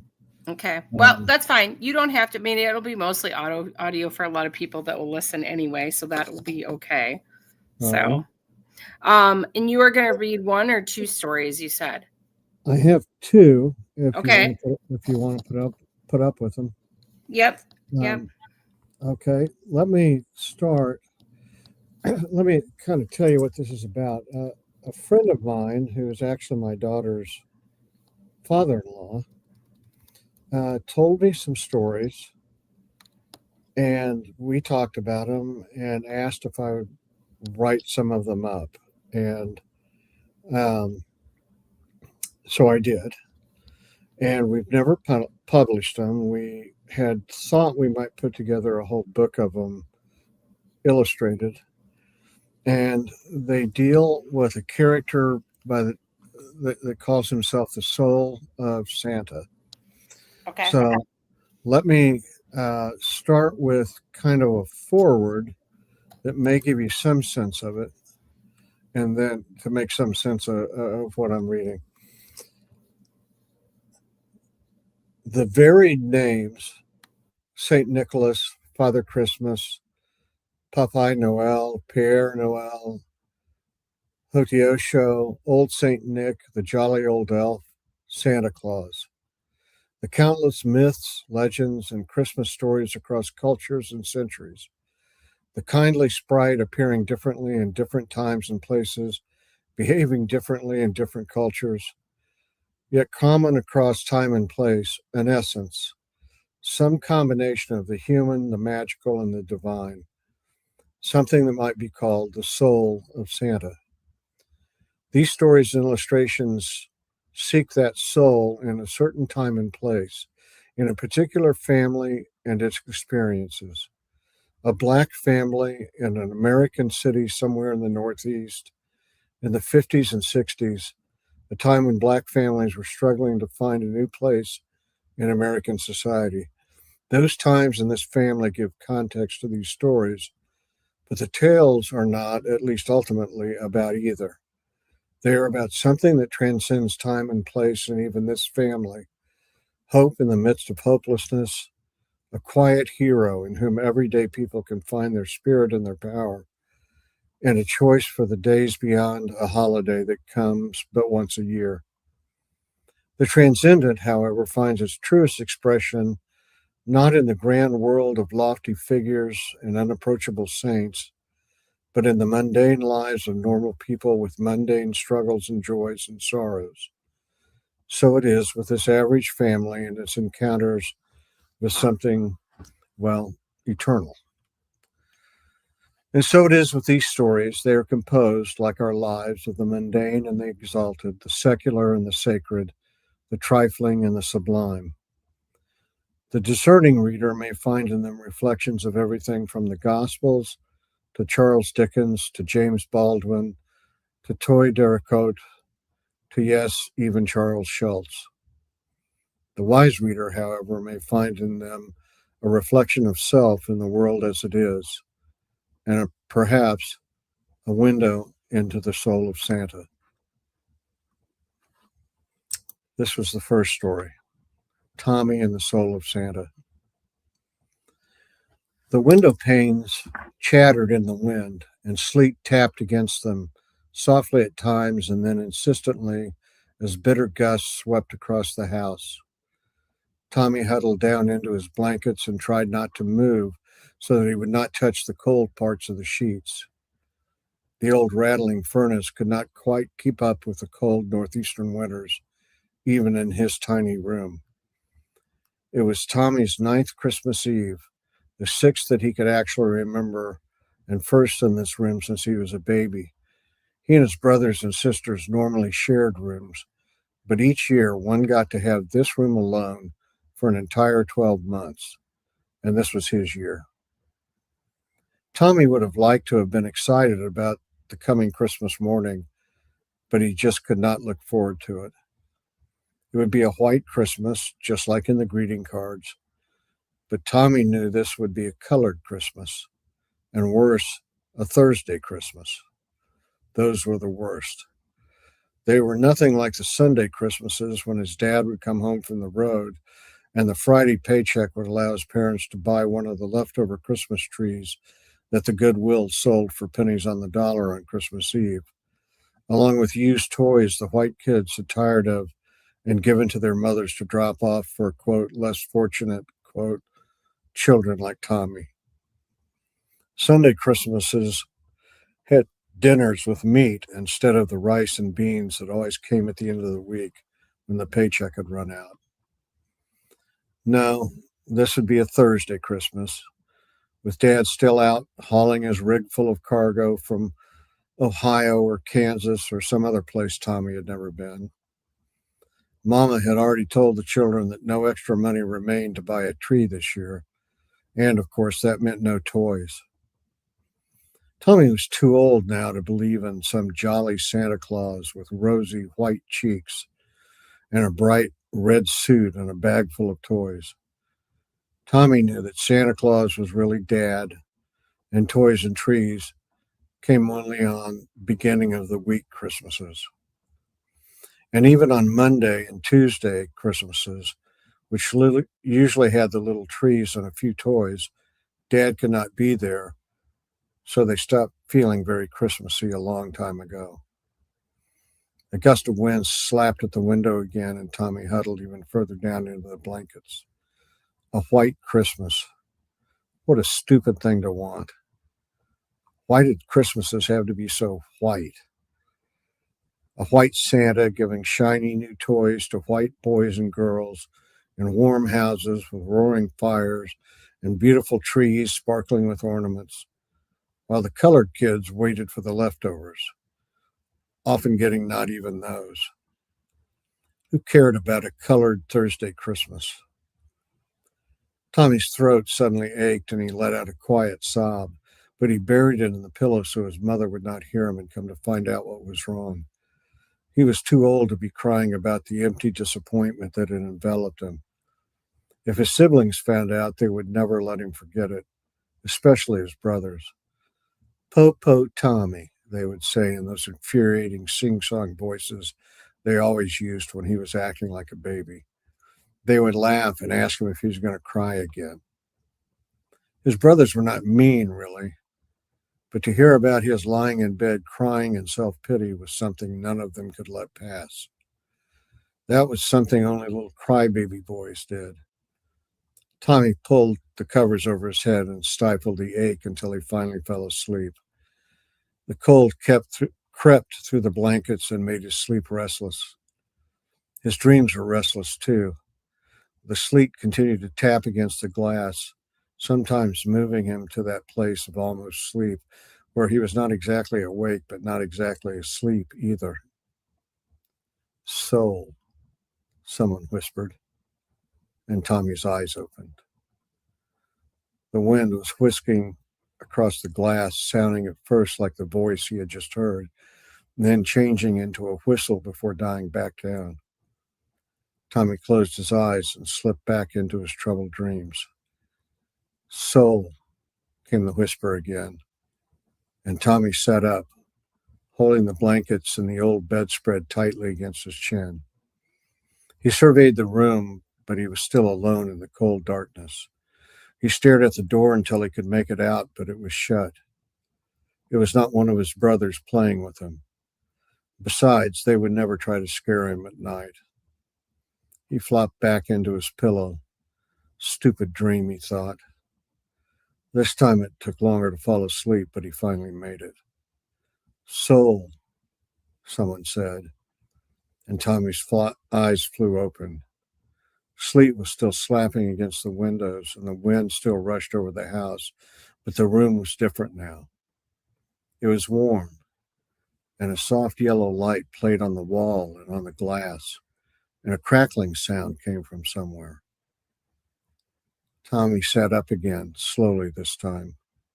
He was still in his room, but the room was bigger. So big, in fact, that beyond the end of his bed was a fireplace with bright red coals below logs that were popping and snapping amidst golden, softly twisting flames. He could smell the wood smoke, and another smoky scent was in the air, a sweet kind of cherry smell, as if someone were baking a pie in an old wood stove. He was dreaming, of course, but it was one of those dreams where you knew you were dreaming, and despite your best try, you could not wake up, and everything seemed as real as if it were actually happening. Something to the right of the fireplace moved, and Tommy realized a figure was sitting in a rocking chair, lighting a long pipe with a match. The figure tossed the match into the fireplace and leaned back in the chair. Like any smart boy, he should have called out loudly for his mother, but he could somehow sense that the person in the chair was no threat. In fact, Tommy wondered for a moment if the figure was actually Dad, or maybe funny Uncle Arnie, who always made Tommy laugh and liked to wink at him during family gatherings, as if he and Tommy were sharing a secret joke no one else would understand. The figure's skin was the same color as Dad's and Uncle Arnie's. In fact, it was exactly the same color as Tommy's. He could not be either Dad or Uncle Arnie, however, because neither of them had a beard, and this man had a short, neatly trimmed white whiskers covering his face. They ran up the sides of his face to close-cropped curls of the same color. He wore a dapper three-piece suit of dark red, and on his head was a burgundy derby, cocked in a rakish angle and decorated with a deep green twig of holly in the band. Tommy knew this was not going to be a scary dream, so he nonchalantly asked, "Who are you?" "I'm the soul of Santa," said the man, and he took a long, slow draw on his pipe and let the smoke waft out of his mouth in a swirling cloud that filled the room with the cherry pie smell again. Tommy was immediately skeptical. Sure, the man was wearing a red suit and a piece of holly, but it was not the bright red snowsuit Tommy had seen in so many pictures. It was the style of suit men at his church wore on Sunday mornings. And it had no fur and no shiny wide black belt. And in place of the big boots were plain old high-top shoes you might find on any of the Negroes that hung out at Jack's barbershop down on 12th Street. "You ain't no Santa Claus," Tommy said. The man lowered his head, but kept his eyes on Tommy, as if peering over imaginary spectacles. "You ain't no Santa Claus?" he said. "What?" Tommy asked, a little startled. "You ain't no Santa Claus? Is that how your mother would have you speak?" He was right, of course. Tommy had used the lingo he used with his friends, but was never allowed to use at home or at school. White people, his mother often reminded him, people with power, liked to think black people were stupid and uneducated. Speaking low rent, as she put it, played into those ugly notions. Her children were not going to help such people think they were right. "You are not Santa Claus," Tommy said, a little defiance in his tone. "You don't look anything like him." That was an exaggeration. He did look a little like him, if Santa Claus were black. "Of course I look like him. I am the soul of Santa. How else would I look? I have to look like myself." That one stumped Tommy a little. If he really was the soul of Santa, no one could look more like the real Santa than the real Santa. Still, "Tommy, I know what you mean," said the soul of Santa. "You mean I don't look like those department store Santas. Well, they aren't me, and I'm not them. I'm real." "I ain't getting it." Here came the over the spectacles look again. "I don't understand what you were telling me," Tommy said. The soul of Santa leaned his head back on the chair again and sipped on the long pipe stem, this time peering at Tommy from under the imaginary spectacles. Tommy found these looks a little unsettling. The little clouds of smoke did not help at all. In fact, he was pretty sure Mama would not be too happy about all this smoking in the house. The soul of Santa did not seem very concerned about that, however. "When a person sees me, really sees me, I appear however he wants, no, however he needs me to appear. When a Japanese boy sees me, I look a lot like his father with a long, straight beard and what you would call yellow skin. In Mexico, my complexion is usually a much lighter brown, and sometimes I even wear a sombrero. Okay, not very often, but sometimes. Even white boys and girls who see me seldom see a department store Santa. As I said, I am real." Tommy pondered all of this for a couple of minutes. It actually made sense somehow, but he was still not sure exactly how. Even so, his skepticism slipped away, so he asked his next question with more sincerity.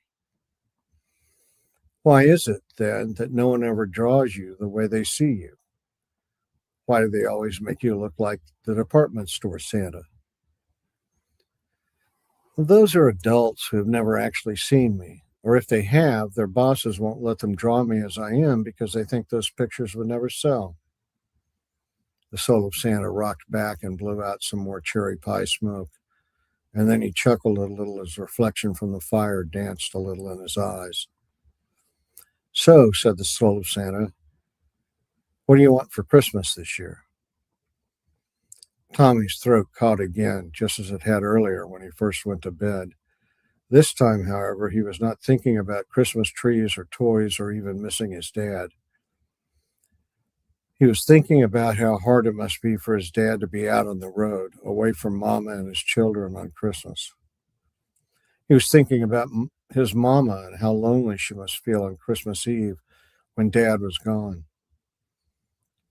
He was thinking about his brothers and sisters and how they must miss Dad just as much as Tommy, and how they might also lie in their beds and cry silently into the pillows. That's all right, said the soul of Santa. I think I know what you want for Christmas. Tommy let the tears slip out and said miserably, but I can't have that. Dad has to work, and he can't come home in the middle of the week. The trucking company isn't going to let him do that. The soul of Santa's eyes misted over too, and he said, you're right about that, Tommy. He gazed softly at Tommy for a while and said, so what can you do about that? The ache in Tommy's throat got worse, and he blurted out in a hurt voice, nothing. I can't do nothing about it. The soul of Santa did not look over the imaginary spectacles this time. Instead, he asked gently, nothing? Are you sure about that? Tommy let that sink in. The soul of Santa watched the logs spark and crackle. He took long, slow draws on his pipe and let the smoke swirl above him. He seemed to relish the warm light that bathed the room. Then the pain in Tommy's throat suddenly dissolved. He no longer felt empty or disappointed or sad. It was as clear as if he had known all along. He knew what he could do about it. I could let Mama know that I see how lonely she must be. I could tell her I will be with her on Christmas to make it feel as though Dad isn't so far away. The soul of Santa smiled and said, I like that one. That's a good one. He kept watching the fire and rocking slowly back and forth in the creaking wooden chair. Cherry pie smell mingled with the wood smoke and made the room feel warmer and safer. I could help my brothers and sisters remember that Dad's not here because he's working hard to take care of us, even though he really wants to be here. Maybe make them feel as if Dad's right here with us. Well, that's a good one too, said the soul of Santa. Finally, Tommy said, and when Dad gets home, I could make him feel like it's Christmas, even if Christmas is already over. Tommy liked that one. He realized that when Dad came home, it did feel a little more like Christmas.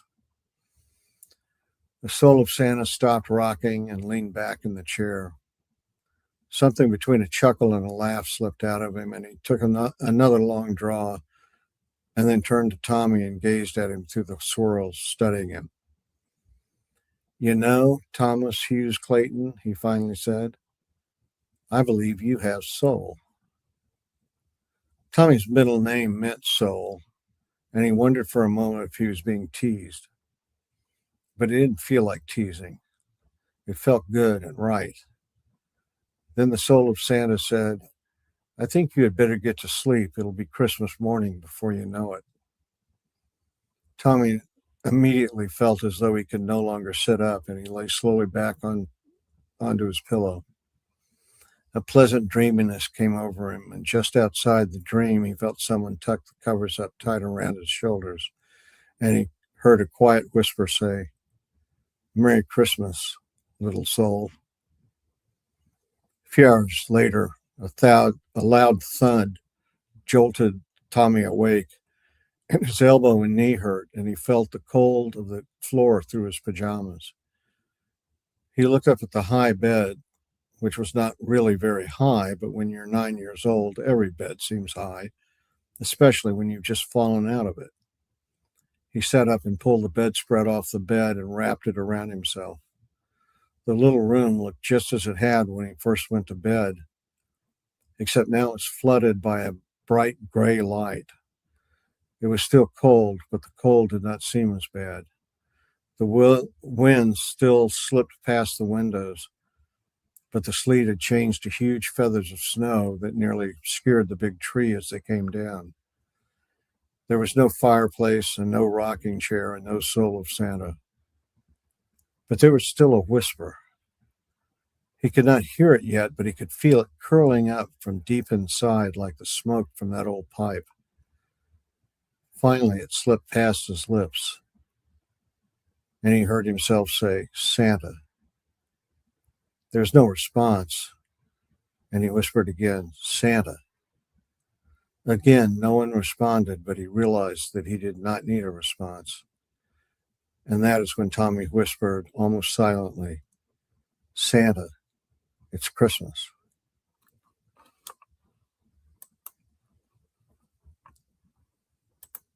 That's the first story. Very good. Very good. Do you want to read the next one? Yeah. No, go ahead.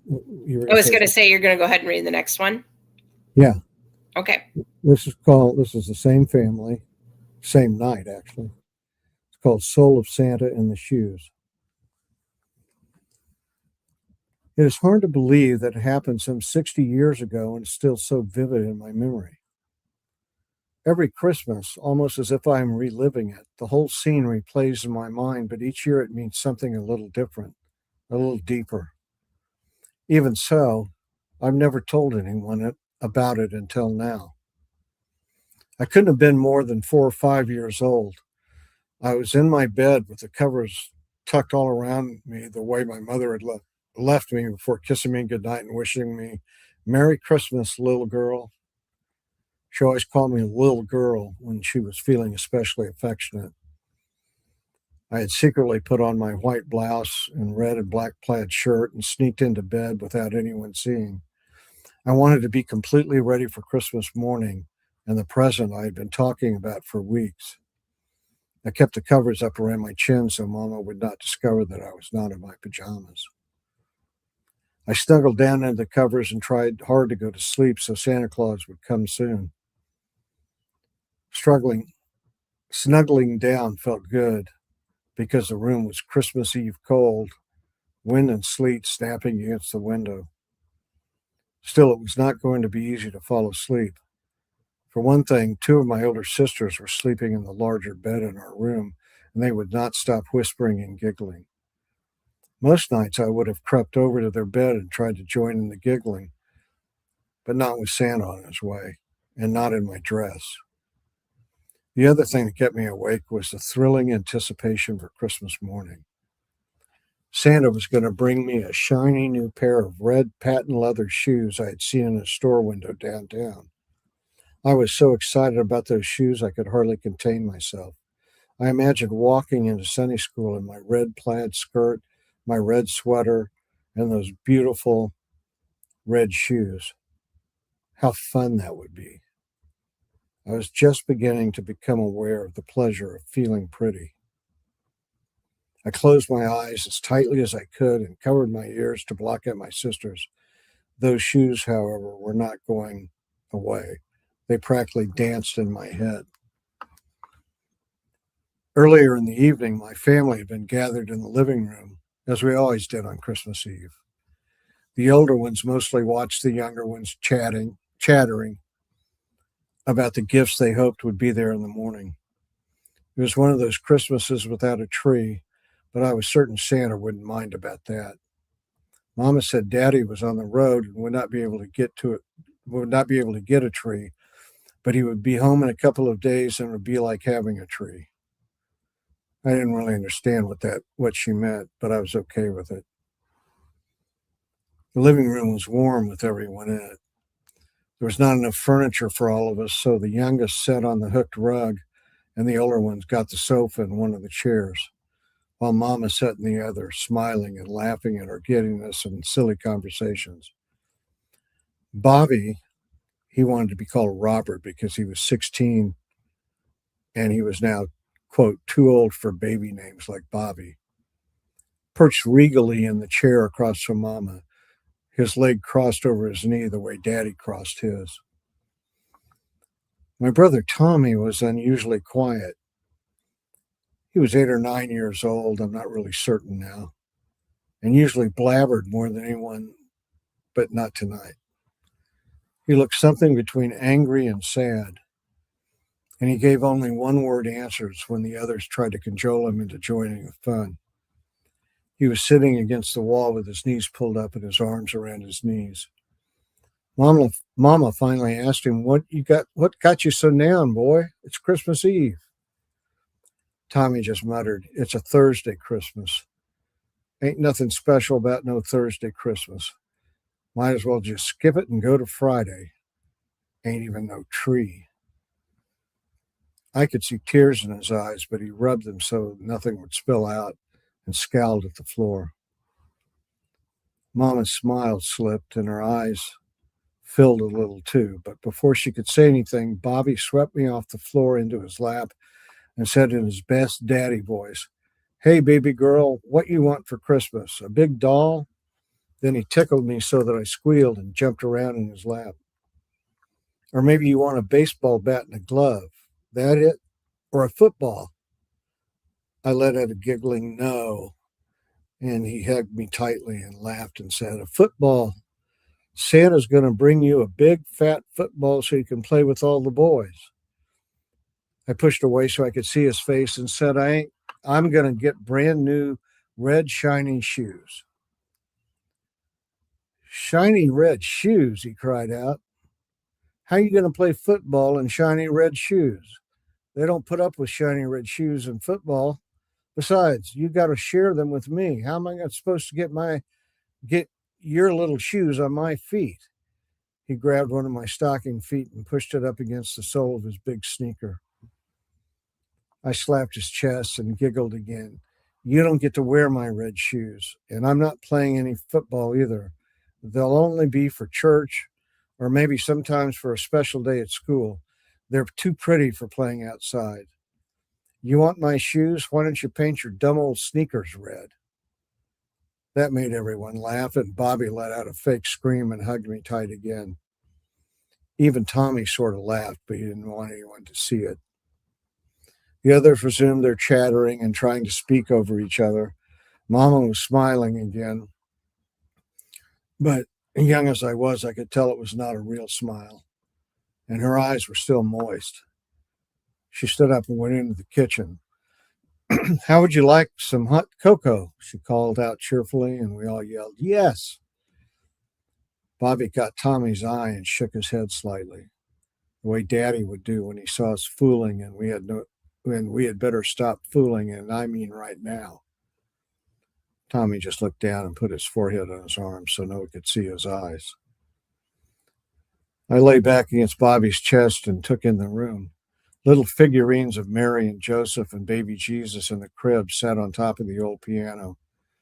Some of the ornaments that would have been on the tree if we'd had one were scattered around on the piano top as well.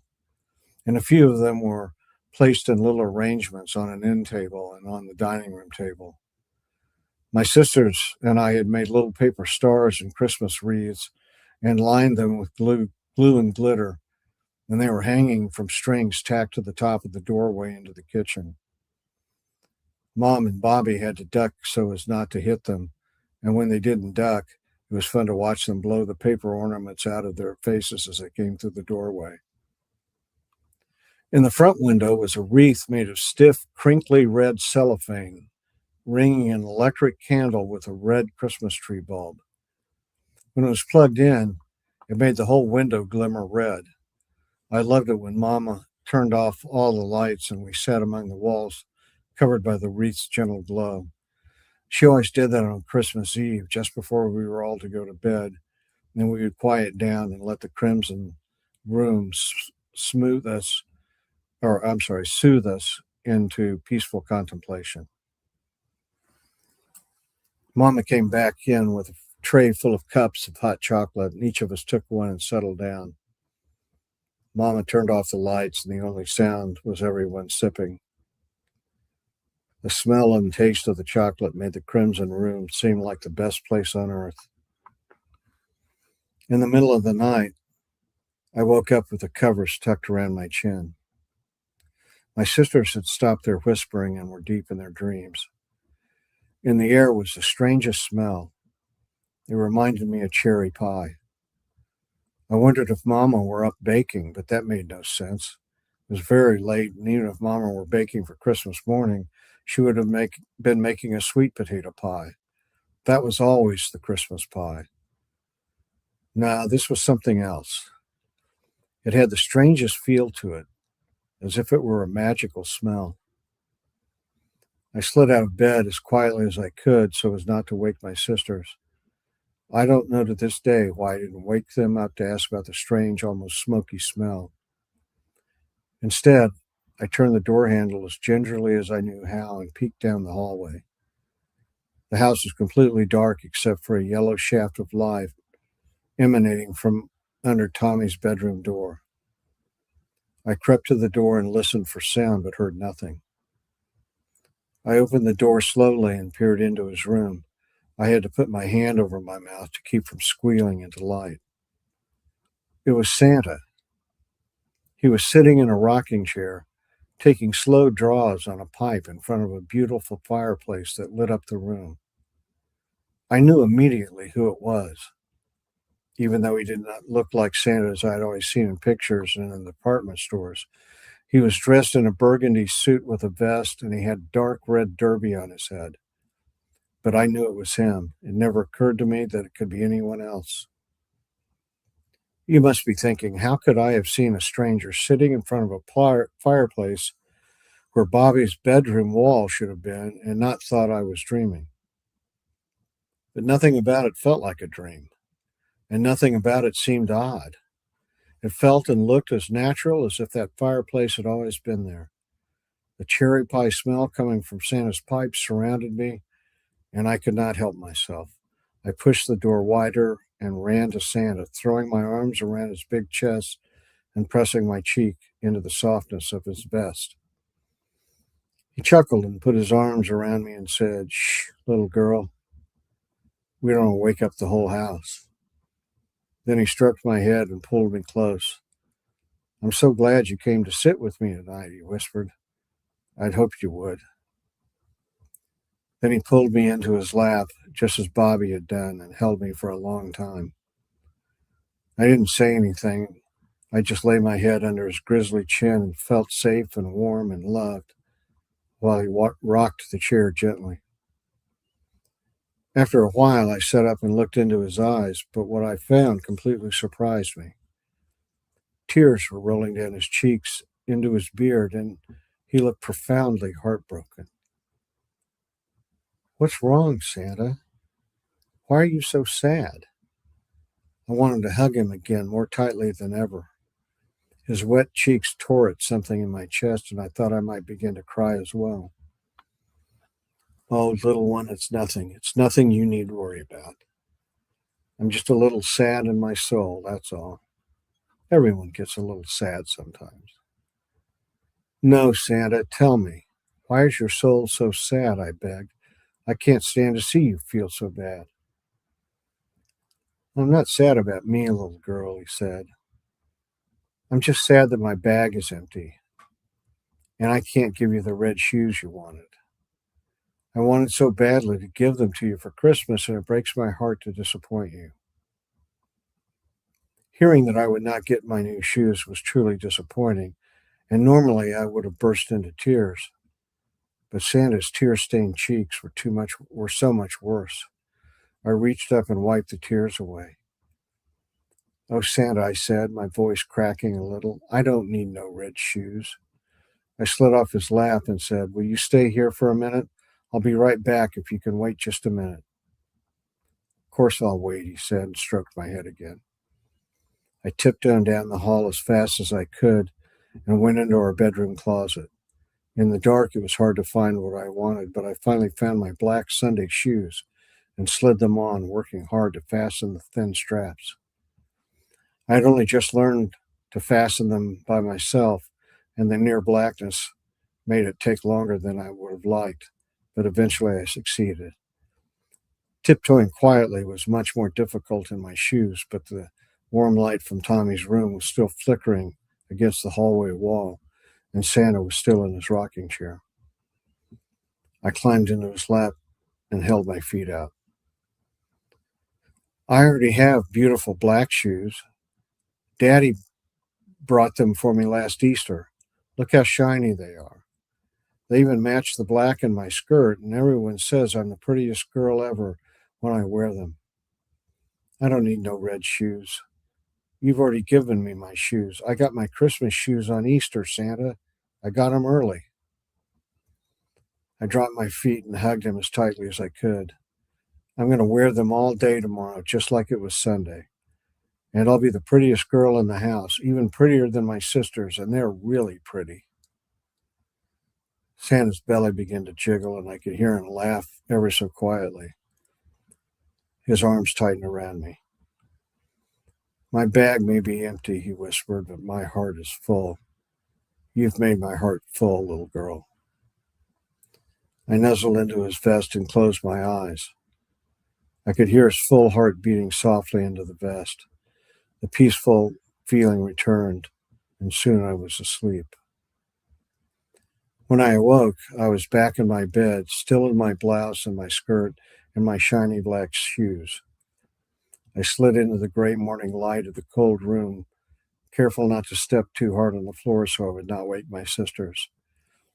I tiptoed again down the hallway. Tommy's door was closed and no one else was up, so I kept going till I was in the living room. Snow covered the ground outside, and more was coming down.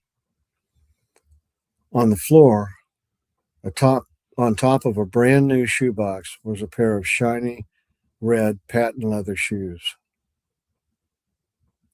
Years later, Mama told me that Bobby had worked after school and on Saturdays shining shoes at Jack's barber shop, saving all his tips so he could buy me those red shoes. My brother Joey and my sisters spent their Saturdays rustling up soda bottles around the neighborhood and turning them in for the penny deposit. Even Tommy had helped out. When they had enough money, Bobby went to the department store downtown and bought the shoes so they would be there for me when I woke up. I still have those shoes. I keep them on a shelf in my closet in the same shoebox they sat on that sweet Christmas morning so many years ago. Every time I see them, I take them out every Christmas Eve and marvel at them. My heart is full, just as Santa's was. But it was never really about the shoes.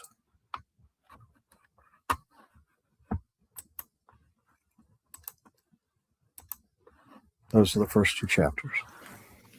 Very nice. Thank you. Yeah. So you are our last one, Daniel. Okay. You closed it out with the spirit of Christmas. There you go. That's why I picked those. Very good. Very good. So just so you know, Daniel, I don't know if you caught everything, Daniel, but this will be up on YouTube, so you'll be able to watch it. So I'll send out a link to the Morehead Friends writing group because Robert read earlier as well. So that sounds great. All right. Sounds good. Wonderful. Well, thanks for letting me play. Yeah, you're welcome. Glad you could join us. So, do you want to do it again next year, Amanda? Maybe. All right. Yeah, I thought this was great. There's a lot of really different stories and twists and all sorts of stuff. I thought it was really fun. Yeah, Thank different voices, different voices. That's what I find most fascinating. So you have a very nice voice too, Daniel. So very good for reading. So yeah. All right. Well, that's it for those of us that stuck. Everyone who stuck around. Jólabókaflóð, and you can go off and read your own stories well into the night if you'd like. So it's almost midnight for Daniel and I, and then it's 10 o'clock for you? Yeah, it's past my bedtime, I think. You can hear Okay. it. I get up at like 5:30 in the morning. So yeah, right. Well, Yeah. well, All right. well, sorry I couldn't figure out how to make the camera work. But No, that's okay. Uni was having issues earlier. So yeah, when you're dealing with new technology you've not had to use, it's a little different. So I noticed it wanted to pick it up on my phone camera. It was really interesting. So I had to play around with the settings, but we can always do a dry run if we do this again and have folks come on early and kind of do like, hey, can you do a camera check? Yeah. Okay. But yeah. All right. Well, thank you guys for listening to me, and thanks for, and it was fun to hear what I got to hear. This is our night for family Christmas. We had all our kids over. And, oh, wonderful. So I couldn't come in until late, but nope, totally fine. Worked out well. All right. I will see you all. Good night, everybody. Happy holidays. Good. Happy holidays. You all too. Bye. Bye.